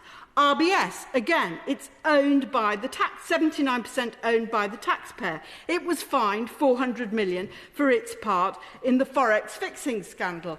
It's reported to be considering a bonus pool of around £500. So, of course, there's a general problem with these banks and with their culture and with the level of bonuses that are being paid. But there are specific problems in banks where we, the taxpayers, have large equity stakes. And I think in those banks, Treasury Ministers have particular responsibilities to look at what is going on and to think about how they're going to control what is going on in our interests as shareholders, as well as our interests as taxpayers. I wonder too what ministers think of the report in the FT yesterday. Rothschild eyes early bonus round to avoid possible windfall tax. Rothschilds, the boutique investment bank, for those of us who've never heard of Rothschilds, is considering paying its 2014 bonuses early to avoid the extra taxes Labour has vowed to introduce if it returns to power. 2 sources familiar with the bank's thinking said. The deliberations show how seriously businesses are taking the prospect of Labour winning on May the 7th. Well, these are the people who are so good at assessing risk, and it's clear that they are expecting a Labour government. And I think that it's worth thinking about the purpose of the banking system. Now, it's a shame that the Minister who's opening isn't here, because I'm sure she has looked at the book produced by the Church of England on Rock or Sand, in which the Archbishop of Canterbury writes an extremely interesting essay about economic purpose. And he says that the criteria against which economic institutions should be judged are fairness. Well, we can see that there's a problem in the banking sector on that criterion. Generosity, that does not mean, obviously, that it should be generous to those who have the most. And sustainability. And it does look as if what's happening at the moment fails on all those counts. However, by taxing the bankers' bonuses and rechanneling the money towards providing employment for young people, that would precisely meet those criteria. That's why that's what we're proposing to do. And I believe that's what people in this country expect from the financial institutions. Charlie Elphie. Thank you, Mr Deputy Speaker. And it's a pleasure to follow the Honourable Lady from Bishop Auckland, as I did, I believe, last week. And I hope there's sufficient time to allow my honourable friend, the member for Warrington South, to be able to follow me. So I shall keep my remarks more to the point than otherwise I might. I've always been a strong believer that you need diversity and competition in the banking system, and that I share the concern that many have that, frankly, we have an oligopoly in our banking system. It is not healthy, and there's not enough choice, and there's not enough competition. So we need more competition, and I would be quite personally radical in terms of making sure that the banks are separated up to a greater extent than they have been today. And it's a concern that banks have been too big to fail, and the establishment of the whole banking system in this country is that they were too big to fail. And again, you would cure that by having depositor preference, because then it's a matter for the bondholders who will be much more interested in making sure that those banks behave and don't overpay bonuses. But what will not work are members of this House pontificating about bonuses and what the bonus level should be, and waving a magic wand and saying it should be this, that and the other, and trying to micromanage banking business from afar. And what makes it even worse is the way the previous government carried on, and what is frankly the shameless hypocrisy of the Labour Party that we have heard today. Because let's not forget, the Forex and the Libel scandals happened under the previous Labour government. It is this government that has sorted out the regulatory system and has been cleaning up the mess. It is under the previous government that bonuses tripled in 4 years, that £66 billion worth of bonuses were paid out, something which they would now wish to forget, that Fred Goodwin became Sir Frederick Goodwin, and honours and baubles and bonuses and backslaps were scattered around happily in those days, something they would now wish to forget. And it is this government that has seen bonuses are a fifth now of what they were then. I give way. Do you think, does the honourable gentleman think that the Conservative Party being wise after the event, wasn't it the leader of the Conservative Party, now Prime Minister, who argued for less red tape and less regulation in 2007 for the banking industry? Yeah. The issue is not the extent of regulation, it's the format of regulation, the fact that the previous government took the Bank of England out of the picture. The one organisation which understands prudential nature and prudential nature of risk and risk management was pushed to one side. And that, and the failure to police risk, was at the heart of what went wrong with our banking system. So I just completely reject that point. Now, the opposition say, well, let's have a banker's bonus tax so we can raise some money. And yet again, we've heard that they want to spend it, I think it's this time, it is on paid starter jobs for younger people out of work for 1 year. That's today.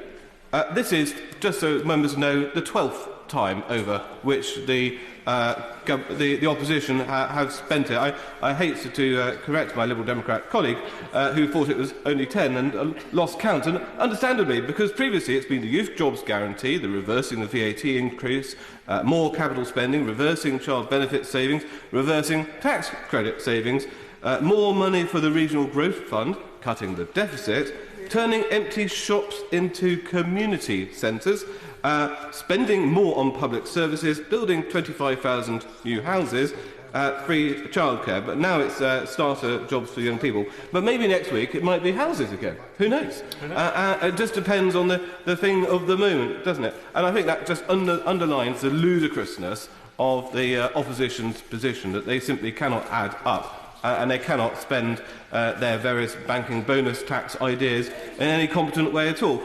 Leaving aside of which, of course, the permanent bank levy that was introduced by this government is expected to raise £2.9 billion in the 15-16 year, and then £2.8 billion each year after that. And that's more than the one-off bonus tax introduced by the last government. So I suspect what would happen is that the party opposite would end up with their madcap plans, raising less money, and then being in a quandary as to where to spend it on, because they've committed it on multiple occasions. And that just goes to the heart of the massive contradictions that lie at the heart of Labour policy making. And the one thing I just want to touch on is this idea that we should have the European Union decide on the levels of pay or bonuses or anything, frankly, in this country. And I just gently remind the opposition of a couple of things. First, we are an independent nation. Second, we have an independent currency. We are not part of the Eurozone. So why the opposition thinks it's a good idea to have the European Union tell us how to manage our banking system, I do not understand. And I personally think that we are competent as a country, and goodness knows, we've run our own affairs for the last 1,000 years. I think we are competent as a country to decide how we should organise our banking system and how we should organise pay and bonuses and bonus taxes in our banking system without needing help from the European Union. I give way. Well, I don't think every last detail of the running should be handed over to the EU, as the Honourable Gentleman describes it. But the fact is that all the time we hear from the bankers that they will whiz off to Geneva. In fact, some of them do seem to be whizzing off to Geneva or to Paris or to Frankfurt. And the purpose of having a European-wide approach on the bonuses is to avoid exactly that kind of behaviour. I hear what the Honourable Lady has to say, but actually we're not in the Euro, and the only time we would need to do that is if we were in the Euro, then we'd need to have some measure of control from the European Union, but I just simply don't accept that. And worse than that, our objection to the European Union trying to tell us how to run our banking system and our bank bonuses is actually that we don't want to see pay rise and rocket in the banking system, which is what would happen. Permanent fixed pay would rise. And that is the issue that which we're most concerned about and why we've resisted it, but also simply on the principle that actually we can manage our own affairs in the City of London and our financial services market, thank you very much, and we don't need the assistance of Brussels. And I'd say, frankly, shame on the Labour Party for thinking that it was better to accept diktat from Brussels than have decisions made in this chamber. David Mott.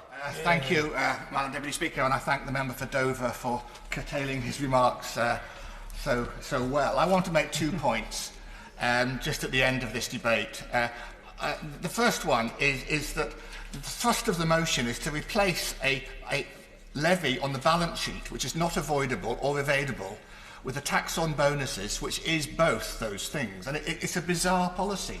And the opposition seem to have completely mixed up the real issue, which is the level of remuneration in banks, the absolute level of remuneration in banks, which is too high, with the fact that it splits between variable and fixed pay.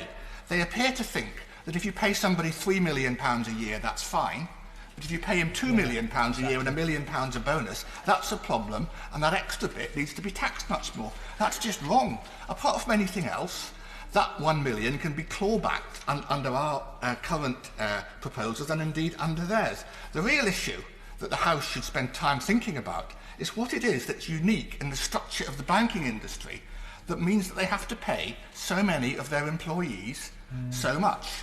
This is something that doesn't happen in the oil industry. It doesn't happen in the pharmaceuticals industry. These companies are worth more than big banks, but it does appear to happen in banks like, and I quoted earlier, Barclays Bank feels the need, apparently, to pay 1,000 people more than £1 million a year. Now, I'm sure these people work extremely hard, but people in Shell and BP and Glaxo and AstraZeneca work very hard as well. And these companies are also world-class, world-beating organisations, and they don't have that salary structure. The only explanation, and the House, and I think in terms of banking reform, should think about this in both sides, is that the market isn't working. And there's something in the way that particularly investment banks work that stops new entrants coming in. And I've reflected on this, and I think there's an element of truth. If you're the CEO of a company hiring an investment bank, just in the same way when you worked in IT, you didn't get fired for hiring IBM, you don't get fired for hiring Goldman Sachs. Typically, a CEO will only last for 2 years in a new company. They don't last long. You don't get many chances. If somebody comes to you with a big transaction, and it's Goldman Sachs, and they price that transaction, not based on how much effort there is for them to do it, they price it on the 1% increased value in your company. Well, if I'm the CEO of Apple, and I increase the value of Apple, which is worth £500 billion a year, by 1%, and Goldman Sachs get a slight percentage of that, there's an awful lot of money swirling around in there. And that's a market that it's very hard for new entrants to come into. And we all have to address ourselves, I think, to the point of why it is that it's so hard to get challenger banks into that market, because that's the market that's where the abuses occur. It's not, generally speaking, in retail, as so many have said.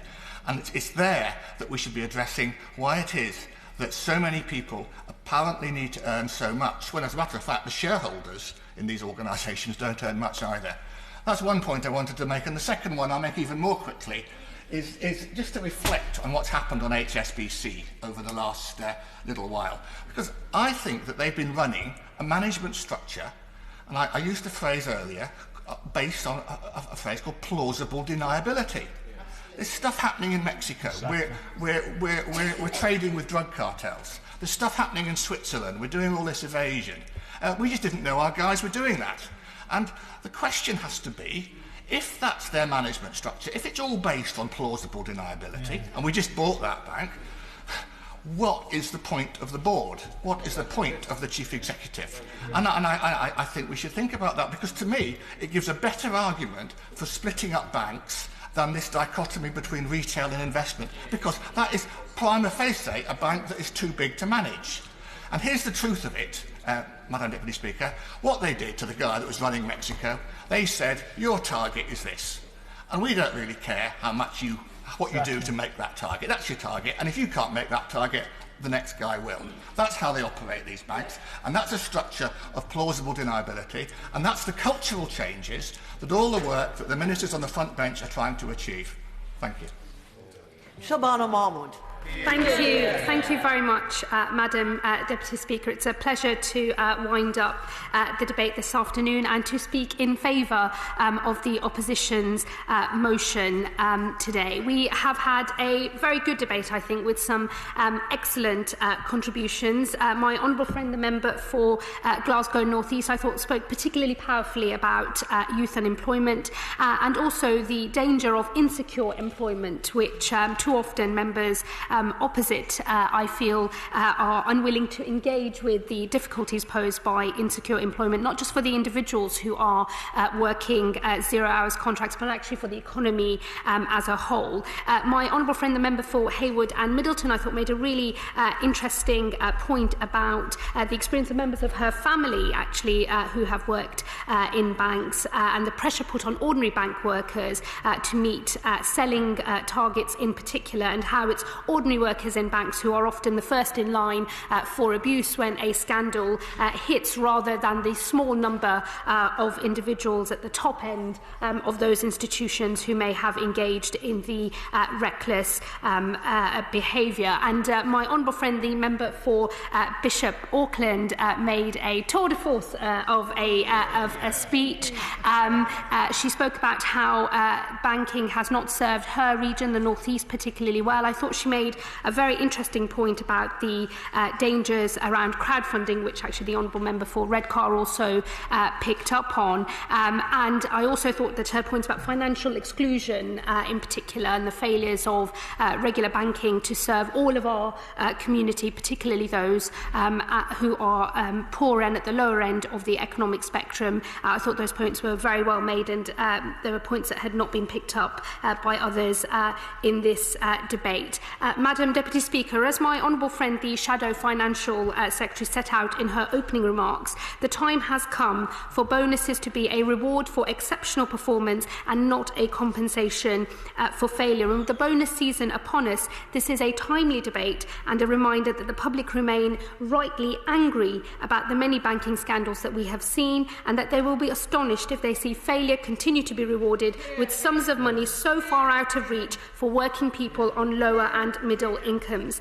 Our banking sector is vital to the UK economy. Banking and insurance make up 8% of the UK economy and provide employment for up to 2 million people. Without the banks, individual consumers would be unable to save and borrow, and businesses would not have access to the finance they need in order to grow and create high-quality, well-paid jobs. The importance of banking for individuals, businesses and UK PLC means that it is vital that our system is underpinned by the principles of fairness, trust and transparency, and the next Labour government will restore these principles to the banking sector, because too often fundamental trust in the system has been shaken with behaviour that has been unfair, reckless, unethical, or a combination of all three. 2014 was a record year for fines in the City of London. £1.1 billion was levied by the FCA on 5 banks, including HSBC and RBS, for their part in the Forex fixing scandal.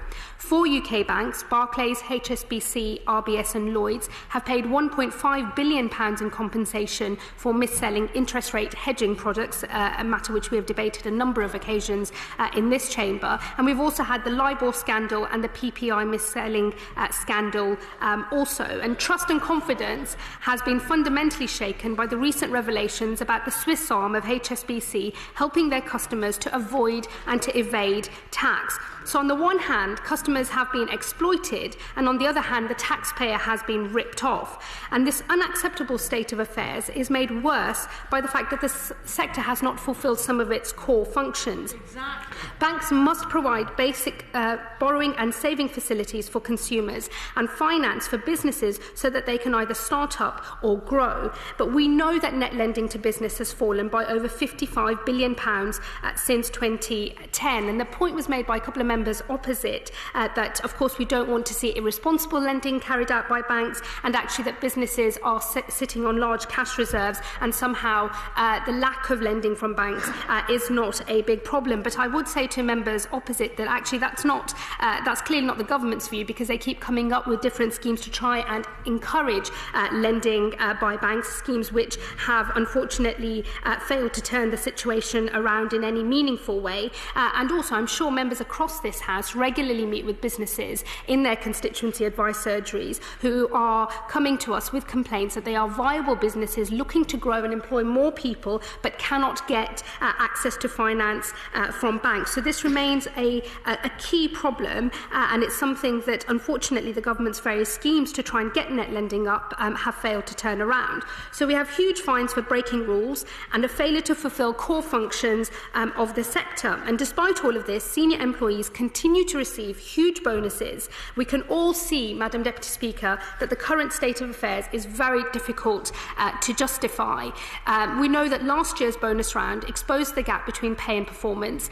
We saw at Barclays and RBS they increased their bonus pool despite falling profits. Indeed, at Barclays we saw a fall in profits of 32%, but the bonus pool increased by 10%. And we now learn that at HSBC, the chief executive will receive £7.6 million. 330 staff will receive in excess of €1 million each at a time when profits are down and the tax avoidance and evasion scandal continues to rage. What are, Madam Deputy Speaker, the public supposed to make of all of this? Not much, I would say. And I'm afraid the government, for its part, has failed to fully act on proposals for reform, and it's failed to provide answers on HSBC in a way that, I'm afraid I won't because of time.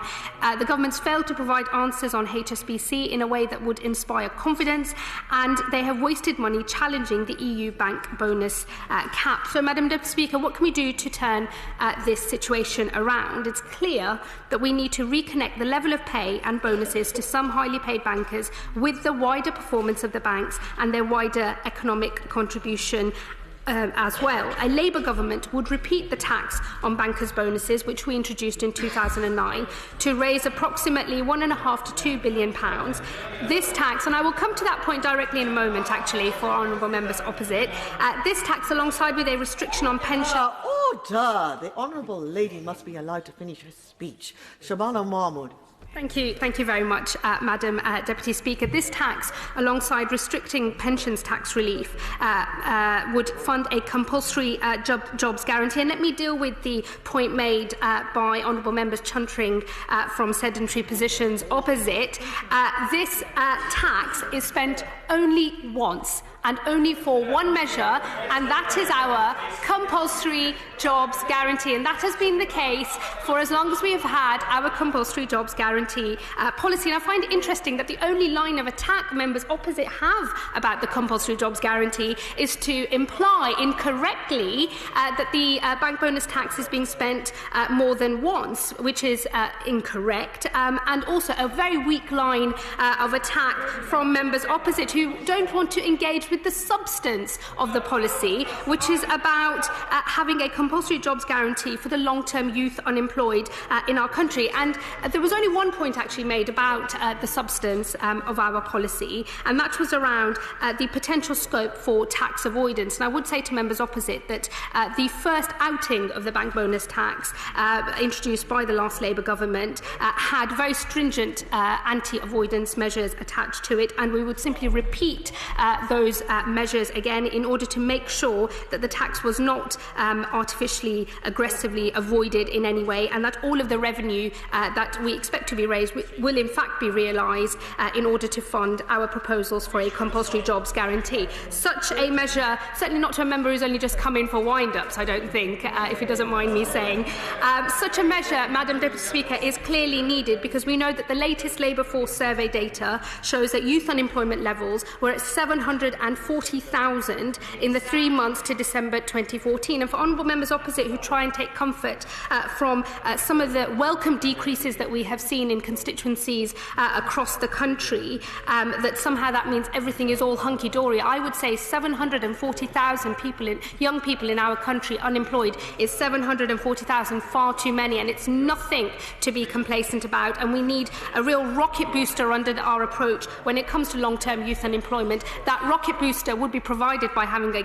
a tax on bank bonuses in order to fund a compulsory jobs guarantee, and honourable members opposite should examine their consciences and decide whether they think that actually we do need strong measures to tackle the scourge of youth unemployment, and join us in the lobbies this evening to support our motion. Madam Deputy Speaker, we need to restore trust, accountability to the sector, and I call on the House to support the motion, take meaningful action ensuring bonuses reward exceptional performance, and that where bonuses are given, they are taxed, and that revenue is used to deliver this much needed compulsory jobs guarantee. Minister Priti Patel. Thank you, Madam Deputy Speaker. And let me start by thanking all participants, all members that have contributed to the debate this afternoon. It has actually become quite a wide-ranging debate. It even became a debate for the North East region at one point as well. And I'd in particular like to commend my honourable friend, the member for Hexham, and also Redcar and Dover and Warrington South, their contribution. But in particular, the honourable member for Hexham, who gave a very thoughtful and considered contribution with regards to the changes made by the government to the banking reforms, but where he also highlighted the role of challenger banks and his own commitment in terms of his work locally. And I have to say he's clearly a champion, not just for his constituency but for the region, but also for challenger banks as well, and that is to be commended. Madam Deputy Speaker, I think it's fair to say that we all agree that the banking scandals that have emerged in the past years have been disgraceful. I think that is the point of consensus that we have here this afternoon. They have, without a doubt, shaken public trust in a proud British banking history, and they have revealed pockets of rottenness at the heart of the banking system. And the country is understandably angry about the reports of practice, behaviour, conduct that have now become really just legendary when it comes to banking scandals of the recent years. And also, I think it's fair to say that we have to, I'm not going to because of time, if you'll accept that, we can never go back to what has become the bad old contaminated days where culture was so wrong in the banking sector. And that is why, Madam Deputy Speaker, the actions undertaken by this government, which were long overdue and neglected by the previous government as well, will ensure that the system and the sector will never go back to those bad old days. In fact, Madam Deputy Speaker, the core action that has been undertaken to tackle misconduct has been pure reform when it comes to misconduct, clearing up remuneration, and the facts are clear here that reforms have ensured that we have the toughest regime on the financial sector when it comes to remuneration of any major financial sector. The government's reforms we have ensured is that where behaviour in the sector is rotten, it will be punished. We've heard about criminal sanctions this afternoon, and the sector now is obviously hugely important to the country's economy in terms of its overall contribution. But this is all about ensuring that we reform the reputation, the conduct, change the culture to bring back probity and integrity into a system that was so challenged and so flawed. Our job job as any responsible government is to ensure that we bring back measures and laws and a regulatory framework that was so sorely lacking in the past to ensure that the financial sector regains its reputation while stamping down on the reprehensible behaviours of the culture that the country witnessed in the past. Back in 2010, we had a banking system that had no connection between performance and remuneration, where reward was dominated by excessive risk-taking. There was no accountability for losses.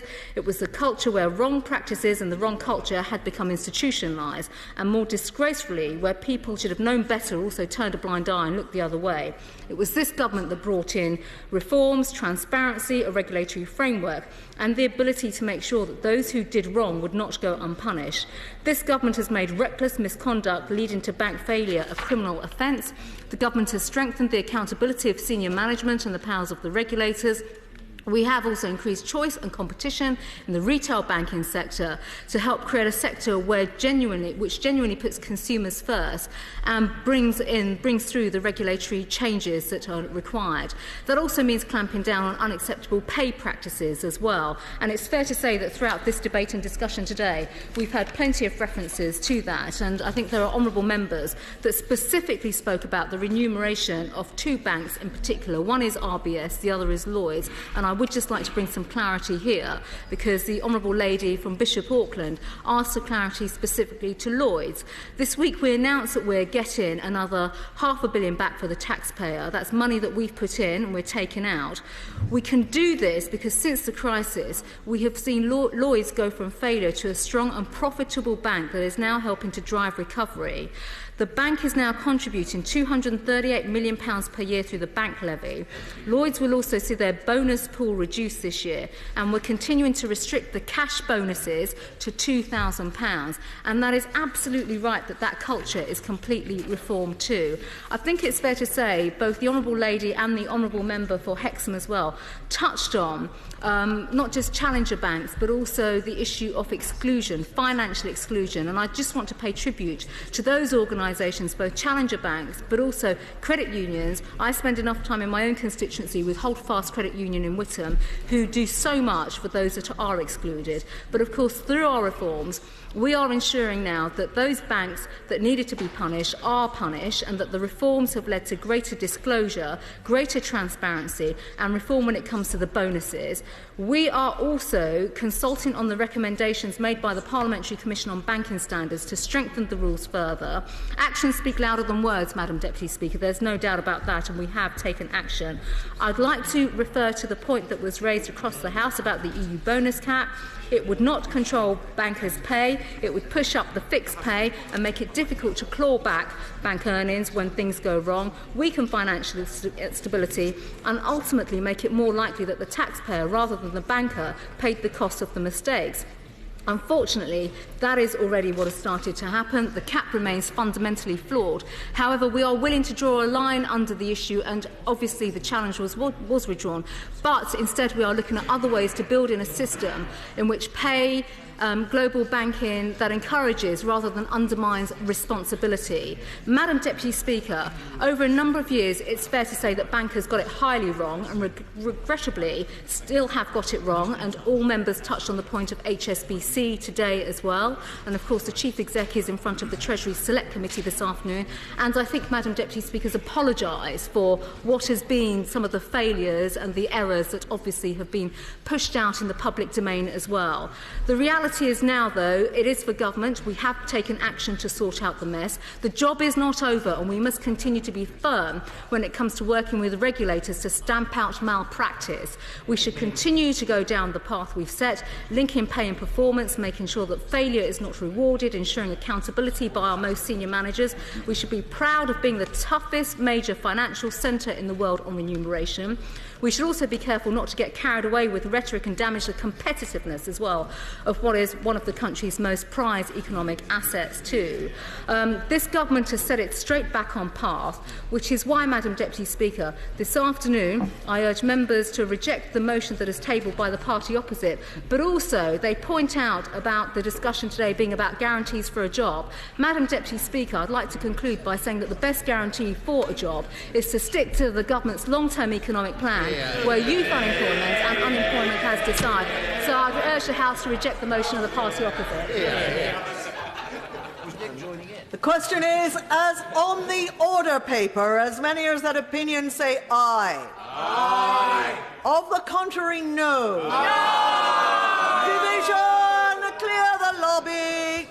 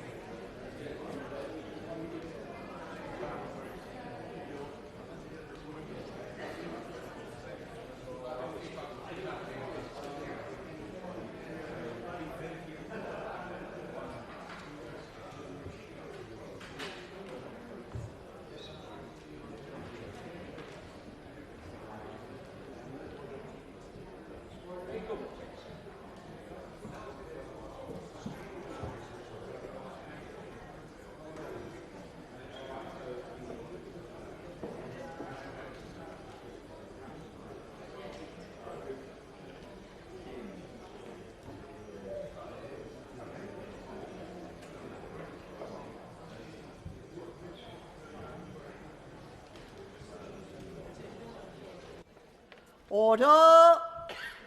The question is, as on the order paper, as many as that opinion say aye. Aye.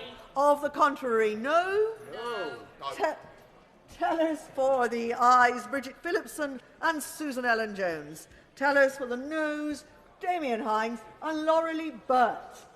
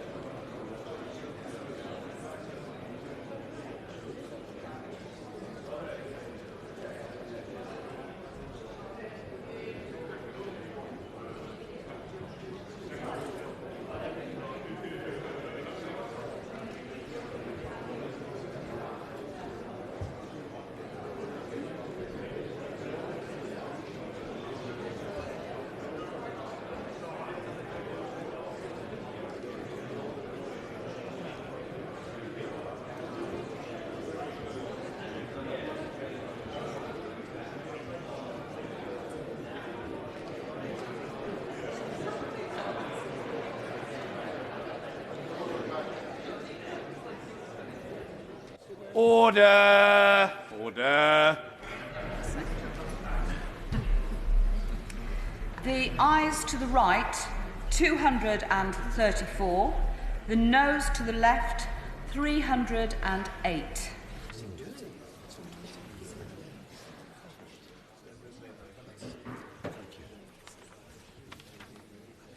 The ayes to the right, 234. The noes to the left, 308. So the noes have it. The noes have it. Unlock. Point of order, Mr. Speaker. Point of order, Mr. David T.C. Davis. Thank you very much, Mr. Speaker. Mr. Speaker, on the 3rd of February, during the debate on mitochondrial DNA, I quite deliberately abstained because I didn't feel I fully understood all of the arguments, but I was recorded as being in the aye lobby. I took this matter up afterwards with the officials. I received a full apology and an explanation, and I said that I was quite happy to let the matter rest there, despite the fact that some of my constituents had contacted me and questioned the veracity of what I had said to them. I was therefore quite perturbed that on Monday, in an equally controversial and free vote on abortion during the Serious Crime Bill, I acted as one of the tellers for the aye lobby, being a strong supporter of the amendment, and yet I was recorded as having voted in the no lobby on division number 157. I took this matter up again. I have been furnished with an explanation which I forwarded on to you, sir, and it's a slightly more complicated scenario. But all I want to say is this. First of all, because constituents have contacted me, I want to put on the record the way in which I voted. And secondly, to say, with the greatest of respect, Mr. Speaker, it is very, very important that every single vote members make in this House is recorded correctly. Thank you. Order. I'm grateful to the honourable gentleman for his point of order and for his characteristic courtesy in giving me advance notice of its likely content. I understand his frustration. He has placed the facts upon the record, and I'm informed that the Hansard record has also now been corrected. The honourable gentleman correctly pointed out that he had received a very comprehensive explanation, which he understood also correctly had been copied to me. The explanation, very properly, is comprehensive, and it occupies a page and a half of A4. The House, however, will be relieved to know that I do not intend to read it out to the House. Suffice it to say that I believe confidence can be placed in it. Officials of this place great importance on recording and publishing divisions accurately, and I am informed that they will redouble their efforts to minimise such errors. The honourable gentleman has very properly drawn attention to this matter. He's also a reasonable man, and I hope that he will accept that explanation. We will leave it there for now. Order. We come now to the second Opposition Day motion in the name of the Leader of the Opposition. And I inform the House that I've selected the amendment in the name of the Prime Minister. A manuscript amendment to the opposition motion on paid directorships and consultancies and honourable members has been tabled by the honourable gentleman, the member for Leighton and Wanstead, to add at the end of the motion the words, or be paid trade union officials. As I've said, I have already selected the amendment in the name of the Prime Minister. Understanding Order number 31, where on an opposition day a minister has moved an amendment, the question before the House is that the original words stand part of the question. It is on that motion that debate proceeds, and at the end the House is invited to vote upon it. If the opposition motion is agreed to by the House, it becomes a resolution of the House. If the opposition motion is disagreed to by the House, the standing order obliges the Chair to put forthwith the question on the amendment moved by a minister. If that is agreed to, the Chair will declare the main question as amended, to be agreed to. The situation is therefore this, that once a minister has moved an amendment to an opposition motion on an opposition day, it is not possible for a second amendment, whether in manuscript or not, to the opposition motion to be put to the House. Assuming that the leader will indeed be moving his amendment, I cannot therefore select the manuscript amendment. Point of order, Angela Eagle. Thank you, Mr. Speaker. I rise to make a point of order in the light of your ruling about the manuscript amendment my honourable friend has put on our order paper today, put in response to something that the Prime Minister said he wanted to happen, indeed at Prime Minister's question. So could I just ask you this, Mr. Speaker? If the Leader of the House was either to withdraw or not move his amendment to today's motion, in the light of Standing Order 31, would it then be possible for the manuscript amendment moved by my honourable friend, which of course the Prime Minister said he wanted, actually to be moved? I can confirm that if the leader were to decide not to move his amendment, it would be open to me to decide whether or not to select the manuscript amendment. That is indeed the factual position. And I think now we should proceed with the debate itself, and I call to move the motion the Shadow Leader of the House, Angela Eagle. Thank you, Mr. Deputy Speaker. And I wonder whether, Mr. Speaker, and I wonder whether the Leader of the House might, he could even shout over the dispatch box, whether he could indicate whether it would be possible in the light of the new chair of the PLP's attempts to give the Prime Minister what he wanted at Prime Minister's question today, whether the Leader of the House would indicate to the House before I begin my speech whether it is his intention not to move his amendment to today's motion so that we can in fact give the Prime Minister what he said he wanted.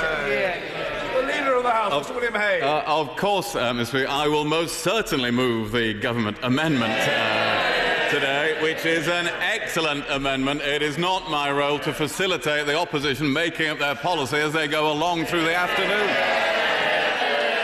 Angela Eagle.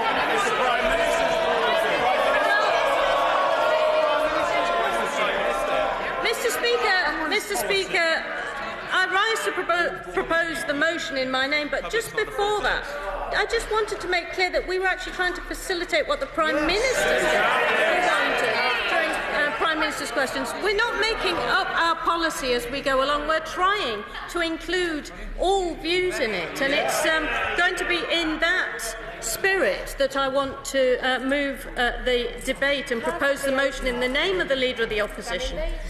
This House should ban MPs from holding paid directorships or consultancies and should, well, let me finish my first sentence, from holding paid directorships or consultancies, or indeed, if our manuscript amendment is going to be accepted, would also ban paid trade union officials.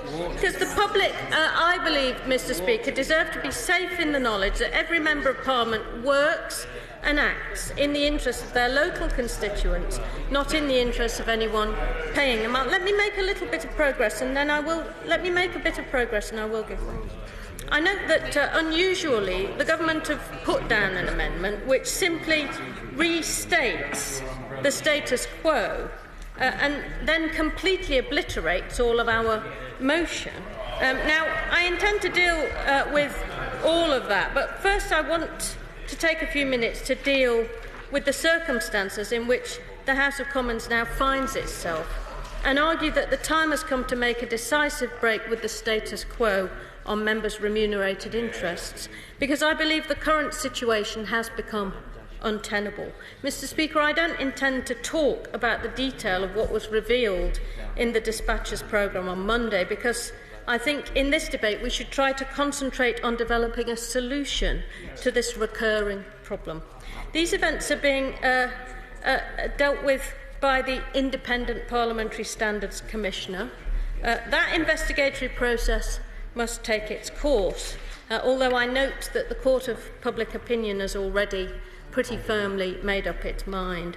Mr. Speaker, if the rules were clear and easy to follow, rather than riddled with grey areas and open to endless convenient interpretation, then perhaps we would not find ourselves repeatedly having to deal with newspaper headlines like the ones that we've witnessed once more this week.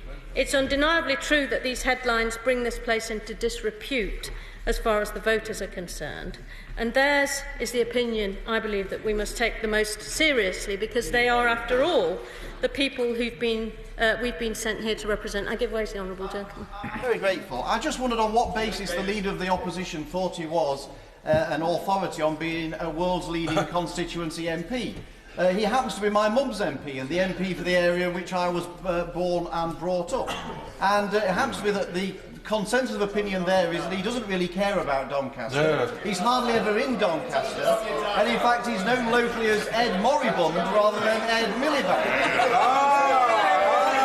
Why should those of us who work hard in our constituencies week in, week out take any lessons from the Leader of the Opposition on what it takes to be an effective constituency MP? Mr. Speaker, I'm rather sorry I gave way to the honourable gentleman now.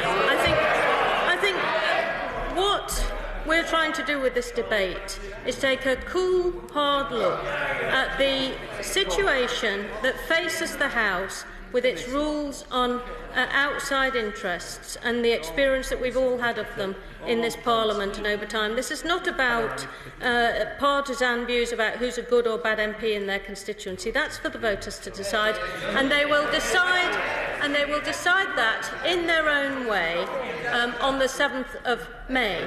But as a Parliament and as a legislature, we all have a duty to ensure that the rules by which we operate are kept up to date and are fit for purpose. And one of the arguments I'm trying to make today is that I feel that we are not now in that situation, and we have to take some radical action to ensure that we bring ourselves back in line. That we bring ourselves back in line with the levels of conduct that our constituents expect of all of us. I'm going to carry on and make a bit of progress.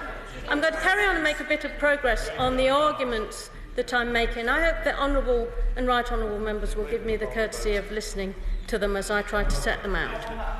On that point, I don't think anybody on this House is condoning the breach of the rules which are there for a very, very clear purpose. But can she just answer me this question?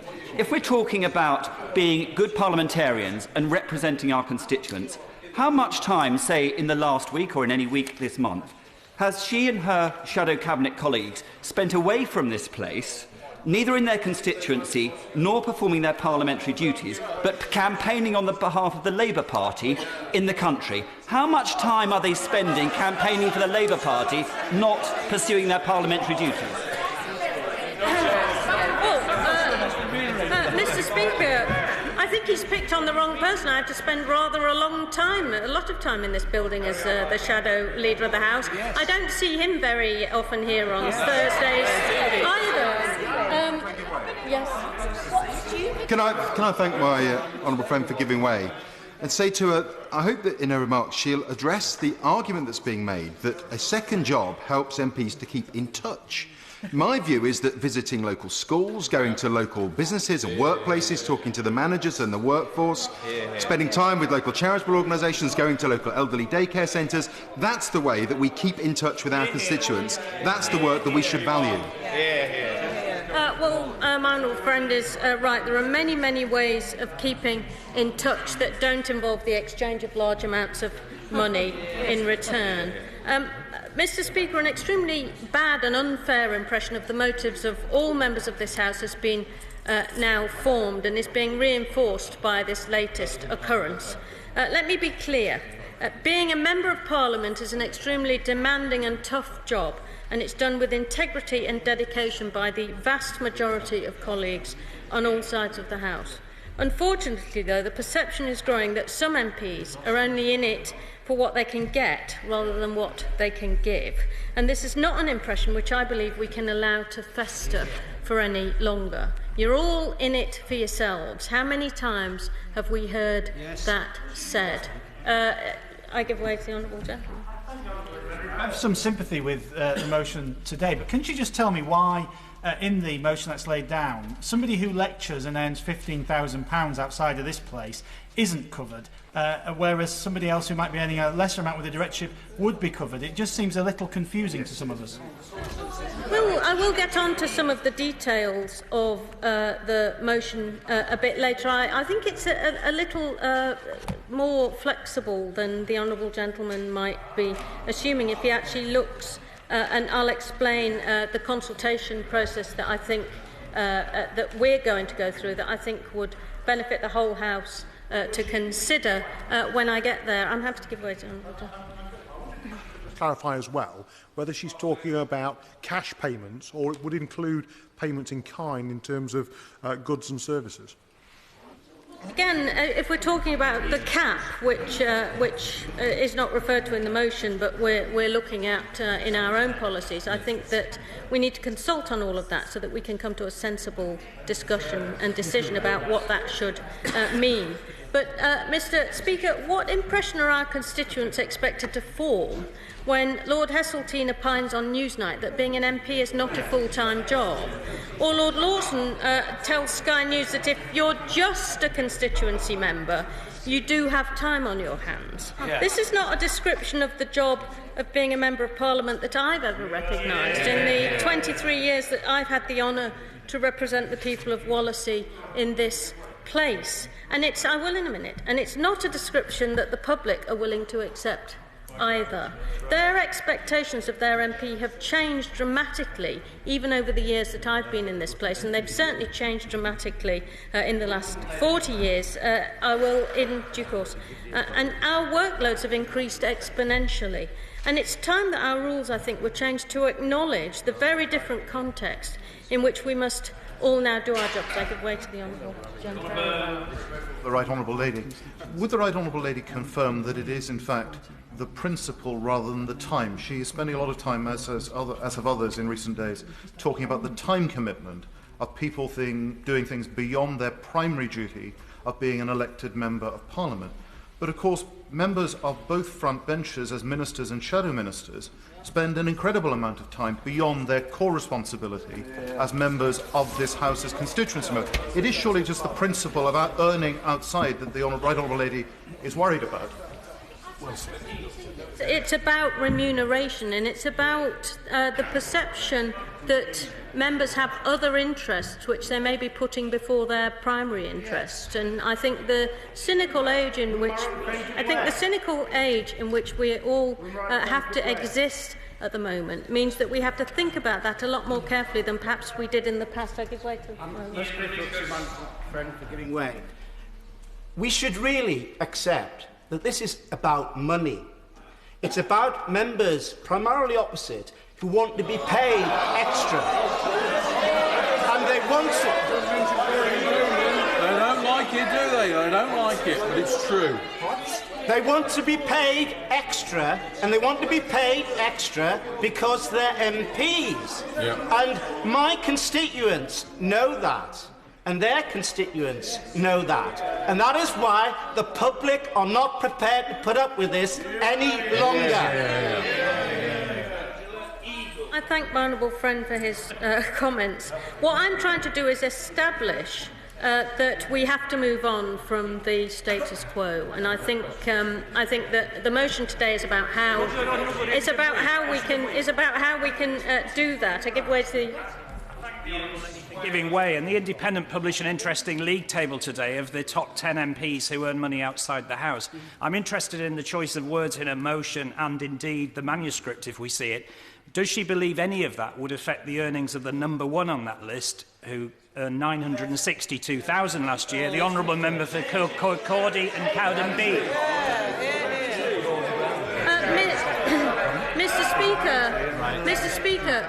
Speaker, I'd like to take this opportunity of making it extremely clear that this motion isn't aimed at any particular individual person. It's actually about what this Parliament should do to modernise the way that it interacts with the world outside. I think that it's important that we point out as well that the ex-Prime Ministers generally...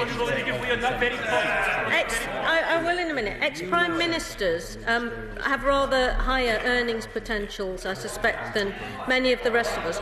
But I'd also just like to say that now the Honourable Member has brought this up, that my understanding is that the Honourable Member for Kirkcaldy actually gives every penny of that money to charity, and he doesn't take it personally. And, Mr. Speaker, I think it's important, given the import of the Honourable Gentleman's question, that we put that on the record. Give way to the Honourable Gentleman. Will she acknowledge right now that some of the highest earners from outside interests are members of the Labour Party, and it's this Westminster establishment that the people of this country hold in such contempt? And is that not the reason that both the main Westminster establishment parties can barely get above 60% in the polls just now? A curse on both their houses. Mr. Speaker, when I last heard, I thought that the Scottish Nationalist Party had some particularly very large donations from individual people. I don't want to have this kind of debate about this issue. What I'm trying to do is talk about the future, the way the House actually regulates these things which have such an important bearing on the way that our constituents regard this place and the way that they regard us. And I think if we're going to increase the trust in our politics, we have to pay very close attention to the kind of things that are happening in this instance. I give way to the my honourable friend, I'll then give way to the honourable gentleman, and then I really think I ought to be getting on with my speech.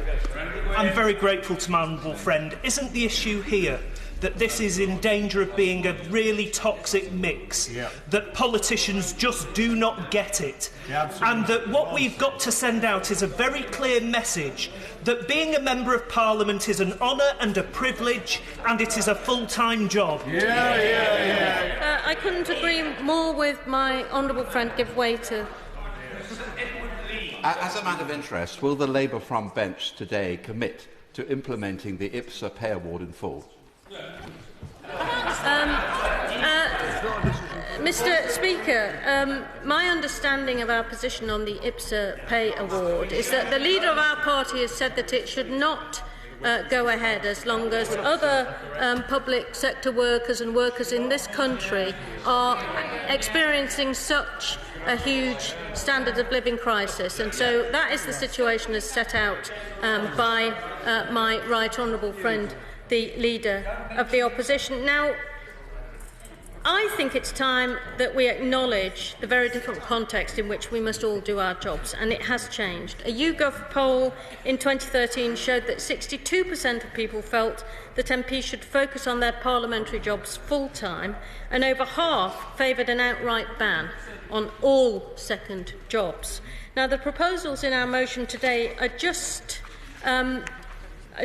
a start, but if enacted, they'll enable us to deal with this ongoing and corrosive issue of remunerated interests and begin to restore the health of our democracy and the trust that our own constituents have in the people that they send to this place. So let me now turn to the actual terms of the motion before us, rather than the wildly inaccurate version of it that the Prime Minister sought so unsuccessfully to dismiss earlier today. Our proposal in the motion, which is actually before us this afternoon, states clearly that after the start of the next Parliament, no member of the House shall be permitted to hold a directorship or a paid consultancy, or be, if our manuscript amendment had been accepted, or be a paid trade union official. This is a commitment that we will honour in the Labour Party by changing the Parliamentary Labour Party standing orders. All of our existing members of Parliament and candidates who are standing at the general election have been put on notice to expect this. Now, had the government accepted this rule when we first argued for it in 2013, the reputational damage inflicted this week could not have happened. The motion also states that we need a wider regulatory framework for second jobs for MPs. So the Prime Minister was wrong earlier today when he sought to characterise our proposals as an outright ban. We've already set out some ways we think a regulatory framework might operate. This might include setting a cap on earnings from second jobs that's sufficiently high to allow, for example, members to maintain professional qualifications. But on this point, we will consult with all who wish to share their views. Our aim is to get a system which is fair and workable. Our intention with this motion is simple, Mr. Speaker. We need to be completely clear with the public that when they do us the honour of electing us to Parliament, they can expect our attention to be focused primarily on serving them. Yes, of course. Honourable Lady telling the House that there are two classes of outside interest, namely those who are professional, perhaps like some of our colleagues who are doctors and dentists, and they need to maintain currency in order to maintain their skills, and another set who are directors or consultants, and that those have nothing to offer this House, and that they have no skills, which also need to be maintained, so that if you are in business and you need to maintain contact with industry, but it will be unlawful for you to carry on that business, and you would thereby be depriving the House of people with experience and also preventing those people from maintaining currency of their skills. Well, not really. No, not really. I think the motion says there's an issue there about remunerated interest. So it's very possible for someone who has these connections to keep in touch with all of those connections, to carry on doing jobs, but not in a remunerated way. Decades, of course.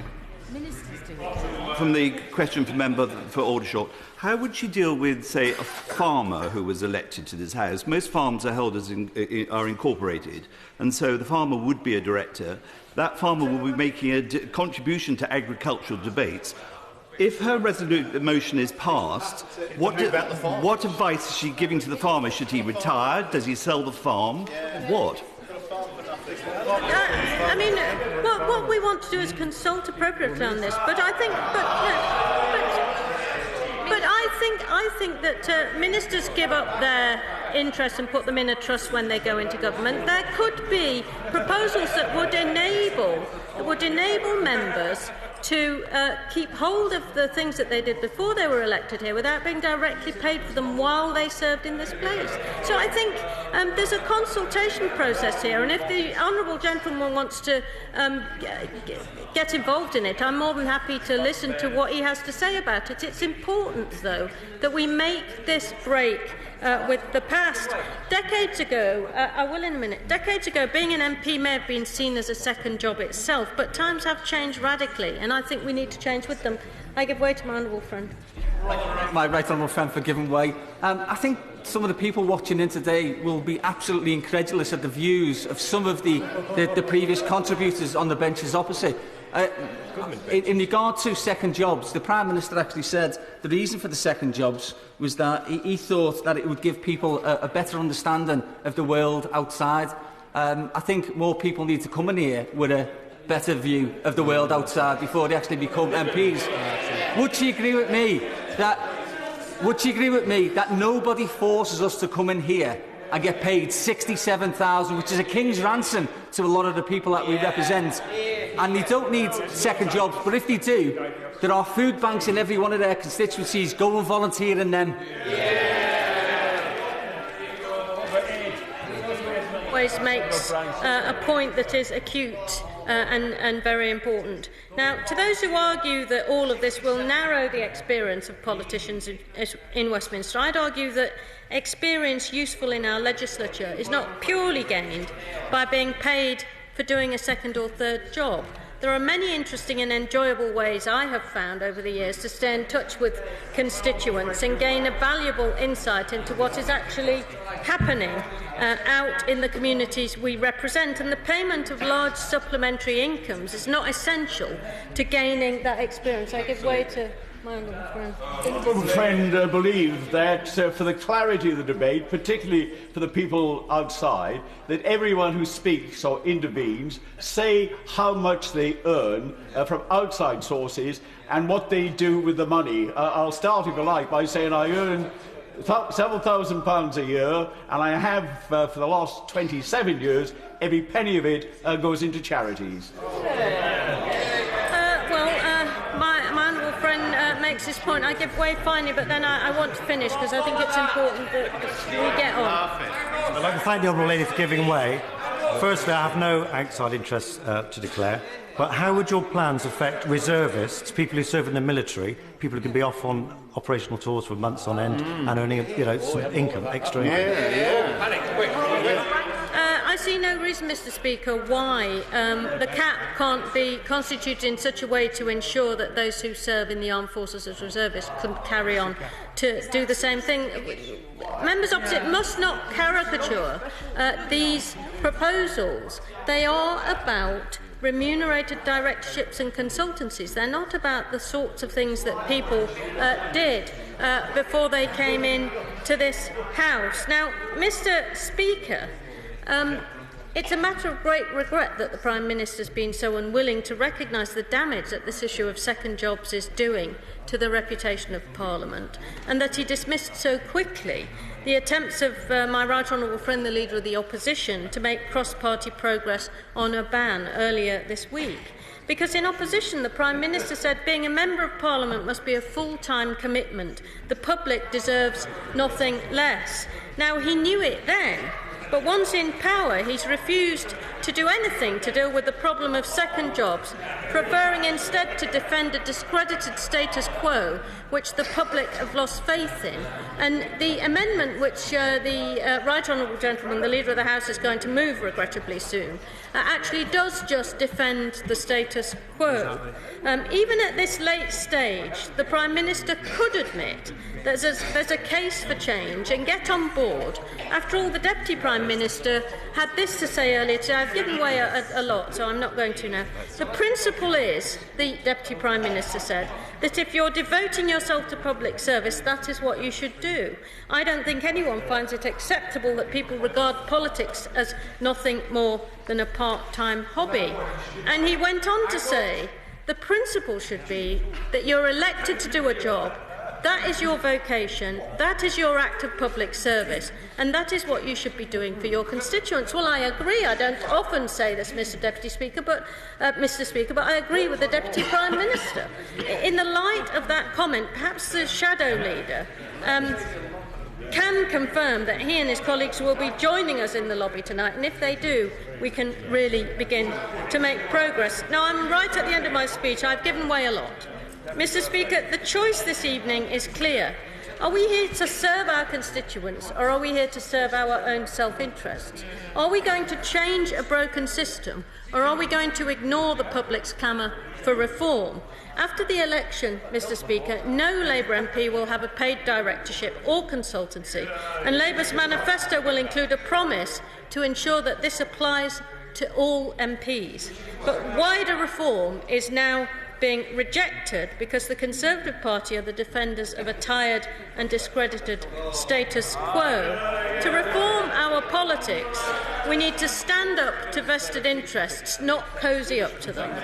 We need to stand up for the powerless, not the powerful. And we need to accept that sometimes in this place, things need to change. Mr. Speaker, that time has come.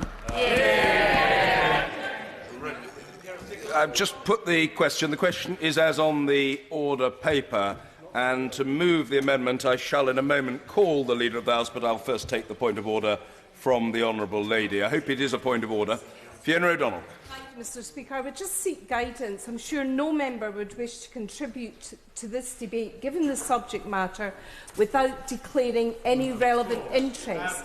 So I just wonder what guidance you can give to members, given the terms of this motion, of what they should be declaring before intervening or making a speech. It is the responsibility of each individual member to declare as appropriate. The obligation is no different in this debate from what it would be in any other debate, and I assume that all honourable and right honourable members are fully conscious of their responsibilities in this matter. But I'm grateful to the honourable lady for her point of order. I now call to move the amendment in the name of the government, the Leader of the House, Mr William Hague. Mr Speaker, for the avoidance of all doubt, I beg to move the amendment standing in my name and that of my right honourable friends. And clearly, and as the honourable lady has acknowledged in her speech, the opposition have moved their motion today because of the questions raised concerning the Right Honourable Member for Blackburn and my Right Honourable friend, the Member for Kensington. It's entirely proper that our two colleagues have referred themselves to the Parliamentary Commissioner on Standards, and we should await on them the outcome of those proceedings. But I think I can say, as Leader of the House, given the high regard those two members have always been held in, these circumstances are a cause of some sadness across the House. And in the meantime, I hope the whole House will join me in paying tribute to the contribution the Right Honourable Member for Blackburn and my Right Honourable friend, the Member for Kensington, have made to this House, to our national life and to international relations over many years. It is vitally important for the health and strength of our democracy that the public have confidence in the integrity of the... I'll just start my argument and I'll give way to my friend. That they have confidence in the integrity of the democratic process and in the standards of conduct of all members of this House. We live in an age of greater accountability and transparency, and the House of Commons has got to live up to that. Transparency is an absolutely fundamental need in a democracy, and it would not be acceptable for government policy to be influenced from outside by anybody in a way that is deliberately out of sight. I give way to my honourable friend. To the Leader for giving way. May, Mr Speaker, I put it on the record that my interests are declared in the Register of Members' interests in the usual way, and I'm proud of those interests too. May I just suggest to my right honourable friend, does he not agree with me that it smacks of extraordinary opportunism by the party opposite to take a whole afternoon to debate this issue when they've got nothing to say about the comments of the OECD in congratulating the United Kingdom on managing the recovery of our economy after they destroyed it? Should that not be the subject of today's debate? Well, it is a week of remarkable good economic news and economic international endorsement for the government, and that is no doubt partly why the opposition have chosen to debate other matters in this debate today. But nevertheless, the issues of transparency and the reputation of this House are important in themselves at all times. And the reinforcement, I'll give way again in a moment, the reinforcement of transparency and accountability need constant effort, and that is part of what has been happening in recent years. In 2009, at the end of the last Parliament, as the House knows, agreement was reached on the Parliamentary Standards Act. Since then, more has been done than ever before in Parliament and in government on transparency. We have created a statutory register of lobbyists and appointed the registrar. We're legislating for the recall of MPs. We've strengthened the rules governing the appointment of ministers after they leave office to business appointments to cover all appointments or employment they wish to take up within 2 years of leaving office. There has been a very substantial increase in transparency on ministers and former ministers. I give way to the honourable member who asked first. Yes. To the Leader of the House for giving way, and he talks about transparency. He's right to do so. But can I then just push him on transparency? Can he and his government be wholly transparent with the House and the country and tell us how many additional jobs to being an MP he thinks acceptable for people in this House to have? Well, I'm coming to the details of the motion in a minute. Clearly, honourable members and right honourable members make their own judgments about that on both sides of the House and find it entirely possible to do the work of a Member of Parliament. I give way to my honourable friend. May I thank the Leader of the House for giving way. Does he share with me the concern that, understandably, perhaps 10 weeks before an election, there is this rather opportunistic motion put forward? These issues are not for this House. They are for IPSA. After the expenses scandal, we set up the Independent Parliamentary Standards Authority to look at this as well as other issues. And if we want to unravel what IPSA have done, either on this or on the issue of salaries, we do so at our peril. Salaries and allowances are for IPSA, but there have been independent reports on this issue. Again, I will come to that in a moment, but I just want to finish the point about the substantial increase in transparency, quite rightly, in recent years. And that does not mean we've finished the job of making Parliament more responsive to public concerns. The Shadow Leader has said some things about what will be in the Labour Party manifesto on this. There will be matters about Parliament in the Conservative Party manifesto, including reducing the size of the House of Commons, equalising the size of constituencies, and thereby being fair to all parties and all constituencies and save money in the process. Now, on Monday, I'll give way to the honourable member. Grateful to the right honourable gentleman, but surely he understands when he talks about transparency, it's also about how we as members of Parliament and this House of Commons are viewed from outside. Does he therefore agree with his colleague, the former Conservative Deputy Prime Minister, Lord Heseltine, that being an MP is not a full-time job? I was about to agree with something the Leader of the Opposition said, so I hope he will let me go on to that. But certainly I found when I was Foreign Secretary, for instance, that I still performed the functions of a Member of Parliament, even though I spent probably 90% of my time on being Foreign Secretary. Now, on Monday, the Leader of the Opposition wrote to the Prime Minister and he said, "I believe MPs are dedicated to the service of their constituents and the overwhelming majority follow the rules." And the Shadow Leader said a similar thing just now, and I believe that is right. In all parties, across all parties, and I hope I can say that as Leader of the House. He went on to say, "The British people need to know that when they vote, they are electing someone who will represent them directly and not be swayed by what they may owe to the interests of others." He wrote that without a hint of irony, having been elected entirely dependent on trade union votes and having presided over the most union-dominated Labour Party in 30 years. And of all the candidates selected under his leadership, 61% are union-linked, and more than half of those come from a single union. He didn't see the irony in what he was writing. Let me just develop this point. There are 4 very revealing points about the opposition motion that I want to challenge. It is not a motion to ban second jobs. That would not be its effect. And it is not at all clear what it would ban and what it wouldn't ban. Would it ban someone, for instance, from being, and one of my honourable friends raises, a partner of a professional firm? It doesn't mention that. Are therefore lawyers, accountants and management consultants in a different category, according to the opposition? There's some discussion now going on the opposition front about whether it would ban a partner of a professional firm. But there is no clarity. She just asked us to make a decision. It's helpful to make a decision to know what decision is being put forward to the House. Does it ban someone from owning their own business? And are they banned from owning their own business if they're a director of that business, but not if they're not a director of that business? Have the opposition thought that out? Does it mean, and this is an important question, that someone who sets up their own business, succeeds with it, creates jobs and contributes to the British economy, is then to be barred from the House of Commons because they are a director of that business? That would be the effect. There are 750,000 more businesses in this country after the last 4 years, and more of the people who've created them need to come into the House of Commons, not be discouraged from coming into the House of Commons. One suspects, after a short examination, this motion shows as much understanding of business as the Shadow Chancellor on a bad night on Newsnight. And I give way to the honourable member. Can I simply restate concerns of the public and draw a difference between someone who is a director of, for example, a private healthcare company, as many Conservative members are, and then them participating in legislation that brings a direct benefit? I mean, that's appalling. Well, I think if I understand the honourable member, if I understand the honourable member correctly, he's saying that being a director of some sorts of companies is not acceptable, but being a director of another sort of company might be acceptable. That is not at all clear in the opposition motion before us tonight.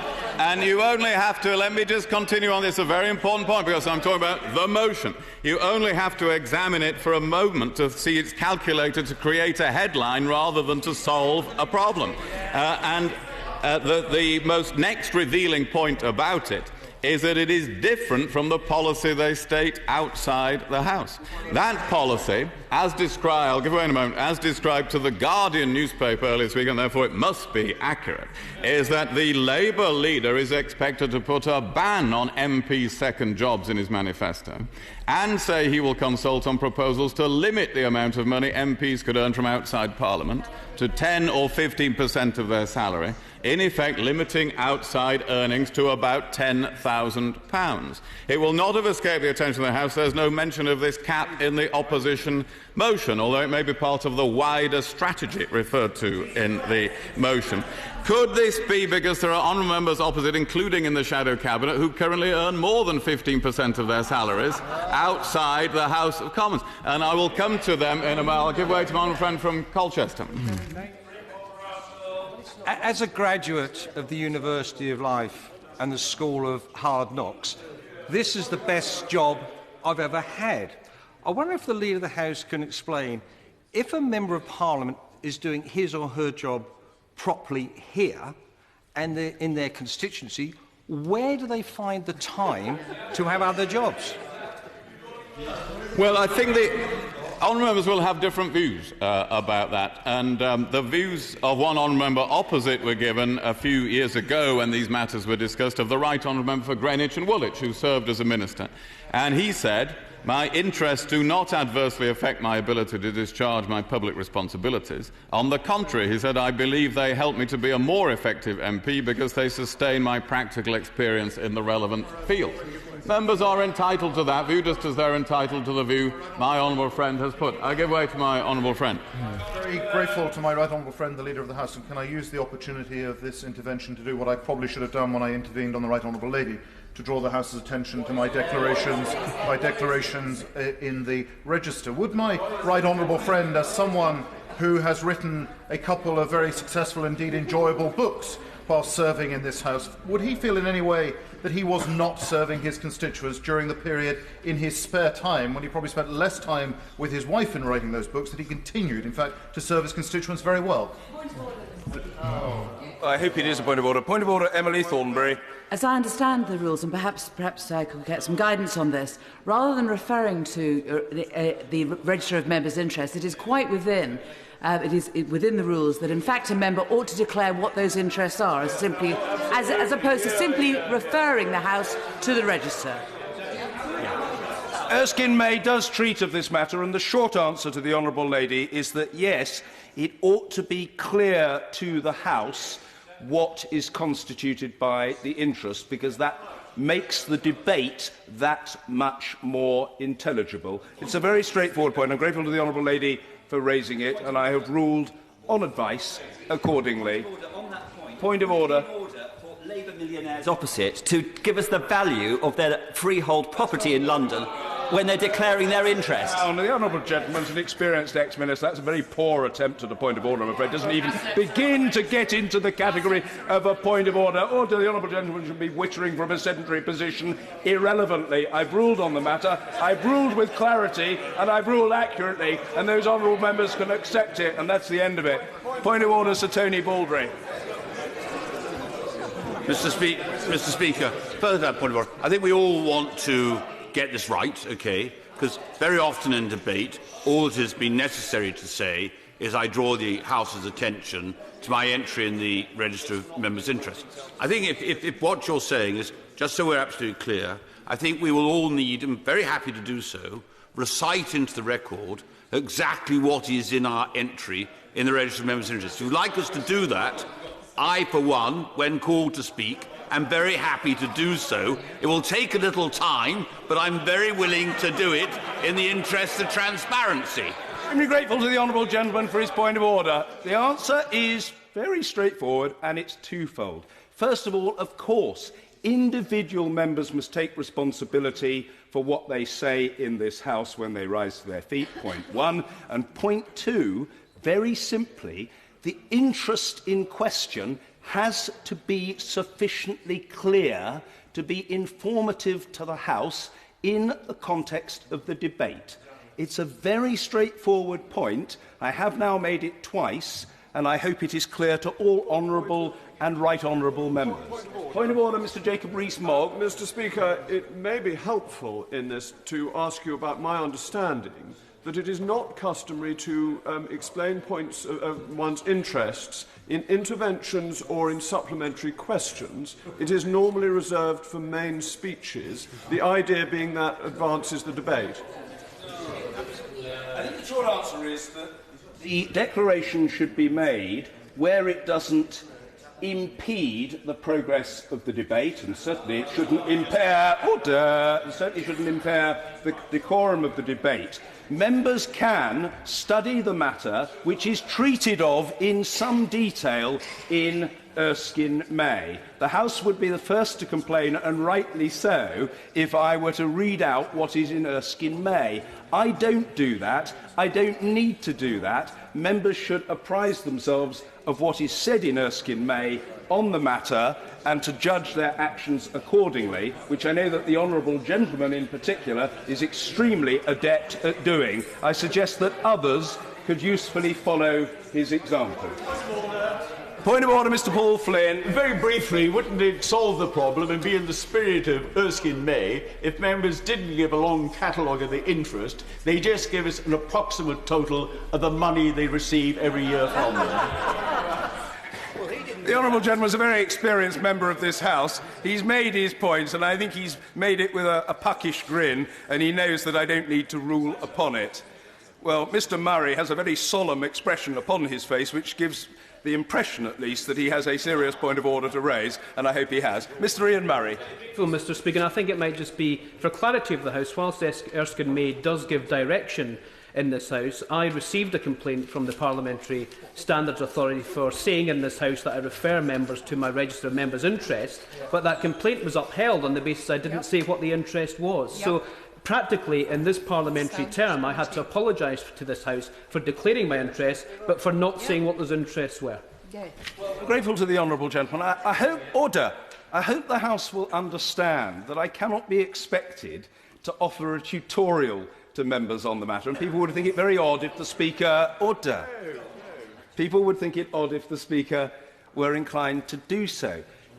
If members want my advice from the Chair, I don't think the Leader of the House is in need of my advice on this matter, but if members of the House want my advice and they're uncertain, I would say that it is probably better for them to err on the side of caution, and to reveal more rather than less is a very safe course of action. I think that treats of the gravamen of the point of order raised by the honourable gentleman, the member for Banbury. I have sought to help the House, but I think I can best help the House now if I enable the Leader of the House to continue with his oration. Well, very briefly, Mr Burns. Mr Speaker, having known you for more than 20 years, I would not wish to find myself in a position of having to rise to my feet to apologise to you and the House. So can I say that in the Register of Members' Interests, I work 9 hours a month for a construction and civil engineering company that I worked for prior to coming to this House, and for the avoidance of doubt, that company does something that the members opposite on the front bench are doing now. It does dig holes. Can I just say to the honourable gentleman, he has no need to apologise to me, and I want, genuinely, come on, let's try to preserve some decency of spirit in these matters. I say genuinely to the honourable gentleman that he sought advice on this matter, and he has tried to do the right thing. And what he has just said is the right thing, and I thank him for it. The Leader of the House, Mr William Hague. Thank you, Mr Speaker. And if I don't get on with this speech, no one will be declaring any interest, because time will run out for the debate. But when the point of order started, my honourable friend from Bournemouth was being very kind about the books that I wrote, and that does take me to the point I was going to make, which I have let his office know I would be making. The Right Honourable Member for Stoke-on-Trent Central, in the Shadow Education Secretary, according to the Register, earns substantial sums from articles, lecturing and book fees, and these are very good books, on which I congratulate him. Does the Labour Party propose to apply this cap to earnings from books? Is that clear? There doesn't seem to be any certain, because let me explain the import of this. The only way to ensure sales from such a book remained under their cap would be to write an unsuccessful book, of which there are also examples on the benches opposite. So, by what logic, according to them, is it acceptable for a member to write an unsuccessful book, but not a successful one? By what logic is it okay to write an unsuccessful book but not engage in some other activity no more threatening to the public interest than an unsuccessful book? I give way to the honourable lady. I thank the right honourable gentleman, and it was a good joke. But can I bring him back to the words in the motion itself? And surely the point is this: whatever debate there may be about whatever may or may not be the policy of the next Labour government, we ought to be looking today at what's in the motion. And the motion is narrowly about paid directorships or consultancies. Does he not agree with this? If this motion was passed, we would not have had the enormous embarrassment of what has happened in the last few days. Absolutely. And surely, on the most minimal change to the status quo, this is a first step. Why are the benches opposite against it? Well, I'm discussing the motion, Mr. Speaker, and what it means or doesn't mean. And it's very difficult to speculate about what would happen or not happen in the future if we pass a motion, the meaning of which is not clear. And in any case, the burden of the motion is one with which we disagree on this side of the House. And it was not a joke about books I was making, through a bit of humour, admittedly, a serious point. The opposition don't know how they would apply a cap to somebody who writes a book, including in their shadow cabinet, or to a farm. One of my honourable friends mentioned a farm. A distinguished Labour Prime Minister, Lord Callaghan, owned a farm. How is someone with a farm, let me make the farm point, meant to restrict their income to a fixed percentage of their salary? Would Lord Callaghan have had to resign from the House every time there was a good harvest and then try to return to it when the crops failed? Is that the... I give way to the honourable member from the front bench. Is the Leader of the House not aware that this precise system, actually more rigorous, is already applied in Washington, the home of free enterprise? Well, I'm also aware we make our own rules in the United Kingdom. They are no longer our colony, and we are not theirs. And we are entitled to make their own rules. Now, this has all been on the main burden of the argument. And of course, I'll give way again in a moment, but in the interest of the whole House, I have to make some progress. The issue was considered in full by an independent and expert body, the Committee on Standards in Public Life.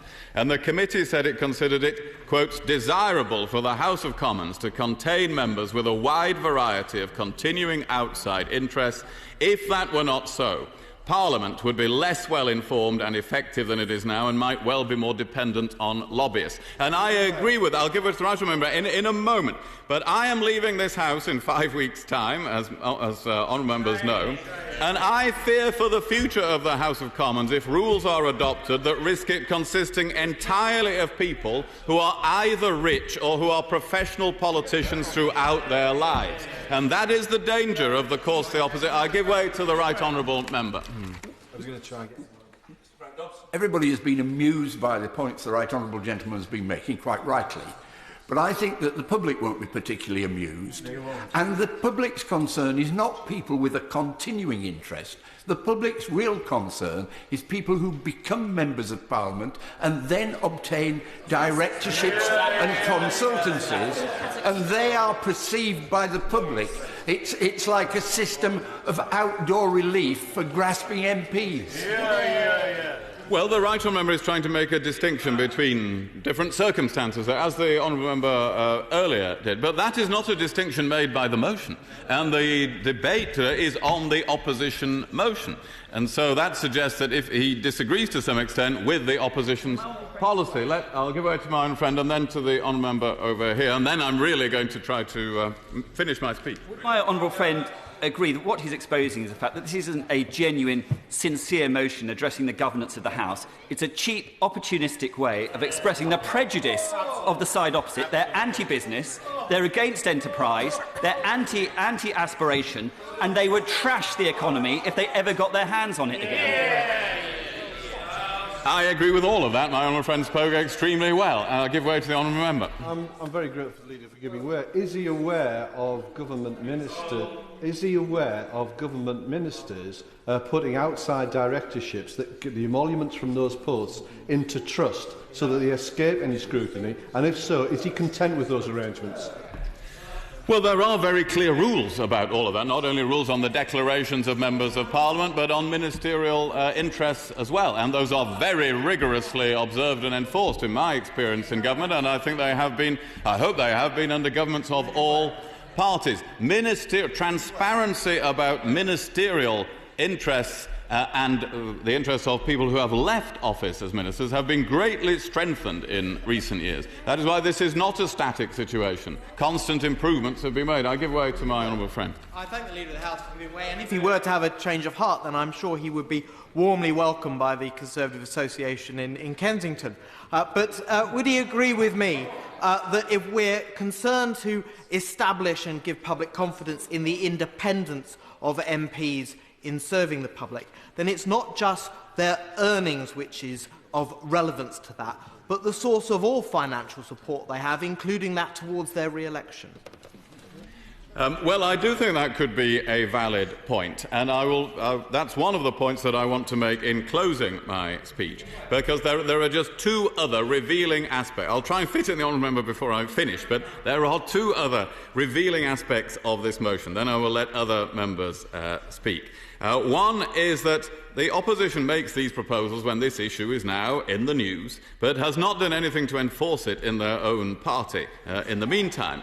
Labour members, and I make no criticism of them for this, are directors of building supply companies, directors of investment companies, non-executive directors of mining companies and breweries, and are paid as everything from expert advisors to executive mentors, no less. And it must be nice to be an executive mentor. Does an executive mentor fall within the definition of a director or... Well, the honourable lady could clarify that. I thank the right honourable friend, my right honourable friend, I think, for giving way. Just to make it clear again, the Parliamentary Labour Party will change its rules and its standing orders. So from the start of the next Parliament, no Labour MP will have remunerated directorships or consultancies. And all of our candidates and all of our existing members of Parliament will have to change their arrangements in order to comply with this change of rules. Will he now commit that his party will do the same? Well, it's very clear from my speech that no, Mr. Speaker, because I've made the point that the Committee on Standards in Public Life made, and the honourable lady has said what the Labour Party will do in the next Parliament, but I hope she will also admit that the points I have been making about how to define these responsibilities will be points she will have to deal with, and are not dealt with at the moment. There is no clear answer from the opposition, even about what their policy is. And the fourth revealing thing about the Labour motion, this brings me to the comment made by my honourable friend from Chippenham. Well, I'll give way two last time. I promised to the honourable member and then also to one of my honourable friends over there. I'm very grateful to the leader for giving way. He's been very generous. It makes a point which he thought was funny. The electorate wouldn't think it was funny, frankly, about the former Prime Minister, Jim Callaghan. But my honourable friend's point, the member for Middlesbrough, made it clear that ministers, and the former Prime Minister would of course have been a minister, would have had to put a directorship into a trust while serving as a minister. So his point wasn't funny and actually wasn't correct, was it? Yes, it was correct. It's not for me to say whether it was funny or not, but my others will be the judge of that. But I was making a point about the opposition motion, because if an opposition motion is so easy to make fun of, then it may not have much chance of being a serious policy. And the opposition, the public would not find it funny if we adopted rules that could not be enforced, that were confusing, or that damaged the future of Parliament. And that is a central point. Let me give way to my own friend from Esher, and then that will have to be the last intervention. My right honourable member friend for giving way and refer to my declaration on the Register of Members members' interests, which all relate to writing columns for newspapers and suing one. On the issue of the definition of consultancies, is it his view that that would include drawing a six-figure salary for being a BBC guest presenter, which would firstly relate to public money and secondly hardly draw in outside experience from beyond the Westminster bubble?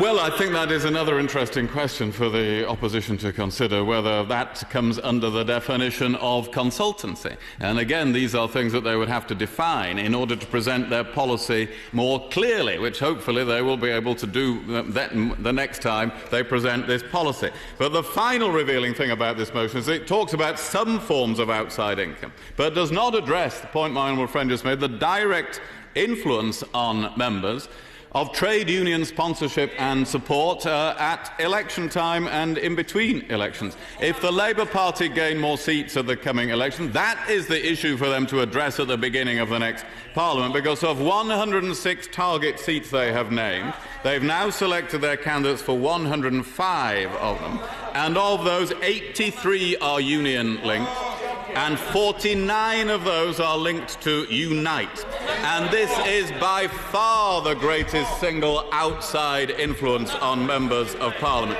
securing their selection as candidates, supporting their election as MPs, paying for their election, dictating the policies of their party, yet they are breathtakingly silent on that issue.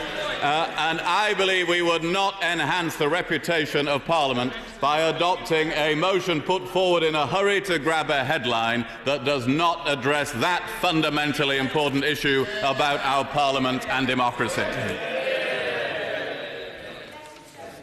Order. The original question was as on the order paper, since when an amendment has been proposed as on the order paper. The question is that the original words stand part of the question. Order. A significant number of members are seeking to catch my eye. As always, I want to try to accommodate colleagues, and therefore there will have, I'm afraid, to be a 5-minute limit on... Order. Backbench speeches. That's not really fair. I've got to give at least 5 minutes to make my speech, you know.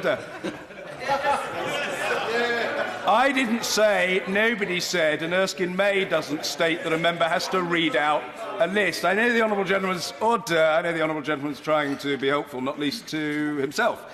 But I didn't say that. What I said was that an interest needs to be clear to the House.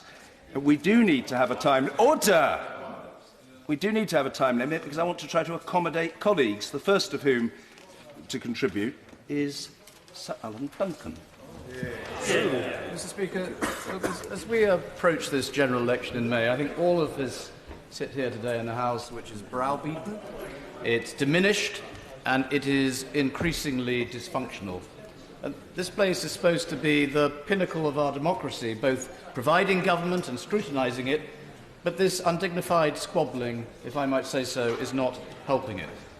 What sort of Parliament we have and what sort of Parliament we will end up having in a few years' time will determine whether or not politicians will be able to meet the challenges of big government in a dangerous world and serve the long-term interests of the people who elect us, or whether through the diminution of our political wisdom and conduct all we do is oversee our country's perpetual decline.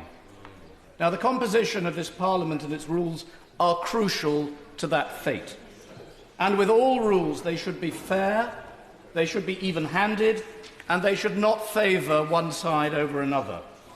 So instead of sinking ever more deeply into rather petty recrimination, what we should really be asking today is what we think Parliament should be. The politics is about interests. It is about competing opinions and differing views. It's about civilised discourse and making laws with the consent of the people. And if you try to sanitise all politics by removing all identifiable interests, all you do is destroy real politics, and you reduce members of Parliament to the point where they become vacuous functionaries.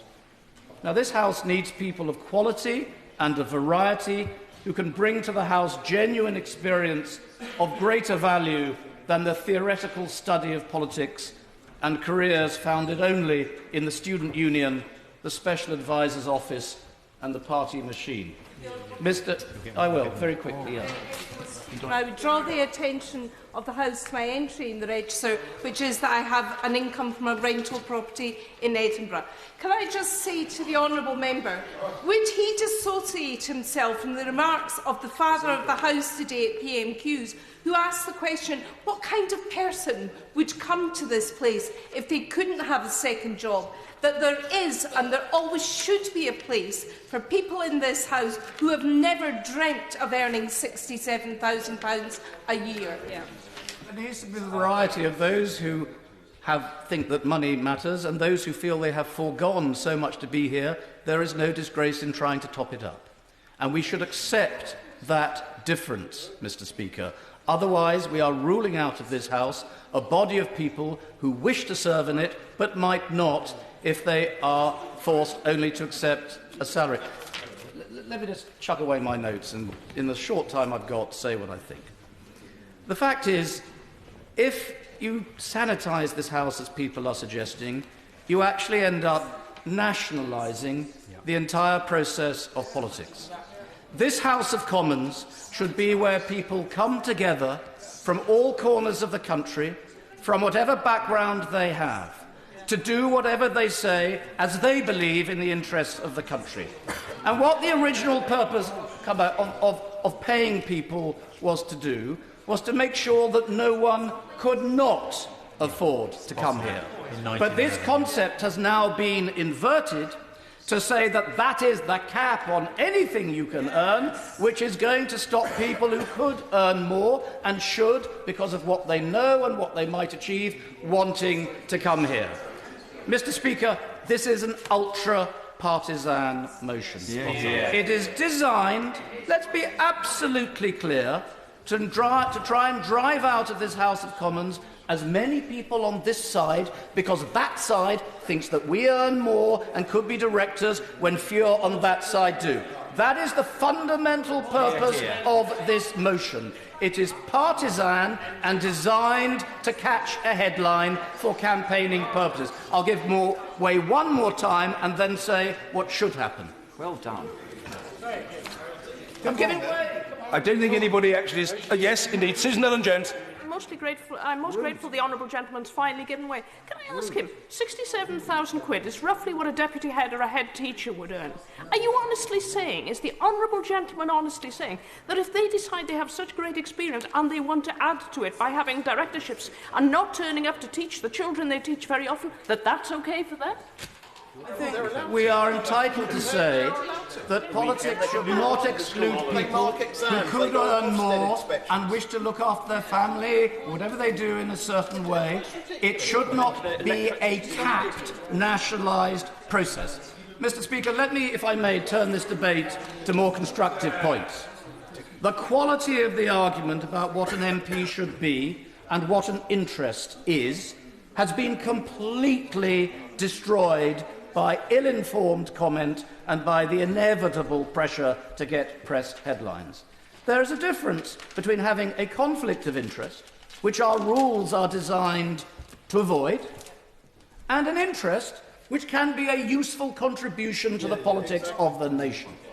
We're in danger of becoming a low-achieving, sparring, sort of shallow chamber where there is insufficient experience to address the big issues of the day.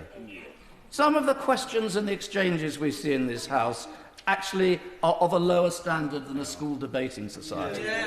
The Nolan Principles, and I urge everyone in this House to go back to the Nolan Principles of 1995, the first committee report of the Committee of Standards in Public Life, very clearly explained what an interest is, what the House of Commons should be, why outside interests are a good thing, and quite how there are differing careers and patterns of life in this House. Some people come in and just want to be a minister. And sadly, more and more often now, as soon as they're a minister and they've done it, they push off because they can't bear to stay here any longer. And they are lost to our deliberations. Some people, and it is better if we had more of them, come here with really good experience, can add to our debate. They don't want to be a minister.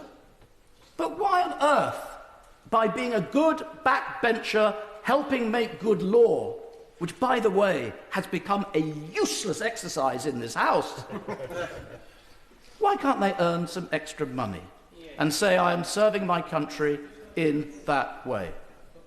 Mr. Speaker, the concept of the full-time, no-little career politician does not serve the interests of this country. We should accept that a political career can be in government, out of government, opposition, front bench, back bench. It can change, and it can change over time. That is what we want. We risk creating a parliament which people will wish they have never had. Yes. We're halfway to that already, and if we do not arrest the decline of this House, it is the people who are going to suffer, and if they clamour for what the opposition are asking for, they and all of the country will regret it. You just don't get it after the great screaming nightmare of the expenses scandal, where our reputation was ruined in this country, sometimes unjustly. We got to try to win back that. I have suggested in books, including one in '97, that the best way to do this is to win the respect of the country, is to accept that 67,000 is a full-time wage for which we have to do a full-time job. I've just looked at one of the gentlemen who spoke early on. He's earning 200,000. He hasn't said so. The last speaker didn't say how much he's earning. We want transparency in this debate. How can you give 100% of your effort? Yes, I give away the honourable gentleman. Would it not be suggest if somebody wants to do a part-time job, half a job, that they give half of the salary back? Entirely reasonable. There are mechanisms available, and I do commend them to you, and I did recommend this in '97, that we... all right, I'll give away. As this is an example of the low-level sparring from which we suffer, is that the reason I did not declare an interest is because I have not got any.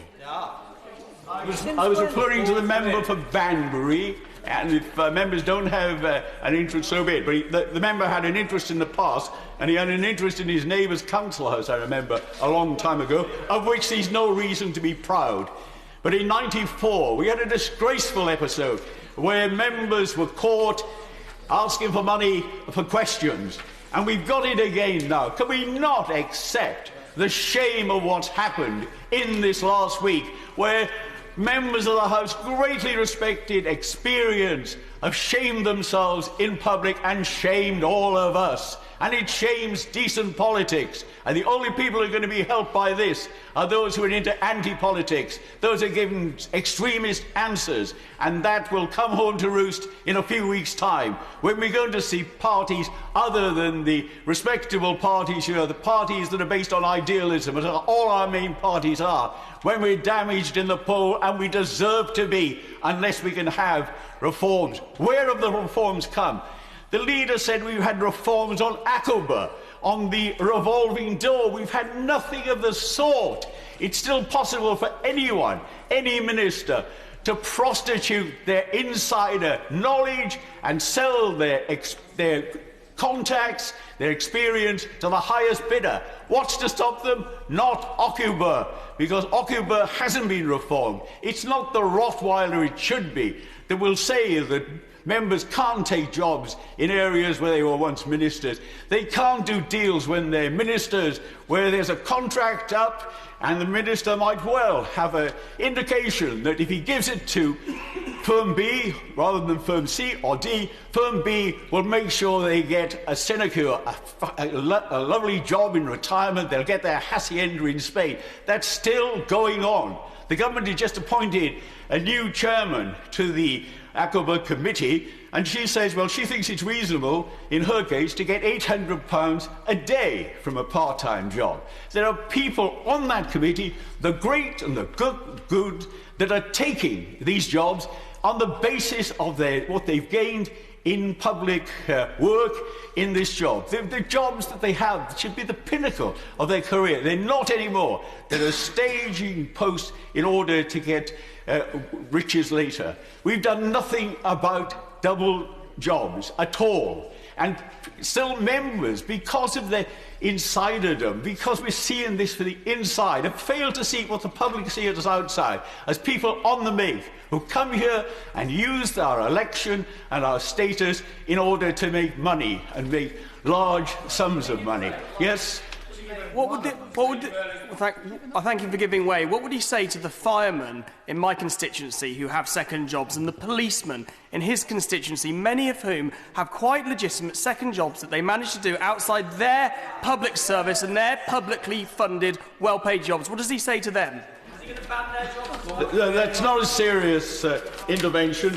But let's hear what the promise of the Prime Minister was on the 8th of February 2010. He said, we can't go on like this. I believe, this is the Prime Minister speaking, it's time we shone the light of transparency on lobbying in our country and force our politics to come clean about who is buying power and influence. They're still buying power and influence. The pathetic lobbying bill affected not just 1% of the corporate lobbyists. It made a bit of a nuisance to charities, but they haven't had control of lobbyists. On honours, what have we done on honours? We've done more to degrade honours than King Charles I and Lloyd George. This Prime Minister set up a special committee to give honours, 21 of them every year, to MPs. It's never been done before. And most of them are failed MPs, or MPs who've been disappointed because they've been sacked. So you further degrade the honours system. So we haven't made any of the great reforms that we should have made, and we promised in order to win back the trust and confidence of the country that was lost with the terrible scandal of what happened in 2009. Can I just mention one point finally, and that's a point that we make when we start our business every day where it's not published. And let's think what these words mean. When we say our prayers, and we say that may they never lead the nation wrongly. That's us. Never lead the nation wrongly through love of power, desire to please, or unworthy ideals. There's plenty of those around. But laying aside all interests and prejudices, keep in mind their responsibilities to improve the condition of all mankind. What we've seen is a Parliament in which many people have prostituted their high office, the great privilege of being here for their own private greed. It's got to stop. Sir Tony Baldry. Very grateful to Mr. Speaker for calling me to speak in this debate in what, according to the House of Commons Library, will be my 650th contribution to proceedings during the course of this Parliament, and puts me well in the top % of all members of Parliament's contributions, including those of ministers. I refer to my entry in the Register of Members' Interests, which will be found on page 11 of the Register. I'm a practising barrister. I'm a director of 2 public companies. I'm a director of 3 private companies and a partner in a film partnership. The resolution tabled by the Leader of the Opposition and others does not seek to ban members of Parliament from pursuing outside interests as such. The motion before the House, tabled by the Opposition, is simply to ban certain types of outside interests. And may I suggest there's absolutely no logic, either practical or in terms of public policy, in what the Opposition are suggesting. The motion simply seeks solely to ban members of Parliament from being paid company directors or consultants. I'm somewhat at a loss as to why the Opposition it's appropriate to ban a member of Parliament from being a director of a limited company, but if that is what they feel, why then would they consider it appropriate for a member of Parliament to be a partner in a limited liability partnership? Why should I be banned from being a company director but allowed to continue to be a partner? Under the terms of this motion, it would be acceptable for a Member of Parliament to have an outside interest of a farmer, providing that interest was expressed by way of being a partner in a farm partnership. But the same Member of Parliament would be unable to pursue effectively the same activity if, instead of being a partner in a farm partnership, he were a director in a limited liability company undertaking exactly the same commercial activity. Under the terms of this motion, it would be possible for members of Parliament to have any second interest if they were self-employed interests. It would be possible for members of Parliament to continue to be authors, journalists, television commentators, stockbrokers, providing the stockbroking was done by way of a partnership. The provision of this motion, simply to seek to ban members of Parliament from being company directors, is, I suggest, somewhat capricious and owes little, if anything, in logic, and I am afraid simply reflects the desire of the Leader of the Opposition to jump on any passing bandwagon. Now, it seems to me that there is a wholly credible intellectual case for saying that members of Parliament can hold no outside interests whatsoever, and there is a wholly credible intellectual case for saying that members of Parliament can hold outside interests subject to rules on transparency and accountability. But what holds no intellectual credibility is to seek to have a policy which bans certain types of outside interests by members of Parliament and allows others. Moreover, with respect, it is no good people, including many editors and journalists, complaining on the one hand that the House of Commons is, from their perspective, increasingly being occupied only by career politicians who have done nothing else, and then almost in the next breath advocate the removal from the House of Commons of those of us who do bring other experience to this House. And as the House will recall, the Committee on Standards and Public Life, the last time that they considered this matter, concluded it was beneficial to Parliament that members of Parliament were able to have outside interests. As I've said, as the Register of Members' Interests shows, I'm a practising barrister, arbitrator and mediator, and I'm also a director of a number of companies, public and private. Now, under the provisions of this motion, if I were standing at the next general election, it would be permissible for me to continue to practice at the bar and to practice as a mediator and arbitrator.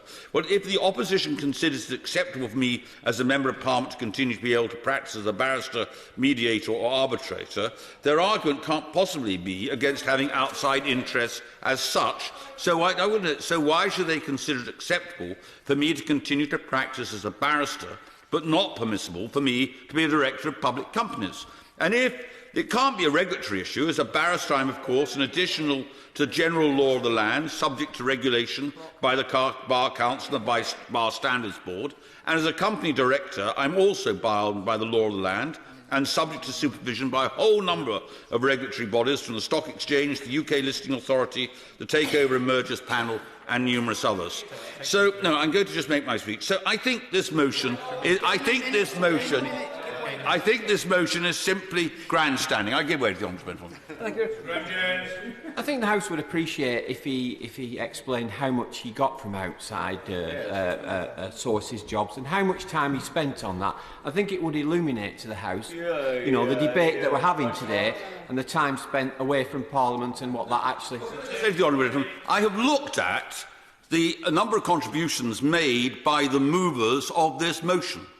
Some of them, the deputy leader of the Labour Party is down somewhere in the 100s, as is the right honourable gentleman who's going to wind up for the opposition, whereas I've contributed 650 times in this House.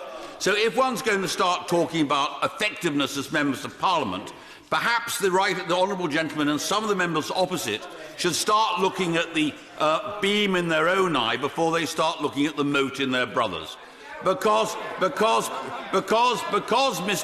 Speaker, it is for electors, I would suggest, to judge the effectiveness of members in this House. I've always declared my outside interest fully. Indeed, in the last election address, I actually put on my election address that I would continue to pursue outside interest, and I'm very proud that I have been returned as Member of Parliament for North Oxfordshire on 7 occasions. On the last occasion, my majority was 18,000, and I think the people of North Oxfordshire repose their trust in me, knowing fully from the day I was first selected that I was a practising barrister and company director, and I've been proud to pursue those professions and occupations whilst a member of this House. Mr. Pete Wishart. Thank you very much, Mr. Speaker. And can I refer to my entry in the Register of Members' Interests, which you will know is royalties received on my recorded works which I recorded prior to becoming a member of this House, in which I worked 0 hours.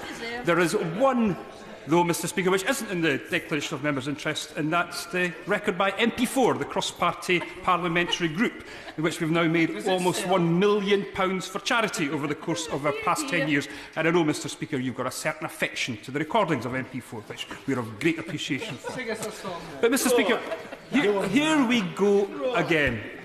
Just when you think that the Westminster establishment couldn't be held in any lower esteem by the members of the public, something comes along to disabuse you of that notion. And it's just also familiar. A sting operation by the media, using a fake company involving some of our senior members of Parliament, with the lure of access and, of course, underpinning it all, the possibility of cash in the hands of those right honourable members. Of course I'll give way to my honourable friend. Not find it strange that he talks about the lure of cash, but it seems very strange to me that it seems to be so simple to entrap people in this place with the lure of cash, that they don't even make simple steps to find out if these people are actually genuine. Well, that's a very good point from my honourable friend, because the right honourable member, the member for Blackburn, actually made that same observation 4 years ago in an almost identical sting that was done prior to the last election, when it was then Labour cabinet members that were caught up in that particular affair, and rotten that one was too. So, but once again, the public just observe this House with something approaching bemused bewilderment, concluding that this Westminster Parliament exists as little more than a self-serving institution for its overpaid members. Mr Speaker, this Parliament has never been held in such contempt. Never has there been such a profound alienation between those that are governed and those that occupy the corridors of power as we have just now. There is a massive disconnect just now between this House and the people of Britain, and all that this is happening in the course of the past week is to make that disconnect even wider. And people will be observing the comments from the honourable and right honourable members from across there, the Conservative members, with something approaching disbelief. And we're seeing it reflected in how the public respond to this House. Of course we are. The two major establishment parties can barely get above 60% in the polls. The public are not prepared to accept this anymore. Yes, I'll give way to the Honourable Gentleman. Perhaps you could tell the House how many MSPs, SNP MSPs are standing for this place at the next election, and do they all intend to stand down as MSPs, or will they be dual-hatted? Well, the one I know is one, and yes, he will, to the Honourable Gentleman. And so what we're seeing is 60% is all this House is able to secure in terms of popular support. And that would suggest to me that the people from these islands are looking for something different. They are sick and tired of the antics of this particular House, and it's reflected in how they're responding to the Westminster establishment parties and the way that they do their business. And they're sick and tired of the self-justification that we've heard in the course of the Can't Give Away Anymore. They're sick and tired of the justification that they've heard in the cast, the special pleading, the bleating, the fact somehow that this House is enriched because the honourable members and right honourable members from the other side can make some extra money, that this House is enriched because they bring this outside experience here, that we can't live on £67,000 per year. Tell that to our constituents. That is treble the national average when it comes to wages. Our constituents are currently suffering through austerity, through a diminution of their annual income, and they are experiencing real poverty and real difficulty just now. But yet this House tells them that honourable members and right honourable members can't get by on £67,000 per year.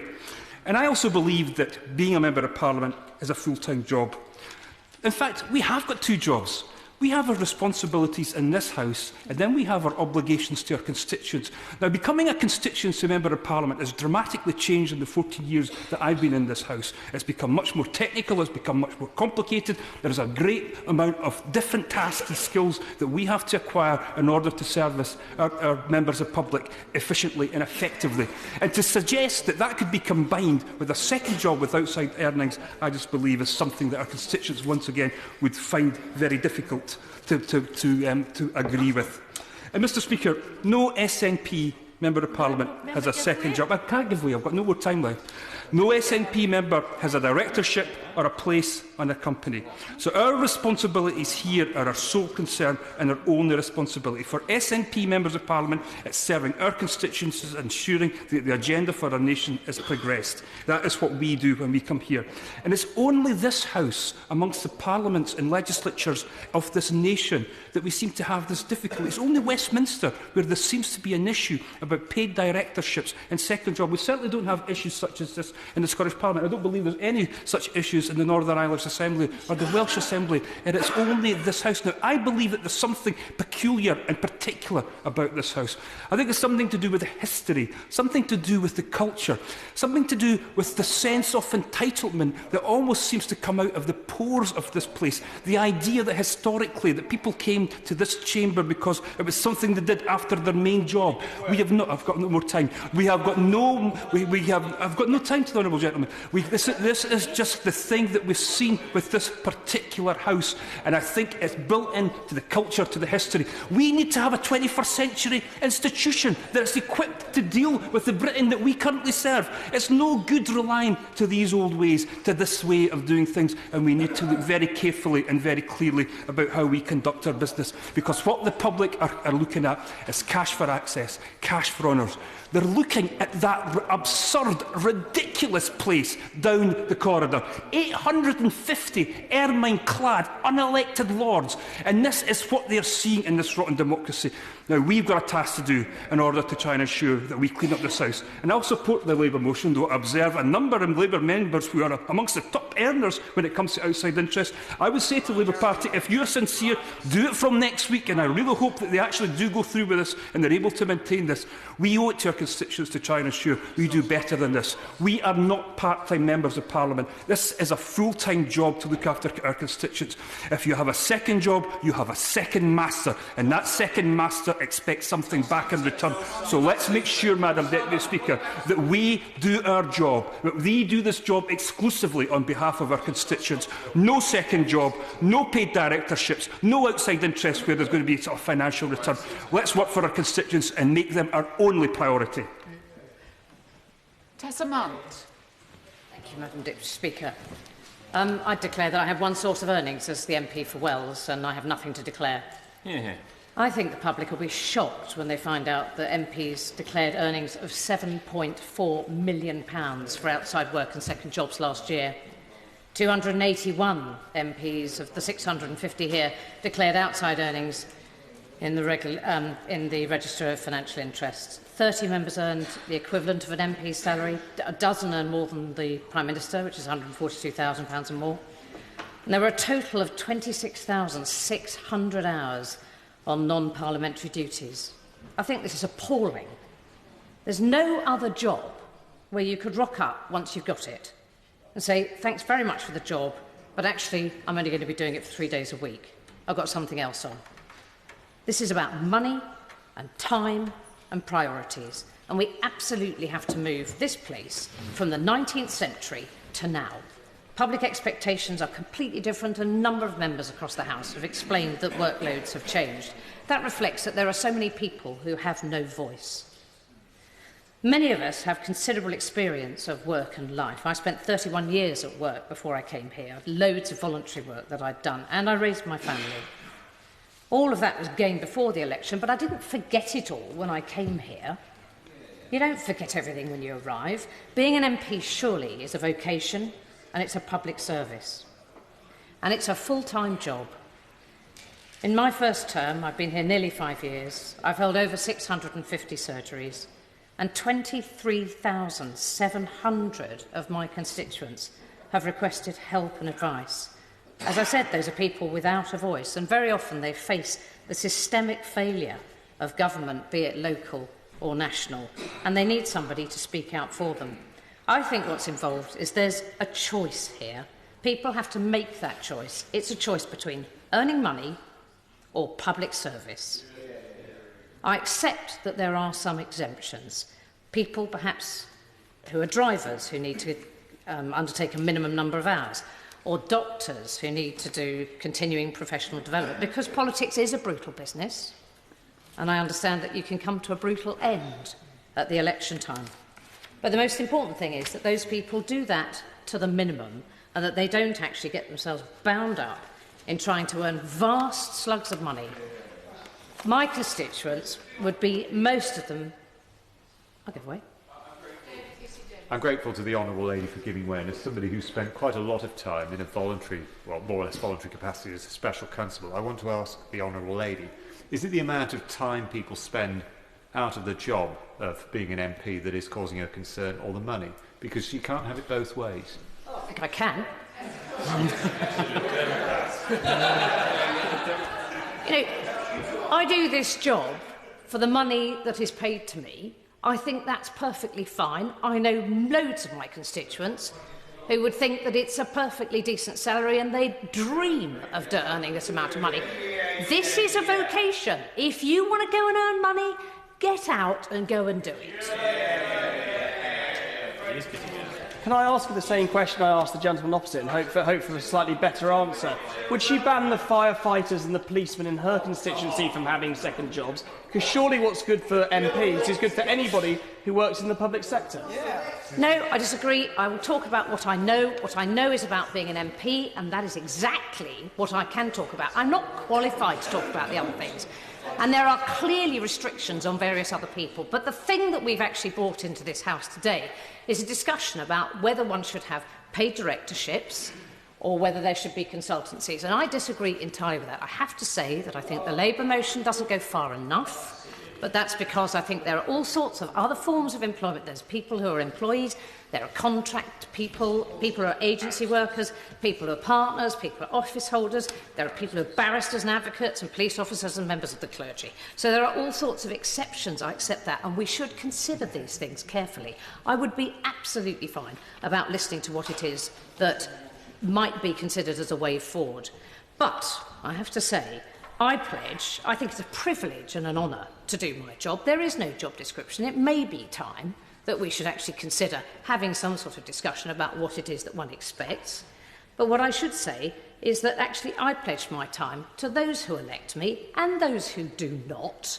And this will be my one and only job. I'm standing for election. I hope people will understand that I'm... I thank her for giving way, and she's making a very interesting argument. I just wondered, if I followed the principle to its logical conclusion, it would lead to the ban on Lib Dem MPs taking jobs as government ministers in coalition or otherwise. Utterly ludicrous. Utterly ludicrous. I would have gone, as the honourable gentleman probably knows, I was, for 3 years, I was the PPS to the Business Secretary. That is a promotion. That is something within my job. That is something I did within the hours between Monday, when I arrived here, and a Thursday, when I went back to my constituency. As it happens, I don't know how many, my staff worked out that I probably do something in excess of 100 hours a week, most weeks. But it is a vocation. I'm not complaining about that. That is the way that it is, and that is the way I choose. But actually, to gain promotion in government is absolutely fine. What I would say is you do not need to keep a job outside of this place in order to enhance your expertise within this place. I think it's completely unreasonable that people should have such vast earnings and should spend such a vast amount of time. And I have to say, you know, that is not the way I see the thing. I recognise I might have a slightly extreme view on this. I don't care. It's what I believe. Thank you. Liz McGuinness. Thank you, Madam Deputy Speaker. I speak as a new Member of Parliament, as a proud trade unionist, and the sort of person who went to a school that didn't have a debating society, so I've no idea what standard of debate is compared to the honourable member over there's debating society at school, whatever school it was he went to. Now, one thing that has surprised me since I became an MP is the number of people who, back home, who have said to me, "Are you still working in the NHS?" I used to work as a healthcare scientist in the NHS before I was elected. And there's a real perception out there that being an MP isn't a full-time job. That's why people are asking me this question. And I believe that the practice amongst some MPs of taking paid directorships and consultants' roles exacerbates this belief that being an MP is something that you can just do in your spare time when you're not flitting around doing your other well-paid part-time jobs. And of course, I am not still working in the NHS. there's absolutely no way that I'd be able to hold down a responsible job where people's lives and health depended upon what I did. I couldn't do that and also fulfil the responsibilities of this new role as an MP. And to be perfectly honest, I don't understand how anyone finds the time to do anything outside of their role as an MP. Although I'm prepared to accept that that may reflect the fact that I'm new, I've got a lot to learn, and also we've got a general election looming. People in my constituency are quite frankly baffled by recent assertions that £67,000 a year isn't enough for an MP to live on.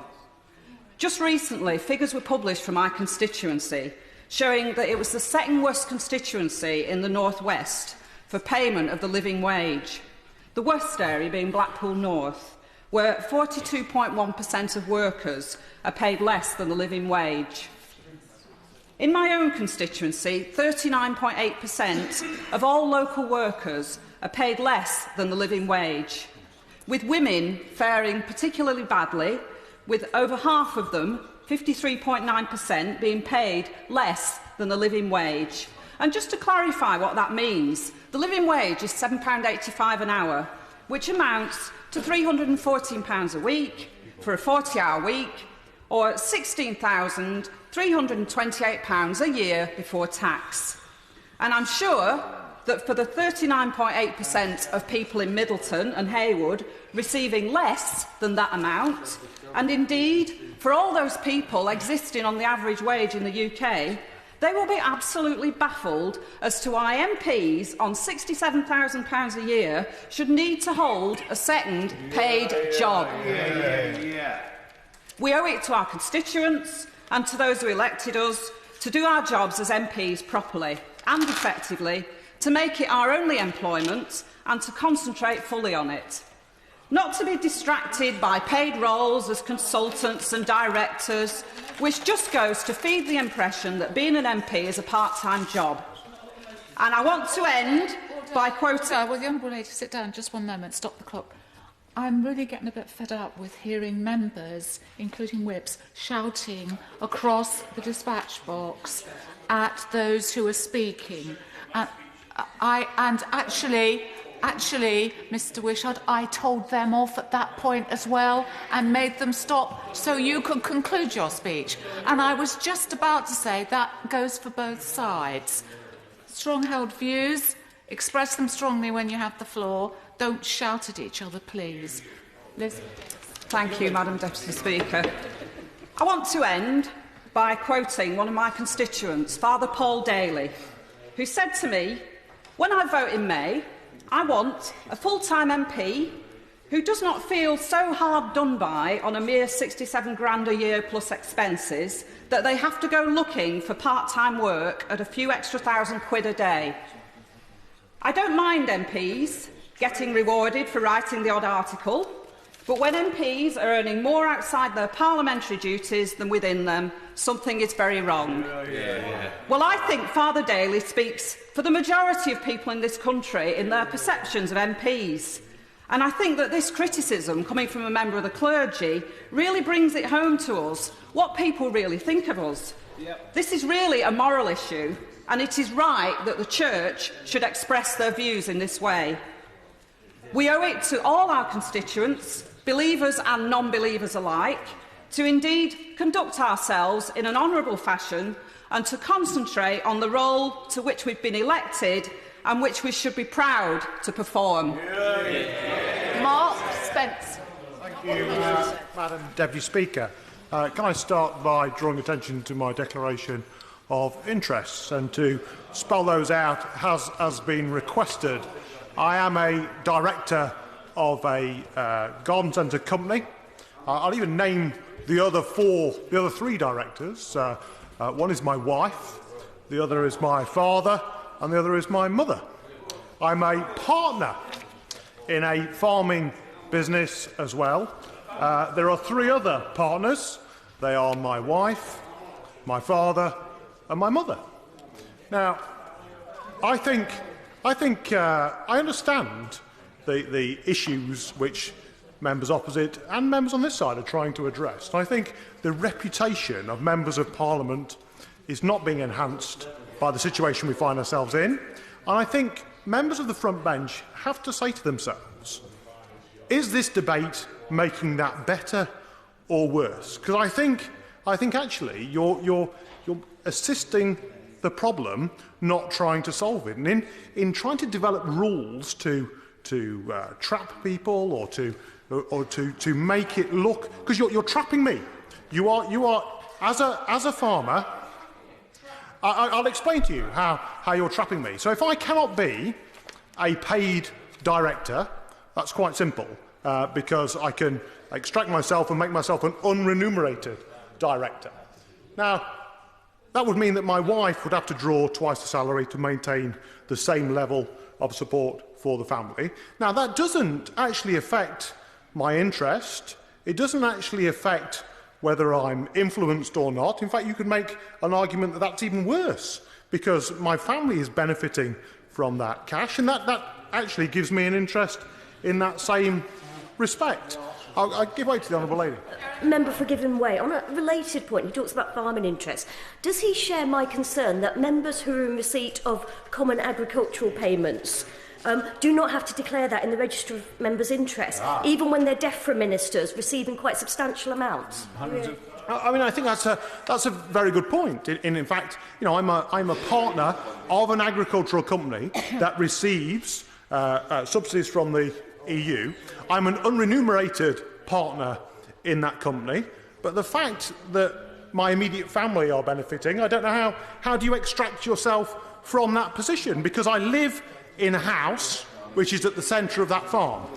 Now, there is only one electricity meter to that property. So the farming business pays that electricity bill, which is, in effect is paying the electricity bill of the house which I live in. Now, I cannot extract myself from that position unless I move house. Now, that's a house actually which I've never lived anywhere else.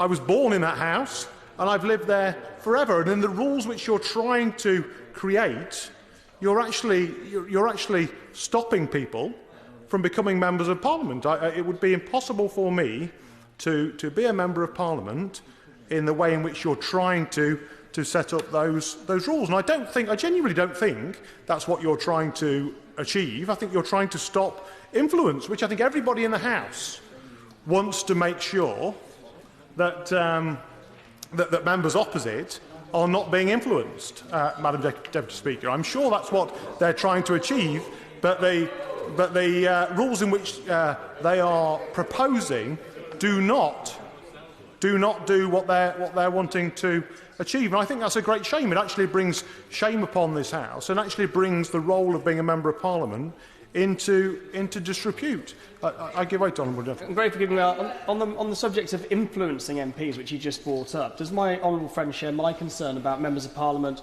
who are member of trade unions and don't declare that interest, such as the member for Stretford and Urmston who had to apologise to this House for tabling amendments to the legal aid bill written for her by the GMB union, which she was a member of? I think that's a really legitimate point, and it brings me to my final point, really, in that I think the best way to solve this, frankly, in my personal opinion, I genuinely think members of Parliament should be allowed to do whatever they want to do, in whatever role they want to do, and earn whatever money they want to earn elsewhere, but that should be wholly in the public domain, and the constituents of that Member of Parliament would be able to take a judgment as to whether they thought that that was the right thing to do or the wrong thing to do. And I think that's the only clear way to solve this issue without trying to draw up rules which frankly, there'll always be loopholes when you draw those rules, and people of unscrupulous motives would be able to get around. And people who were genuinely innocent in trying to do a good job as a Member of Parliament would be trapped in. And I think that would be a great shame, not only for this House, but for those members who genuinely became a Member of Parliament to try and improve their own community, to assist the area in which they live, and which actually, like myself, I had no ambition to become a Member of Parliament until very late in life. I'd done another career, and I sort of stumbled into this by working in the community and being pushed forward for the things in which I was doing in benefiting that community. And I think this House benefits a great deal from people who have worked elsewhere, have gained experience, and have come here to assist this place in making good, logical decisions from that experience. That's all I wanted to say. Thank you. Ian Murray. Deputy Speaker, thank you very much indeed. Can I refer the House to my register of interest? I'm an unremunerated director of a supporters cooperative, and as part of the responsibilities of being a chair of that supporters cooperative, I'm an unremunerated director of Heart and Midlothian Football Club. I'm also a director of my own business that I put into hibernation when I was elected to this House, and the total amount of money I receive for all of those positions is precisely zero. We must, I hope I don't get hit with lightning when I say this, Madam Deputy Speaker, but I actually agree with the member for Perth and North Perthshire.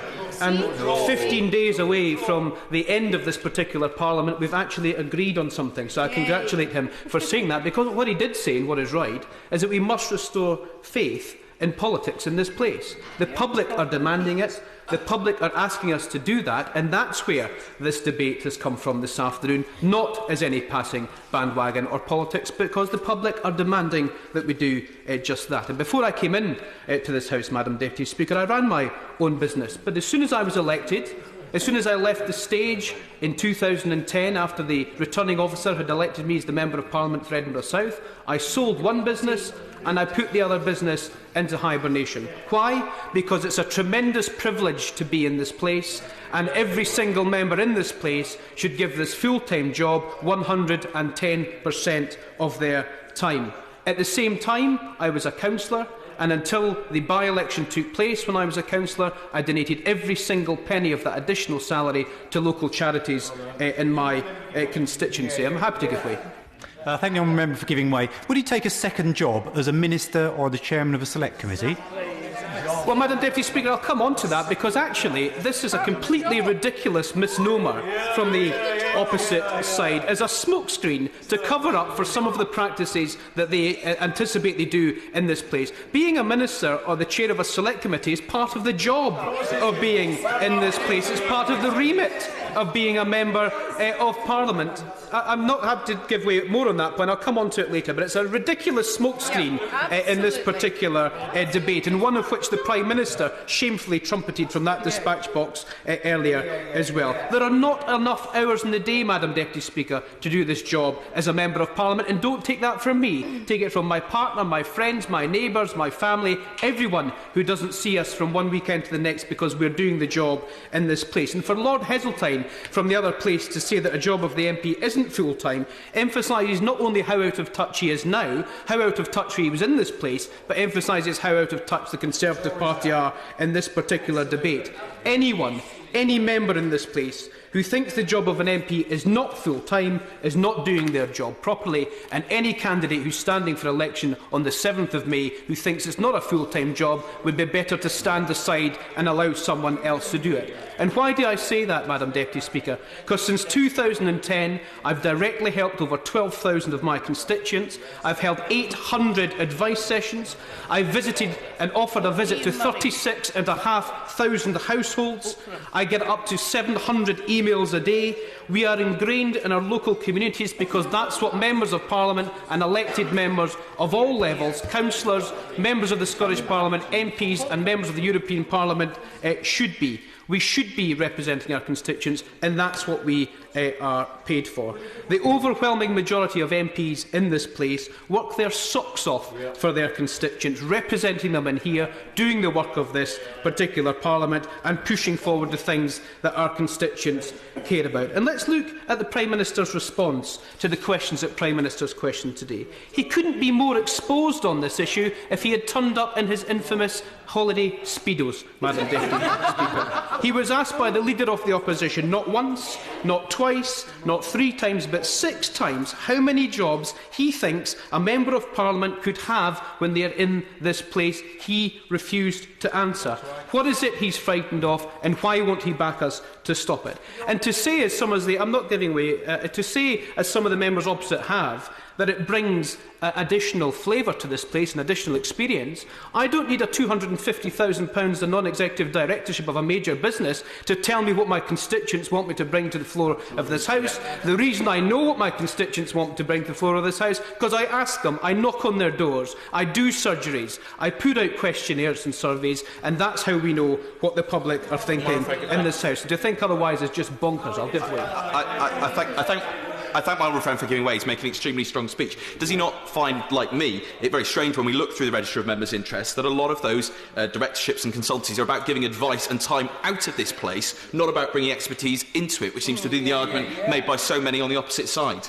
Absolutely, and that's the key point here. We need to get money out of politics, lobbying out of politics, and when we had the opportunity to put through a strong lobbying bill, the raison d'etre of the government was to hit the charities who want to tell us to change public policy, and not the very lobbyists that they have at the heart of Downing Street and at the heart of Number 10. And let me just get on to this issue with regards to shadow ministers and ministers. They are an integral part of being a Member of Parliament.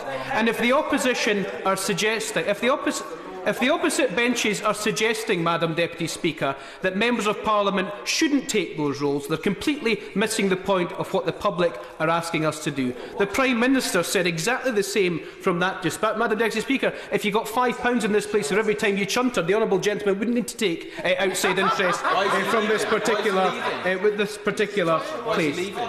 A better view of the world outside would be to listen to what the public are saying to us. We don't need highly paid second or third jobs to tell us that, and that's what the public are telling us to absolutely do. No time to give way, if you don't mind. But let me tell you, Madam Deputy Speaker, who needs second jobs, and who needs third jobs, and who needs fourth jobs? It's the people who've been failed by this government. It's the millions of people on zero-hours contracts that need more than one job. It's the millions of people in part-time work that need full-time work that need more than one job. It's the millions of people on short-hours contracts in this country who've been failed by this government's failed austerity programme and the so-called economic recovery. These are the people that need to go out to earn additional money because they can't make ends meet from the zero-hours contracts, the short-hours contracts and the part-time work that they're currently on, and we should be representing those views in this House. The motion, Madam Deputy Speaker, isn't perfect, but the Leader of the Opposition said quite clearly from that dispatch box this afternoon, let's agree the principle that this is wrong and let's deal with the issues that are in front of us. If we don't, public perception in this place will drop even further, and it'll be a shame to democracy in this United Kingdom. Philip Lee. Thank you, Madam Deputy Speaker. I'm going to try to sort of raise the bar of this debate. At times it's been remarkably undignified in here this afternoon. I think that, and I am the only independently practising doctor in the House, and I thank the Prime Minister for pointing that out earlier at the dispatch box. And so I guess as somebody who has a publicly declared role outside of this chamber, my contribution should have some value. The House should know that when I was selected as a candidate in Bracknell, it was at an open meeting at which anybody on the electoral register could attend. At the said open meeting, I declared I would continue working as a doctor. I subsequently was elected, and the whole electorate knew this. So I don't feel like I'm doing anything that my electorate haven't supported me in doing. But during that election campaign, I made a bit of a mistake. I'm on record as saying that I thought that members of Parliament should get paid significantly more. I said it in good faith, actually, because I thought that this chamber, this mother of all parliaments, the parliament that should lead in this world, not copy other parliaments, by the way, should have the very best people. And it's a statement of fact that the best people tend to get paid a bit more in terms of their, what they've done in life, whether they've been successful or not. Part of it, at least part of it, is to do with how much they're paid. But I made a mistake, actually, and I think after 4.5 years, I'm prepared to accept that in my time here, working on select committees, contributing here in this chamber, some of the very best contributions on both sides of the House have been made by people who continue to have things, do things outside of this House. I think this chamber, some of the best contributions in the most sort of difficult debates come from people who are actually working in the field. And a lot of the contributions, I fear, are pretty substandard because invariably they're scripted by other people, be it the Whip's office or indeed outside lobbying groups. The best contributions are from people who actually truly know. And so I fear that although I can understand the desire on the part of the opposition to try to improve the reputation of this chamber, I don't think this is how you go about doing it. Because actually the fundamental problem, the fundamental challenge that we all face in here is a complete breakdown in trust. In fact, the rise of UKIP is to do with this sense of anti-establishment, anti-politics, this sense that the bigger parties just aren't listening anymore and are populated by people who are in it for themselves. Now, how do you address that trust? And I reflect back to last week when I did about 40 hours. It will be declared accordingly. And I worked as a doctor, and I was working in my constituency, and my patients were coming in, and they were recognising who I was. And it was quite interesting to look in their face, because they immediately, because they knew I was a politician, they didn't want to trust me. And then they realised I was actually their doctor. And so they were conflicted. I then proceeded to treat them and prescribe or whatever, and then they left. And I reflected upon the fact, I said, well, why is it that I'm the same human being? I have the same values and principles when I'm a doctor as when I'm a politician, and yet I'm not trusted. I think it's because my profession, the medical profession, has always valued knowledge, professional behaviour, honour, integrity. General Medical Council, go and read. And the public, the patients, trust us. Because most of the time, not every time, but most of the time, we are trying to do the best for them. Now, how come it isn't the case for politicians? And how do we address that? Sure. Is it not also the case that as a result of this, it makes my honourable friend probably the most qualified person to speak in this House about the National Health Service? Yes, I mean, I would agree, and in particular with regards to... that's rather... not sure about that. In particular with regards to the regional healthcare settlement, of which I've had a lot to say in Thames Valley, the fact that I retain, that I have up-to-date understanding of what is happening in the local healthcare economy makes me a more effective representative for my constituents. And there's the one thing, just as an aside, no one's talked about hours. I can tell you, as a junior doctor, I've done 100 hours weeks. I mean, it's pretty harsh when that happens. So I know what working hard is. I think for most people, 40 hours a week is what they call their full-time job. I suspect most people in this House do more than that on politics. And I know that my family and friends think I've aged quite markedly in the last 4.5 years whilst doing this role. And at no time, the fact that I've done additional work in medical practice, has that impacted at all on my ability to be a politician. In fact, I think it has improved it. And the reason that I think trust matters for all parties, whoever's in charge, is because it's only with trust that we get to govern effectively. And I look at the challenge that we're facing, and I see ageing, I see Britain's role in the world diminishing because we don't know what it should be. And I think to myself, this country needs good government of whatever political persuasion that is trusted. Of course. He's making a very powerful point about the range of experience we need. Isn't the pernicious thing about this motion the fact that it singles out one particular area, which is business experience, which is automatically barred? Yes, I mean, I think to go back to the honourable member is right. To go back to my original comment, the clock hasn't been changed. Going back to my original. To go back to my original comment about pay, the reason I have changed, the What am I to do here? Mr. Lee, you keep going. I think if you have another minute, that will be fair. To go back to my original point about salary, the reason I've changed my mind is because business, the law, trade union experience, I think it is all valuable, actually, in this chamber. And I think, actually, if people are working in those areas, I think they should be paid as well. So, I suppose in closing, my central thrust is that we face massive challenges as a country, massive challenges as a country. And we don't talk about them very often in here. There aren't many debates about access to energy, access to food, ageing, extremism and the like. When we come to deal with those problems properly, we're going to need to be trusted as individuals, otherwise the public are not going to follow us. And I don't think this motion at all addresses that problem. Each one of us has a responsibility to behave honourably and with integrity in all that we do. I always have done since I came to this House and will continue to do so, irrespective of the regulations that are passed either now or in the future.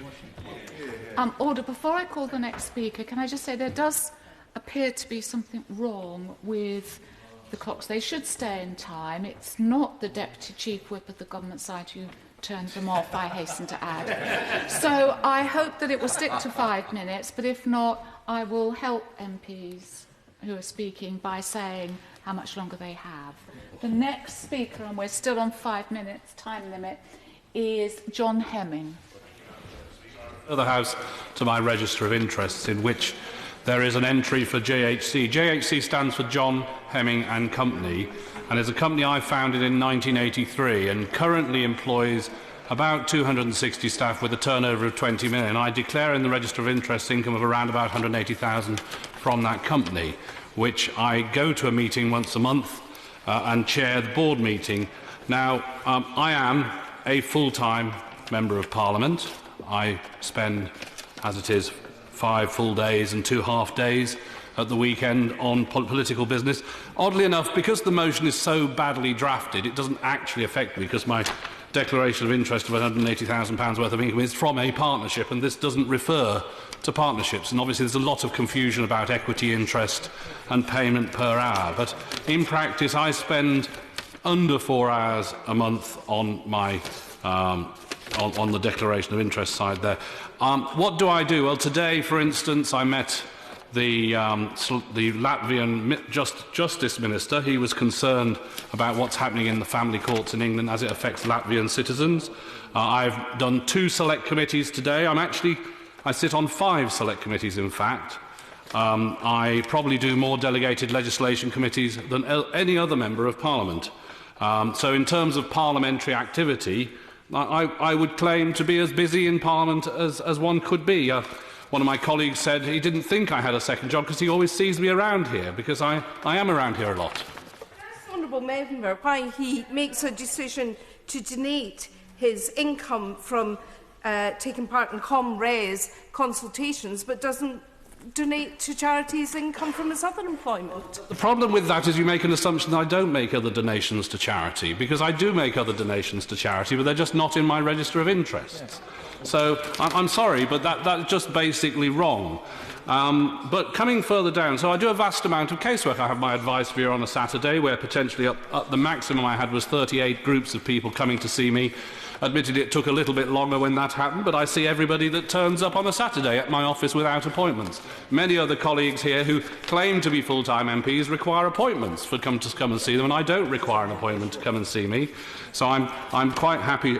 We've done over the time, and actually I've been a full-time politician since 2004 when I was Deputy Leader of Birmingham City Council, and that is a full-time job as well. So from that point of view, the time's going down, that's very helpful. So from a casework point of view, having dealt with about 30,000 cases of varying complexities since then to now, I am a full-time MP. I run campaigns, as is known, about secret imprisonment and term time absence and the prosecution of parents because their children are ill, that sort of thing, and dealing with people who leave this country because they're persecuted by the state. That is part of my job as a full-time MP. I am also a pianist, as is well known. I play the piano at the party conference, and later in March I have a gig in Birmingham for Macmillan Cancer Relief, which is actually sold out in my constituency. This is another, admittedly that will all go to charity, but it's another, as the honourable member over there knows, I do play jazz music in various places for charitable purposes. This year we're not raising money jointly for Macmillan on their Palace of Varieties show, but these things still go on. I have additional business costs because I am an MP, but I ask the simple question, where is the conflict of interest? There is a conflict of interest being a minister, because if you vote against the government, you get fined. You get fined by losing your ministerial salary. That is why the ministers are called the payroll, because they are paid extra money by the government in order to back the government and vote with the government, whether they agree with it or not. So it's very clear with our system of failed separation of powers that there is a conflict of interest for the second job of being a minister. Now, how do my constituents benefit from me?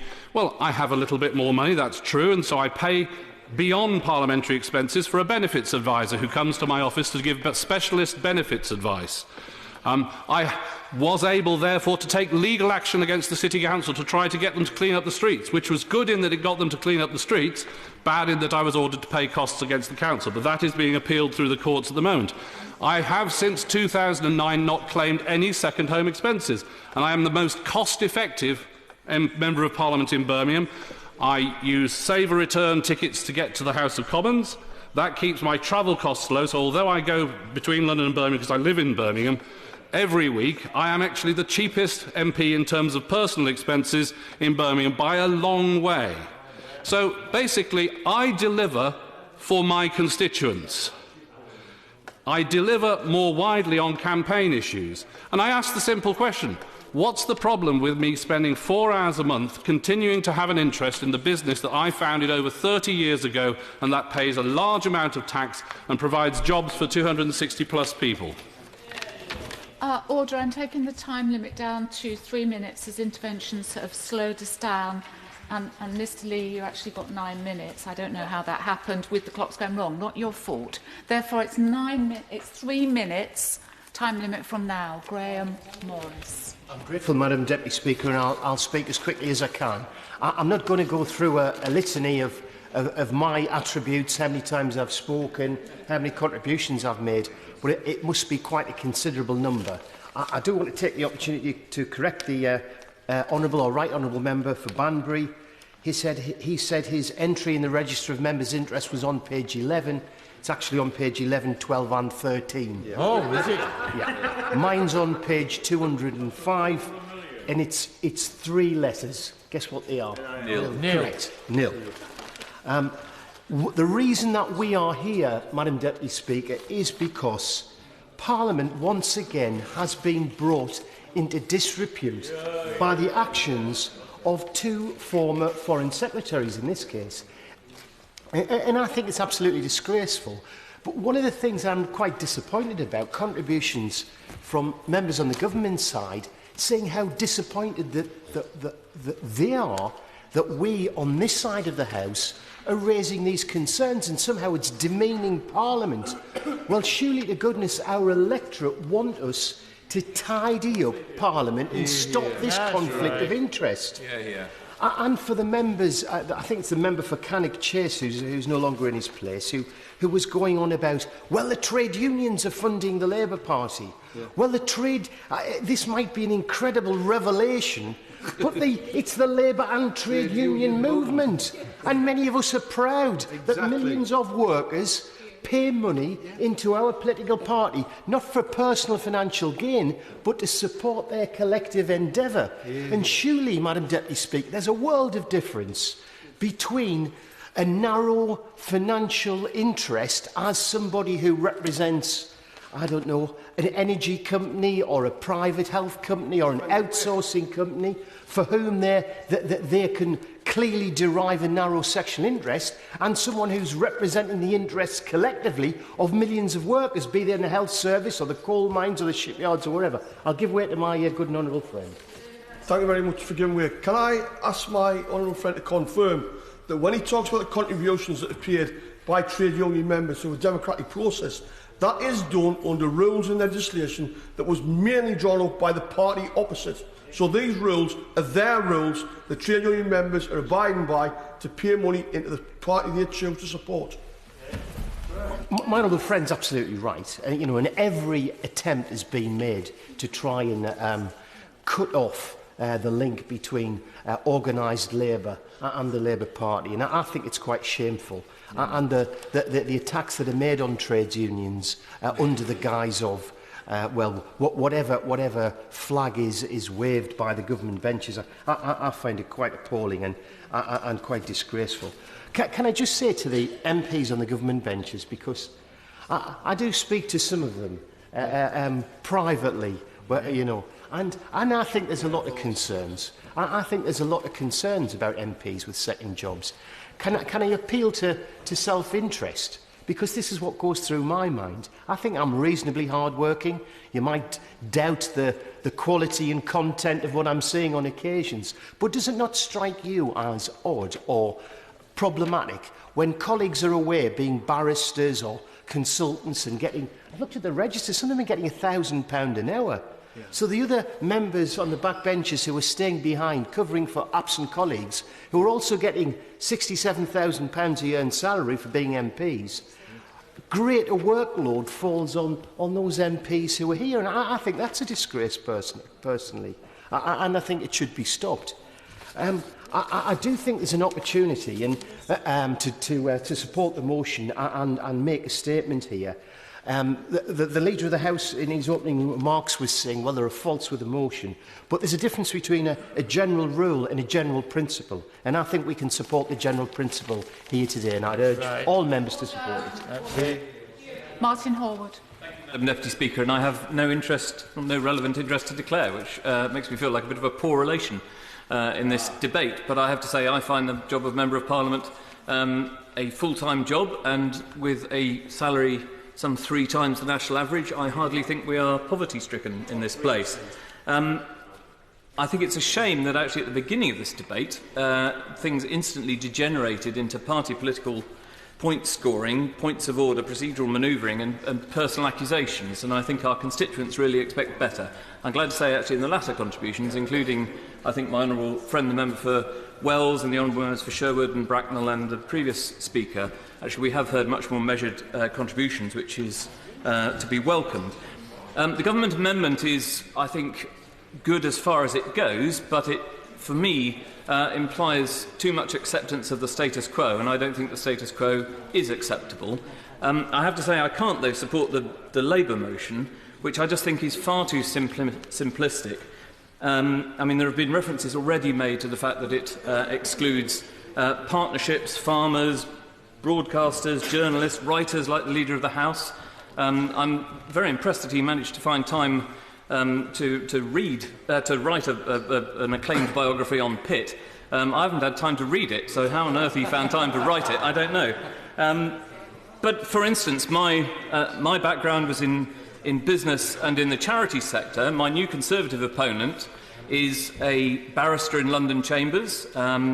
If the people of Cheltenham were so rash as to elect him in May, he would be completely unaffected by this motion. He would be able to continue earning very large fees as a barrister, whereas if I had become a director in a business, I would have been apparently ruled out by this motion. And I don't understand what is so special about paid directorships. This would prevent, for instance, the retention of a directorship in a small local family business, even if it took hardly any time from parliamentary business, but it would allow unpaid directorships, which might carry with them significant equity shareholdings, which might result in considerable increase in wealth, if not technically in income. So I'm afraid this just looks like a well-intentioned motion, but one that was written in a hurry, and I venture to say by a party perhaps with a beginner's knowledge of business. I think the key issues that need to be addressed are conflict of interest and the time we devote to parliamentary business. And they need to be addressed in a way both that isn't the subject of silly party political point scoring, and so I think will have to take place after the election, but also without us being seen once again to mark our own homework. The Honourable Member for Cities of London and Westminster suggested IPSA. I suppose the alternative is the Standards Committee, but with an increased representation of lay members who could look at this with a strong external voice, because I think that is what would command the confidence of the public and our electorate, and we certainly need that confidence. Thank you, Madam Deputy Speaker. It was the romantic English poet Samuel Coleridge who said that in politics what begins in fear ends in folly. And my fear with this debate, not just in this House today but more generally, is that's where we're going to end up. I think this motion, Madam Deputy Speaker, is obviously flawed. Why would it just be business consultancies and directorships that are excluded? Why is it the one area that would be excluded from bringing experience from outside of this place?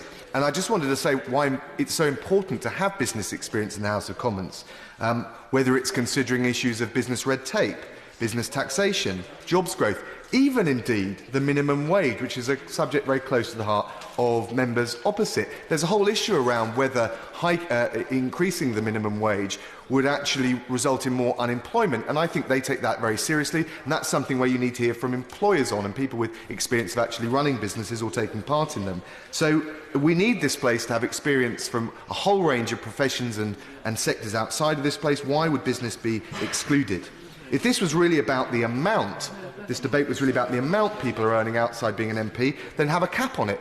You could cap it at the same level as taking a government job, which is, of course, a second job, and it's ludicrous to keep up the farcical pretence that it's anything else. If it's about the hours, they're already declared on the Register of Members' Interests. If it's really about lobbying, we could have a sensible debate, for example, and I think it would be reasonable to talk about a bar on lobbying government for a business from which you draw an income. That would deal with the conflict of interest point. But we've got none of that kind of focused, sensible debate. It seems to be about political point scoring. I just want to also, if I may, just talk about some of the stepping stones to rebuilding trust in politics and in Parliament. There's no silver bullet, but I would like to see more open primaries. I was selected by open primary, made a huge impact on me. I think it makes it easier for people with experience from outside of politics to come in. I think we should attract the brightest and the best, the most talented people. I give way to my honourable friend. I'm grateful to my honourable friend. We share the experience of open primaries. What struck me in my open primary was that the majority of people in the room, half of whom were not Conservative members, they just wanted a really good member of Parliament who had integrity, a sense of honour, a sense of duty, and wanted to serve the constituency. They actually were very, very happy that I was doing a job outside. They wanted real-world experience. Did you have the same experience? I thank my honourable friend. I had exactly the same experience, and of course, you can get asked specifically about the way you would do a job through an open primary by the community itself. I think we should also be attracting the brightest and the best of this place. It's no good just referring to the median wage or what average people earn. I understand why that's attractive and alluring in a superficial political way, but this place should be a cradle of democracy which attracts people with huge expertise and experience. And personally, I would look to see MPs pay on a similar level to something like a secondary head teacher or an assistant chief constable or a partner in a GP surgery. I wouldn't do it personally, and I wouldn't accept it myself, an increase in our salary at a time when we're imposing a freeze or a 1% cap on the rest of the public sector. But I do think there needs to be a readdressing, a resetting of MPs' pay in order that we make sure this place has got the expertise and the experience to do its job. I think we should cut the number of MPs. That would be another important stepping stone. I agree with my honourable friend, the member for Richmond, about the right of recall. I don't think it's a panacea, but I think it would be a stepping stone. Above all, Parliament needs to be a bulwark against the executive. It needs to ventilate debate and give voice to the convictions that MPs have as the representatives of their constituents. I would like to see election of bill committees in the same way as we have for select committees, and parliamentary control over its own business. These are the kind of sensible things that would actually help restore public trust in politics. That is possible, Madam Deputy Speaker. Ipsos Mori have shown that Mistrust of politicians sunk to its lowest level in 2009, but it crept back up 5 percentage points since then. It's then dipped again. That shows you that the public do respond to what we do and how we hold ourselves and the job we do. But if we want to restore public trust, it needs to be done in a sensible way, not scoring cheap political potions, cheap political points, as this motion does today. Thank you, Madam Deputy Speaker. This is a tricky debate for MPs because obviously the media spotlight will come onto each individual MP. But I think there's something more pernicious behind this motion than just the opportunistic nature of it. There have been one or two sort of fallacies peddled during the debate. Firstly, that being an MP is actually a job with a salary. Being an MP is actually an office that one holds and that has duties and responsibilities, but is otherwise not that clearly defined. And the reason I make that point is the primary function of a Member of Parliament is to hold the government, the executive, in the past the monarch, to account. So the idea that backbench MPs are not getting a second job or performing a different function when they become frontbench ministers, whether in government or in opposition, is just completely false. So most MPs during their career here will have 2 jobs at a minimum, and we must also remember select committee chairs. The other point I just wanted to pick up is this, is that we keep talking about this £67,000 as if it's something absolutely extraordinary. Please bear in mind that when Lloyd George first introduced the £400 members' allowance in 1911, it was set at £400. At that time, that was 6 to 8 times the national average income. Now, I'm not proposing that we go back to that level, but what he said at the time was this, and I'll have to paraphrase. He said that this is not a payment for services rendered. It is not a payment for a job. It's not remuneration. It's not to be considered a salary. It is merely an allowance that recognises there are costs associated to being here and there are costs associated with being a Member of Parliament. It was fantastic for the Labour Party at the time. Fantastic for the Labour Party at the time because of the Osborne judgment meant that that less well-off people were unable to make it here at that moment. But the real point I want to make in my last 60 seconds is this, is that the motion today is going to lead to a Parliament where party leaders in particular have ever more power. Because if they're able to hand out through patronage these larger salaries for frontbench positions, then they're controlling the way that the backbenches work. And we are here to hold the government and to hold the front benches to account. The second thing is that the motion will lead to a Parliament stuffed full of professional politicians and the independently wealthy with unearned income. Inherited homes and maybe wealthy families and trust funds. So if, however, we want a citizens' parliament where backbenchers do hold the government to account without fear or favour, then we must reject this motion entirely. Be in no doubt this motion will extend the power of political party leaders and the government and deliver a parliament full of backbench MPs who are either independently wealthy or partisan political drones. Correct. Well, Ron Trickett. I'm grateful, Madam Deputy Speaker, and it's been an interesting debate, not always the highest quality, but an interesting debate. And a number of contributions stay in my mind. I haven't got a chance to deal with them all. But the honourable member for my honourable friend for Newport West pointed out, and it was a recurring theme, that actually £67,000 is a full-time salary, and it is a full-time job. And when people say, actually, it's not that much, let me remind the House, we are in the top decile. There are 9 out of 10 of the population who earn less than us. And my honourable friend, the member for Haywood and Middleton, reminded the House that 4 out of 10 almost individuals in her constituency earn less than the living wage. My honourable friend, the member from Easington, who isn't at this place just now, but I'm sure he's on his way, reminded the House that there are members of Parliament here who are earning £1,000 an hour in addition to their salary. These are staggering amounts of money. The honourable member for Wells used extravagant and accurate language to describe the horror which many people will feel when they discover how much money is earned by some members of Parliament. Now, there are a number of speeches from the other side, all very interesting, and I think all boil down to 3 arguments, which I'll try to take very, very quickly before I come to the point of our motion. There were those, the loud and prouders, the topper-uppers, The ones who were in favour of simply earning more because they felt, as a matter of entitlement, as a result of what they do, they're entitled to a larger salary, and felt that £67,000 wasn't enough. I'll come to that argument in a moment or two. And then there was the argument of the Leader of the House, who said, well, it's just too complicated.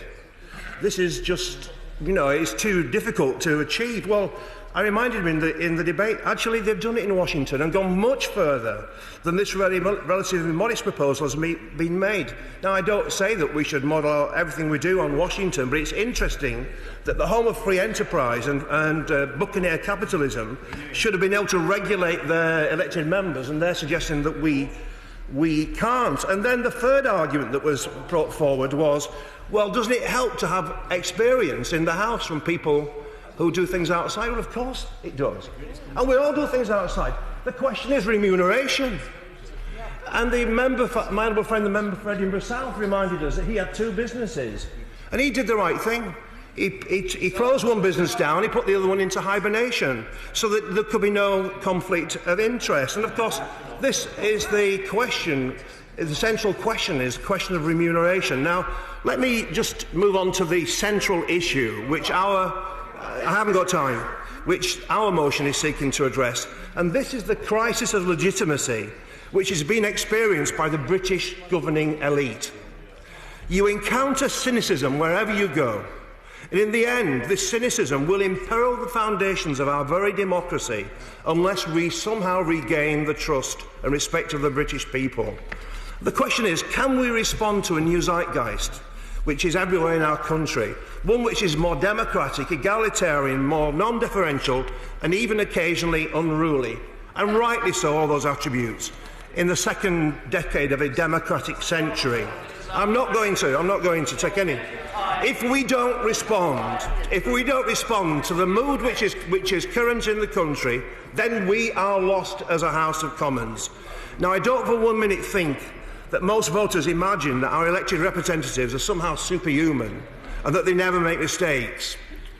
And the Leader of the House, rightly, I felt, paid tribute to the 2 members who got themselves into trouble this week, and I echo much of what he said. But they will judge us on how we respond to our mistakes. And we need to show that we have reflected on any errors we've made, we've learned the lessons, and if necessary, we will change the rules. I am not going to take any interventions because I don't have time. We need to show that we've learned the lessons, change the rules, in order to prevent any repetition of those errors in the future. Now, we contend on this side of the House that it's a mistake for the House to continue with a set of rules in relation to second jobs which was designed for another era. There simply isn't time to spell out all the arguments for our proposition, but let me make 2 arguments. The first is, in the era when Victorian values of deference and hypocrisy long ago ended, and rightly so, it is no longer acceptable for one set of rules to apply to the governing class and for another set of rules to apply to the rest of the country. That's right. And that is how it will seem to millions of people if we continue to have a permissive policy in relation to second jobs. After all, there are millions of people, and thousands in every one of our constituencies who work hard, play by the rules, and yet are living in poverty. And there are millions more who find it hard to pay their bills at the end of the month. After all, the average working person has lost £1,600 a year in salary since this government was elected. And when they hear, as we've heard today, the argument made that an MP can't live on £67,000 a year, plus, incidentally, £14,000 in addition as a chair of a select committee, the people we represent will inevitably say to themselves, what kind of planet do these people live on? And what about those who are on exploitative zero-hours contracts who receive no guarantee that they will have a single hour's work today, tomorrow, this week, next week or next month? They have contracts which also prevent them from taking second jobs. How can we explain the idea that we should have second jobs to those people? And then there are 1.9 million people who are out of work. How will the parties opposite explain to the people in their constituencies who have no job that some of those have 6 jobs. It simply is impossible to imagine how you can justify it. You've had your chance. He's had his chance. He's had his chance. He's made his speech. I said I would develop 2 arguments. The second relates to who we are here to serve, and this is a critically important argument. Every honourable member, when they first become a member of this House, swears an oath of loyalty to the country and is required to serve their constituents to the exclusion of all other interests. But if you are a remunerated director, or if you are a consultant, you have a legal duty to the body corporate which employs you always to act in the financial interests of the corporation which does employ you. And the perception therefore arises in the minds of interested observers as to how any honourable member can reconcile these dual loyalties to the corporation and at the same time to the country. I've given the House before the example of a paid director of a tobacco company who is also an MP. If a matter of public health arises concerning restrictions of tobacco sales, it comes before the House, there will arrive in the perception in people's minds the idea that that honourable member is balancing 2 interests, those of the person who pays the contract for the directorship and of the wider public health. To be blunt, there will be many electors who would come to the widely held view, which is summarised in a Yorkshire phrase, 2 words, which is money talks. And so the question is not simply whether an MP has sufficient time to do the job, a second job, though it's a good question how they do find the time. It's one which is about whether there is a conflict as between your duty exclusively to serve the public and your employment in the service of a private interest. The best way to resolve a problem is usually the simplest, and we think the simplest way is simply to impose restrictions on second jobs, and that's what this motion is about today. And so for these reasons and for many others which have been outlined this afternoon, it's time for the House to move on. The government amendment takes us no further. It's simply an elegant reformulation of the status quo, and it will not do. Even at this late stage, it's possible for members opposite to come through the lobbies and vote with us to begin to clean up politics. I urge them to do so. But let it be known, if the House rejects this motion today, the Labour Party will introduce a new standing order, and it's only a few weeks away now, for our MPs to cover these matters in the new Parliament. Under those circumstances, let the other parties do as they will. The people of the country will judge them. Thank you, Madam Deputy Speaker. I had to fight the temptation to start and finish my speech by saying I refer the House to my speech on the 17th of July 2013, column 1165.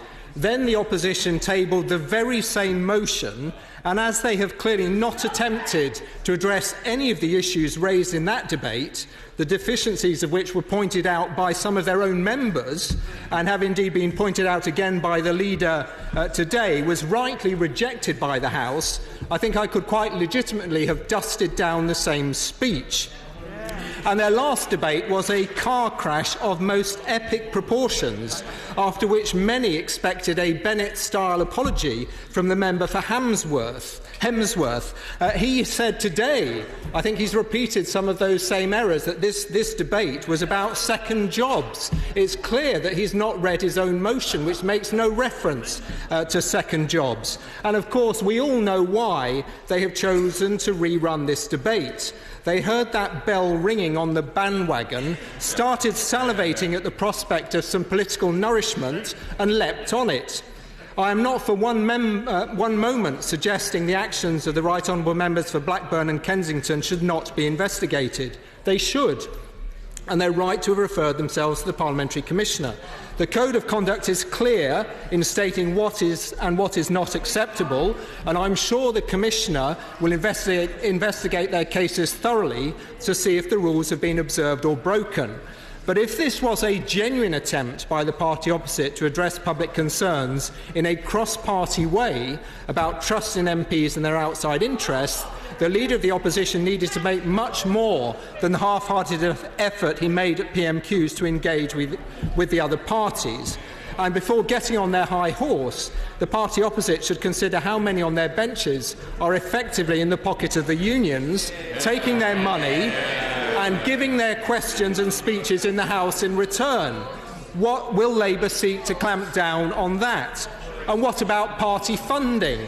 There is a wider issue here too about too much money sloshing around in politics. That is why we have always argued there should be limits on donations. The more we can get big money out of politics, the better. And what about political reform? Surely it's not a coincidence that the worst expenses abuses involved MPs in safe seats. The more genuine competition all MPs face, the more likely high standards are to be maintained, and effectively jobs for life in safe seats clearly risk breeding a certain kind of culture. But, Madam Deputy Speaker, surely this debate is not about forcing MPs to stop practising as lawyers or doctors or dropping an interest in a family business. The scandals arise when parliamentarians use their privileged positions and contacts to try and earn huge amounts of money lobbying for business. If parties in this place are serious about cleaning up politics, they should ditch the rhetoric and work on a cross-party basis to end these cash-for-access cases once and for all. Speaking more positively, it's clear the House has agreed on something. It is the responsibility of all of us to uphold the highest standards in this House, and we are agreed that the vast majority of members do so. Our rules against paid advocacy are essential, and breaches of them should be punished. And efforts to ensure maximum transparency and accountability must always be maintained. The Government has a strong record, and we will maintain that record. However, it's been evident from this debate that if there is a problem to be solved, then the motion from the opposition does nothing to provide a solution. I'll just touch briefly on a couple of points made in the debate. I agree with my right honourable friend, the member for Rutland and Malton, that we don't want vacuous functionaries in this place, and we want to have a diversity of members. The right honourable member for Banbury quite rightly highlighted the partnership issue. If the opposition was serious about addressing directorships and consultancies, why miss out the whole issue of partnerships? The honourable member for Sherwood, I think very sensibly, who's not in his place, explained that it would be quite easy for directors, by means of becoming unpaid directors, of simply avoiding what is being proposed by the opposition. The member for Bracknell quite rightly highlighted the anti-politics movement that is abroad at present, and that we each have a duty to act responsibly in this place. My honourable friend, the member for Birmingham Yardley, again touched on the issue of partnerships, and can I say to him that I am very pleased that he has picked up the baton from me in terms of being the member who deals with the most delegated legislation in this House. My honourable friend, the member for Cheltenham, can I commiserate with him over being the poor relation in terms of what he had to announce in terms of his the register of interest, and can I say that I have one unpaid directorship as a director of a local environmental charity, Eco-Local, and I made it very clear in my election campaign back in 1997 that I would not take any paid directorships and consultancies. And I went into the campaign on that basis, and my Conservative opponent at the time made it clear that he would continue to hold the directorships that he had, and therefore a choice was presented to the electorate, and I think that is what they need. They should be able to choose, and if members want to maintain an interest and they make it clear, that is up to the electorate to decide whether they want to maintain that position or not. And certainly it didn't do me any harm saying I wouldn't take any, and I suspect perhaps one of the reasons why I won that seat was because my opponent said that he would maintain the paid directorships and consultancies. But that is a decision for the electorate to make. That is not a decision for any of the parties in this place to make. The member for Ishan Walton was very brave in saying that, in fact, sticking his head above the parapet in terms of MPs' pay. And the member for Windsor, I thought, made a very interesting point, which no one else had picked up on, about the increased patronage that would come as a result of these changes that are being proposed in terms of putting power in the hands of the party leaders. To conclude, Madam Deputy Speaker, the House will have noticed the contrast in approaches. The opposition are trying to boost their green credentials by recycling this debate from 20 months ago. And how have they used that 20 months since the motion was defeated last time? No new ideas, no clarity and no substance. This government, on the other hand, is committed to promoting transparency, both in terms of members' relations with the public and in the political system as a whole. A statutory register of consultant lobbyists, legislating for the recall of members of Parliament, strengthening rules governing business appointments for ministers on leaving office, and proactively publishing details of ministers' meetings with external organisations and meetings with ministers and senior officials with senior media executives. These are the measures we have taken to bring greater accountability and transparency to our democracy. This needs constant effort and reflection, but move that the question be now put. The question is that the question be now put. As many of that opinion say aye. Aye. Of the contrary, no. The ayes have it. The ayes have it. The question is that the original words stand part of the question. As many of that opinion say aye. Aye. Of the contrary, no. No. Division. Clear the lobby.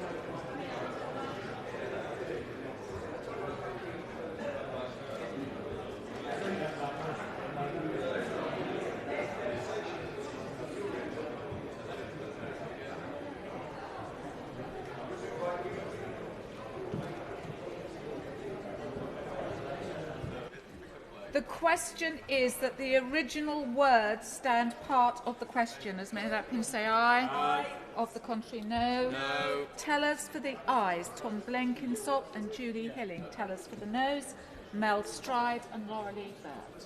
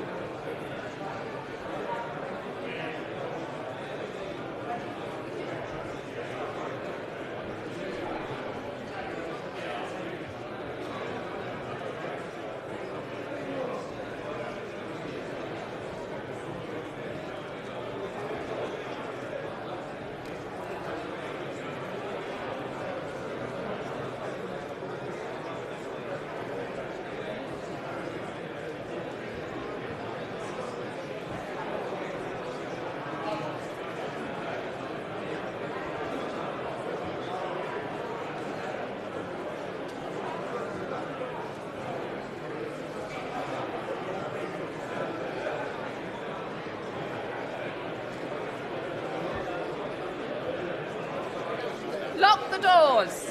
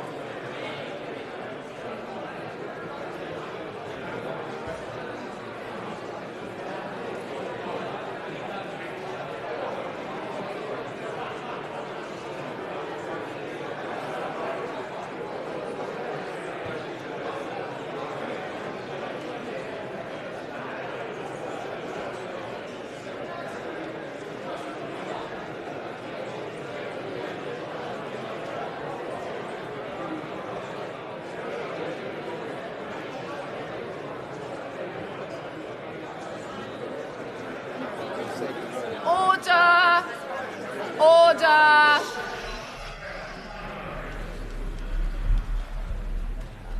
The ayes to the right, 219. The noes to the left, 287.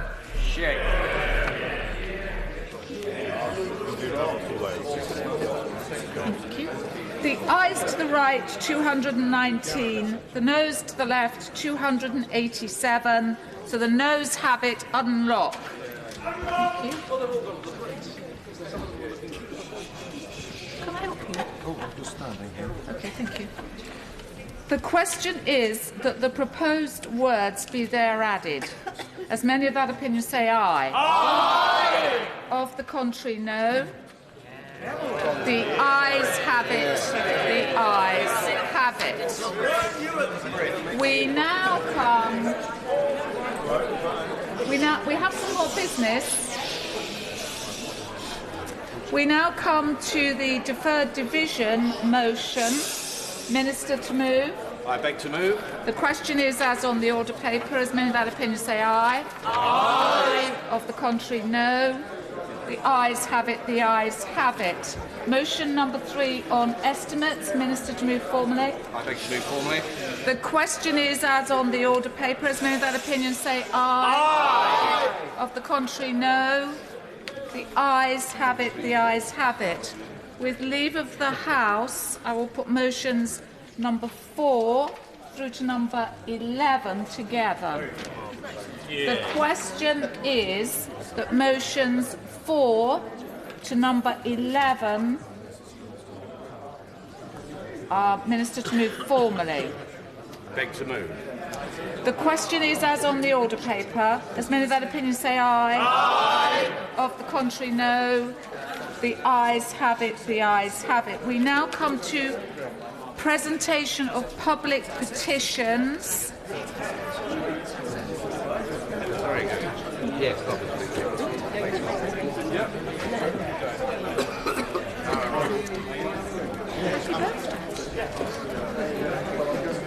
Yeah, I'm going. Mr. Trickett, I'm just waiting until members have left the chamber. If they could do it quickly.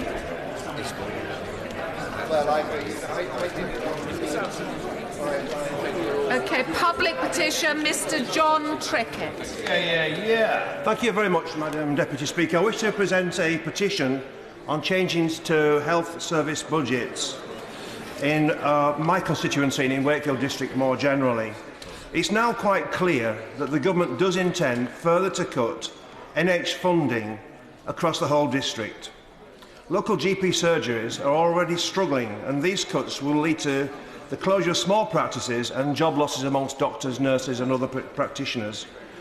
Obviously, this is causing great alarm amongst my constituents, who live in amongst the most health-deprived areas anywhere in the country. And this is why I'm presenting a petition today, signed by over 1,460 individuals in my area. The petitioners therefore request that the House of Commons urges the government to reconsider the proposal to make cuts to health service budgets in Hamsworth area.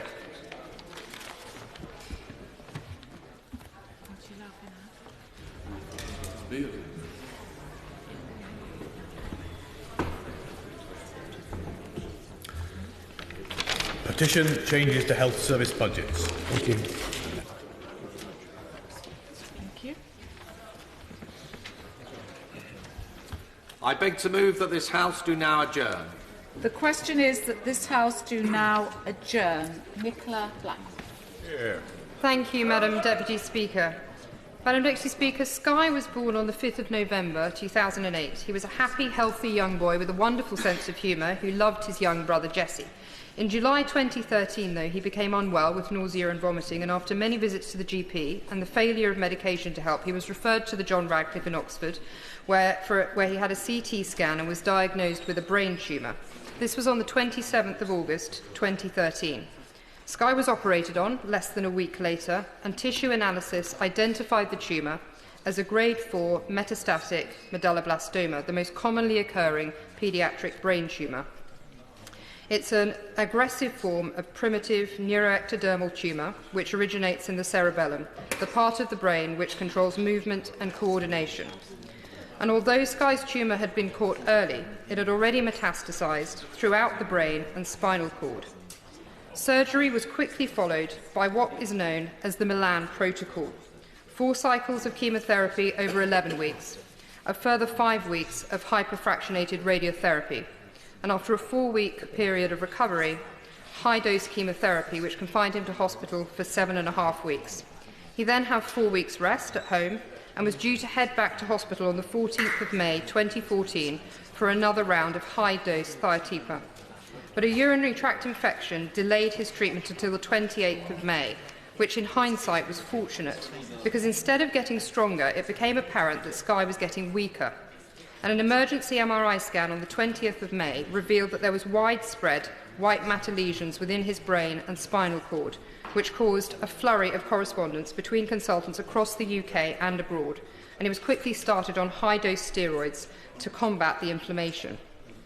This was initially diagnosed as radionecrosis, which had been brought on by the combination of therapies which he'd had to endure, but it was later confirmed as radiochemo neurotoxicity. His parents were told that this was highly unusual and very rare. We now know that a number of other children have also developed severe neurological side effects, and the Milan Protocol was quickly withdrawn from use in the UK. He was in a state of paraplegia, with double incontinence and very poor use of his upper limbs and hands. Sky sadly died at home on the 29th of August 2014. I did not meet Sky, and I only met his parents some time after his death.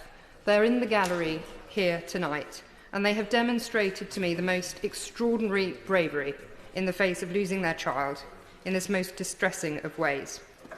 They've set up Blue Sky Thinking, a charity which supports research so that all children diagnosed with brain tumours will have a better chance of survival and a better quality of life post-treatment. And they continue to support many other parents whose children are suffering from cancer today. I've taken some time to explain Sky's story in detail this evening because it illustrates only too well some of the things that are working in childhood cancer treatment at the moment and some of the things that need improvement. The overall story of childhood cancer treatment over the last 30 years is a positive one. 8 in 10 children with cancer survive 5 years or more, compared to just 3 in 10 in the 1960s. Short-term survival is also high. Fewer than 10% of children die within a year of diagnosis, and only 2% within 30 days. And I do congratulate the government for this. Ministers have demonstrated a clear commitment to fighting cancer, and the work and money that has been put into the system to improve cancer survival rates is bearing fruit, proving that it is money that is well spent. But we should not allow these headline statistics, as encouraging as they are, to blind us to the fact that as rare as childhood cancer is, it remains the leading cause of death in children and teenagers in the United Kingdom. Childhood cancers account for just 1% of cancer diagnoses in the UK, and for research purposes that is a small cohort. But 700 children and young people are diagnosed with a brain tumour every year. I give way. Mr Deputy Speaker, can I first of all thank the Honourable Lady for bringing this forward. I did ask her the opportunity to intervene on her, and she gave me that opportunity. Cancer Research gave me figures today, Mr Deputy Speaker, that indicate that there's 60 people are diagnosed with cancer each day in Northern Ireland.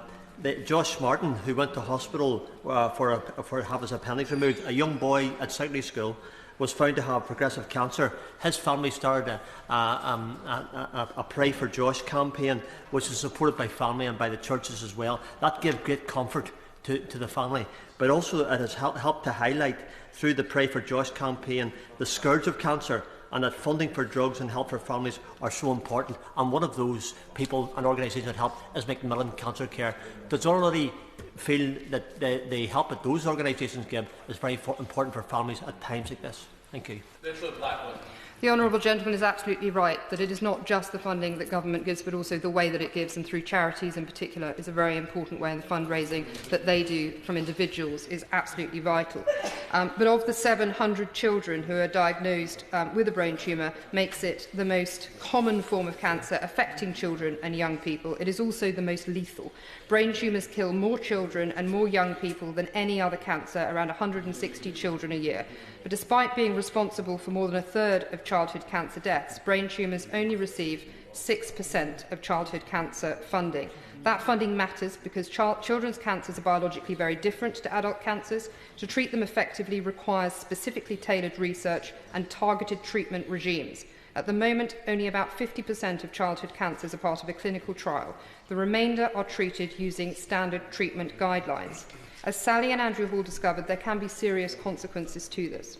At the best of times, cancer treatment is harsh, and recent studies have shown that while many survivors of children's cancers go on to live healthy lives, others face long-term disability and reduced immunity.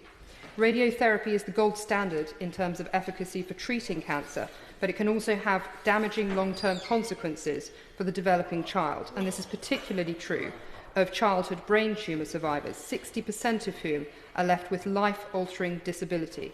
In a few cases, the side effects can be so severe as to be fatal, which is what happened in Skye's case. The Milan Protocol, under which Skye was treated, was a standard treatment guideline because, as with about 50% of other cancers, there was no clinical trial available. And it has become clear that there is currently no formal infrastructure in place to collect, record and share data, particularly about adverse effects of treatment, about standard treatment guidelines. As I understand it, before 2008, the responsibility for collecting and sharing data for both clinical trials and standard treatments fell to the remit of the Children's Cancer Leukemia Group. Subsequently, clinical trials monitoring was tightened, and as the CCLG Guide to Clinical Trials puts it, clinical trials are very closely monitored by a number of different individuals and organisations. They will include the Chief Investigator, the Working Group, the relevant staff within the Clinical Trials Unit. An independent data monitoring committee may also be established to oversee the conduct of the trial. At a national level, there will be an ethics committee and the national regulatory body. If there are any concerns about the conduct of the trial or the results, the trial may be stopped early. In contrast, in a letter responding to my concerns about the issue, the National Cancer Intelligence Network told me, "All of us in the field accept that adverse effects in standard treatments is something that should, under ideal circumstances, be a part of the data that we routinely collect. Such data are, however, very much more difficult to collect than might be imagined, and adverse effects were never part of what the CCRG or the CCLG themselves collected outside of a clinical trial. There are no nationally agreed data sets relating to adverse effects, and few clinicians systematically collect or collate data of this effect. But it is clearly something that we in the NCIN should be considering. I'm grateful that the NCIN has recognised this data should be collected and collated, but I do not think that considering doing it is sufficiently robust or urgent response to a problem given the gravity of the consequences if a standard treatment goes wrong. Clearly, in an ideal world, all childhood cancers would be the subject of a full clinical trial and new targeted therapies being developed to reduce the long-term risks. But all of us know the challenges associated with the research into childhood cancers, where cohorts of rarer cancers can be incredibly small and the ethical issues are more complex, making recruiting participants difficult. I am obviously going to urge the government to do whatever it can to fund and encourage more research into childhood cancers. I'm going to ask the Minister to consider whether only 6% of childhood cancer funding going to the biggest killer in childhood cancer is getting the balance right. And I'm going to ask the Minister to maintain investment into the HRA programme to streamline regulation and governance programmes for clinical research into the NHS. Very briefly. Thank you very much. Can I say, as a cancer sufferer myself, I welcome the courage that my honourable friend has in bringing this debate. Can I pay my tribute and my sorrow to the parents, but can I also say that the front bench needs to take on board the problems. I've seen them week in, week out in Northampton General Hospital, and I know the case she's making is a real and heartfelt one, and I do hope that you will get good words from the Minister. I thank the honourable gentleman for his intervention and his support, and I would like to emphasise the need for investment in the HRA streamlining programme, because I do believe that this will have a significant impact on reducing the resource and the time required to set up trials across multiple sites in the UK, and that can only be good for research into childhood cancers, as indeed it will be for all research into cancers. But I want to focus particularly today on the complete absence of data collection, recording and sharing for standard treatment of childhood cancers in the United Kingdom. I'm very disappointed that, having written to the Life Sciences Minister about this in early December, I have yet to receive a substantive response. This issue could not be more serious for the treatment and long-term outcome of children with cancers, especially brain tumours. Consultants around the country who work with incredible determination to save the lives of young patients struggle with their inability to quickly access information about the potential adverse effects of very tough treatment regimes, and it is a problem that we must try to fix. The architecture for collecting the information, the NCIN and the CCRG, is in place, but the lack of a formal data collection requirement and the lack of a single responsible body can have devastating consequences for families. In Sky's case, when his consultant noticed that there was an unexpected problem with Sky, the severe white matter damage shown on the MRI, she immediately tried to see if any other clinicians had experienced similar issues. This was important to ascertain what other symptoms to look out for, what other treatments could be tried, and what other outcomes they had had. But despite the fact that we now know that other children had been suffering in a similar way and different treatments had been tried, she could not easily obtain this information. It was a matter of phoning around individual colleagues in an ad hoc way to ask them one by one, all while Sky deteriorated. Time in these situations is of the essence. This is an unacceptable situation and it cannot be allowed to continue. Had there been a system in place to monitor adverse effects, things might have been different. In so many ways, we are making tremendous strides in tackling cancer in the United Kingdom, including childhood cancer. But the complete absence of monitoring adverse effects for standard treatments in childhood cancers can lead to lifelong disability and death. I hope the Minister will take this away and take urgent action to rectify the situation. And I hope she will arrange for myself and Sally and Andrew Hall to meet with the appropriate representatives from her department to address this issue once and for all. If those adverse issues are properly collected, recorded and shared, we might be able to avoid those consequences in more cases and increase survival rates in childhood cancers and improve the quality of life for survivors even more. Minister.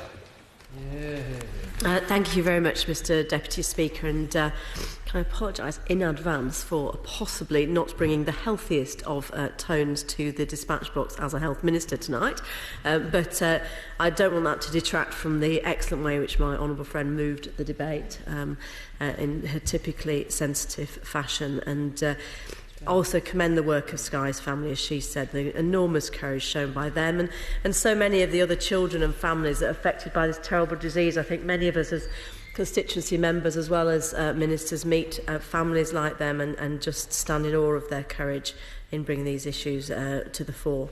The work of the charity set up by Sky's family, Blue Sky Thinking, does highlight some of the key issues, including the importance of research into and the treatment of childhood brain tumours. If I can make a few general points, but I will hope to speak to some of the very specific asks that my honourable friend made as well, and those that I can't respond to, because as she knows this is quite a complex situation, I will undertake to make sure that responses are provided. In general terms, Mr Deputy Speaker, improving cancer outcomes, including for children, is a major priority for this government, as members who've been at recent cancer debates will know. The annual report on our cancer outcomes strategy in December showed that we're on track to save a projected 12,000 more lives a year by 2015, which is more than double our ambition of 5,000 lives. And as she said, the strategy is bearing fruit.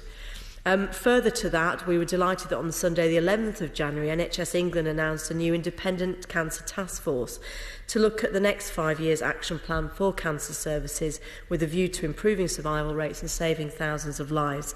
That task force has been set up to produce a new cross-system national cancer strategy that'll take us through the next 5 years to 2020, very much building on NHS England's vision for improving outcomes set out in the 5-year forward view. The task force is formed in partnership with the wider cancer community and other health system leaders, and it's chaired by Dr Harpal Kumar, Chief Exec of Cancer Research UK. Very much aimed to cover the whole of the cancer pathway, from prevention to end-of-life care, and it does include improving outcomes for children and young people with cancer. The task force will produce a statement of intent by March 2015, with the new 5-year cancer strategy to be published in the summer. And we did ascertain during a recent backbench debate on cancer that the task force had asked the leading all-party groups on cancer to submit evidence in their call for evidence. So that might also be something that other parliamentarians with an interest in this matter might want to feed in. My honourable friend mentioned issues around diagnosis. In cancer debates, we always talk about the importance of tackling late diagnosis to increase the awareness of a number of childhood cancers amongst GPs. The department funded BMG Learning in 2012 to provide an electronic learning tool for GPs on a 2-part module which was diagnosing osteosarcoma, a type of bone cancer, and brain tumours in children and young people. This module helps GPs to understand osteosarcoma and types of brain tumour in children and young people and their common presentations, and to recognise when patients need that urgent referral. These modules were developed with help and contributions from various charities. I acknowledge the help from the Brain Tumour Charity, the Teenage Cancer Trust and Click Sargent. As part of the recent task force announcement I just mentioned, NHS England also launched a major early diagnosis programme working with Cancer Research UK and Macmillan Cancer Support to test some new approaches to identifying cancer more quickly. And some of these will be, I think, familiar to those who ask, well, can the system do better? So things they'll be looking at include offering patients the option to self-refer for diagnostic tests, lowering the threshold for GP referrals, creating a pathway for vague symptoms, and setting up multidisciplinary diagnostic centres so patients can have several tests done at the same place on the same day. And I think particularly for parents with children, that would be something that I think would be very much welcome, that work, to look at whether we can reduce the stress of multiple journeys into healthcare settings. NHS England's aim is to evaluate these innovative initiatives across more than 60 centres around England, collecting evidence with a view to implementation in 2016-17. My honourable friend will also want to know that NICE is updating its current referral guidelines for suspected cancer with a final version due in May of this year to continue to help GPs to identify and refer patients promptly, including children and young people with symptoms that could be cancer. Obviously, once diagnosed, it's critical that children and young people receive the most appropriate treatment. The NICE Improving Outcomes Guidance for Children and Young People serves to assist the NHS trusts in planning, commissioning and organising services for children and young people with cancer. It recommends, amongst other things, that all care must be provided in age-appropriate facilities. NICE also published a quality standard for children and young people with cancer in February 2014. Over the last 4 decades, there have been major advances in the development of successful treatment strategies for childhood cancers, again which my honourable friend generously acknowledged. And much of this has been due to the use of standardised protocols in clinical trials and specialisation of care, evidenced, for example, with the neuroblastoma trials run at Great Ormond Street Children's Hospital. Although outcomes for children with brain tumours are often poor, medulloblastoma has an outcome of disease-free survival of around 80%, as she said. It's achieved by a timely sequence of surgery, radiotherapy to the whole brain and to the spine to mitigate against that tendency to spread to the central nervous system, and adjuvant chemotherapy. This treatment protocol is standard throughout Europe and America and has been developed and refined as a result of clinical trials carried out throughout the UK, Europe and America over recent decades. It's vital for children with cancer to have that most appropriate treatment, obviously. So it's really very, very sad to hear that Sky's treatment did not succeed in this. And she referred to the Milan Protocol, and I obviously can confirm it was suspended by the Children's Cancer and Leukaemia Group in May 2014. Due to those indications that in some instances, as in this very tragic case, it resulted in neurotoxicity. NHS England has recently set up a children, teenagers and young adults group reporting to the Independent Cancer Task Force, which will look to address these issues, particularly the single-arm studies like the Milan Protocol, which, although innovative in the way they're set up, they don't recruit the high enough numbers to qualify for a randomised control trial, as I think she made mention. NHS England is currently drafting the terms of reference for the group. I'll certainly make sure that they're aware in doing that of this debate tonight and of the concerns that she raised. The major children and young people cancer charities have agreed to participate, and the first meeting will take place in the near future. She raised the issue of the routine collection of side effects data from single-arm trials. I understand, and I think again this was mentioned in her speech and in the letters that she received, that at present this data is not routinely collected, but obviously ideally it would be. I am advised that there are problems in being able to collect it, although the National Cancer Intelligence Network are continually working to improve the range of quality of the data that they collect and analyse. And I hear her challenge to say, well, that's not good enough. She wants it to actually happen rather than just to be being worked upon. As she said, again, she was advised that adverse effects weren't originally part of what the Childhood Cancer Research Group or the Children's Cancer and Leukaemia Group themselves collected outside of a clinical trial. And of course, there is added complexity when considering the sharing of adverse reaction data on an international level, as I'm sure members can appreciate. I have asked my officials to discuss these issues with Public Health England and the National Cancer Intelligence Network to consider how this data might be collected, and I will ask to be updated on that work so I can fully understand what those barriers might be. I mean, clearly, without knowing exactly what those are, it's very difficult to know whether those are essentially clinical, administrative, or something else. But it's important to her, I know, to understand that. So I will ask for that work to be undertaken. And can I also say, I'm really sorry that she didn't receive a substantive reply from my ministerial colleague. Clearly that wasn't good enough, and there was some mix-up on that front. As she said, though, Dr Michael Peake, the clinical lead of the National Cancer Intelligence Network, who wrote to her, is happy, though, to meet with her and Mr and Mrs Hall to discuss in detail how these issues might be addressed. So I hope that would be of help to her, and clearly that would feed into the other work that I've asked to be done to understand what these barriers are to making progress here. I hope that is some help to her in that regard. If I can just touch in my time remaining just a little bit on research, as she spoke about this vital issue, and to give her an update on where we are with that. Clearly absolutely critical to improving outcomes, Mr Deputy Speaker. The government and the charities work very closely together on childhood cancer research through the National Cancer Research Institute. The NCRI Children's Cancer and Leukaemia Clinical Studies Group interacts with clinical research networks, funders and researchers to develop studies aimed at improving outcomes. The NIHR Clinical Research Network is currently recruiting patients to a study assessing quality of life in paediatric, teenage and young adult patients treated for medulloblastoma, and a study looking at treatment for children with neuroblastoma has recently been approved for funding through the Health Innovation Challenge Fund. This is a fund jointly supported by the Department and the Wellcome Trust.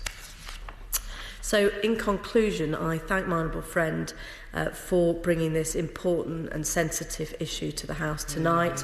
I reiterate the respect and admiration with which we all hold the parents, the families of children who've died in these tragic circumstances, to take from their own personal and family tragedy the desire to do better for other people's children, to try and ensure that we learn those lessons. That is absolutely an intention shared by, I think, all honourable members on all sides of the House and by the government. So I thank her through her for doing that. The new Independent Cancer Task Force is leading the way in partnership with the cancer charities and health system leaders to make a real difference, and I think together with the groundbreaking research which I've mentioned, we can look forward to cancer outcomes that are amongst the best in the world, and in particular for improved cancer outcomes for these precious children.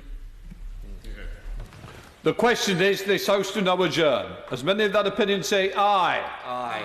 The contrary, no. The ayes have it. The ayes have it. Order, order.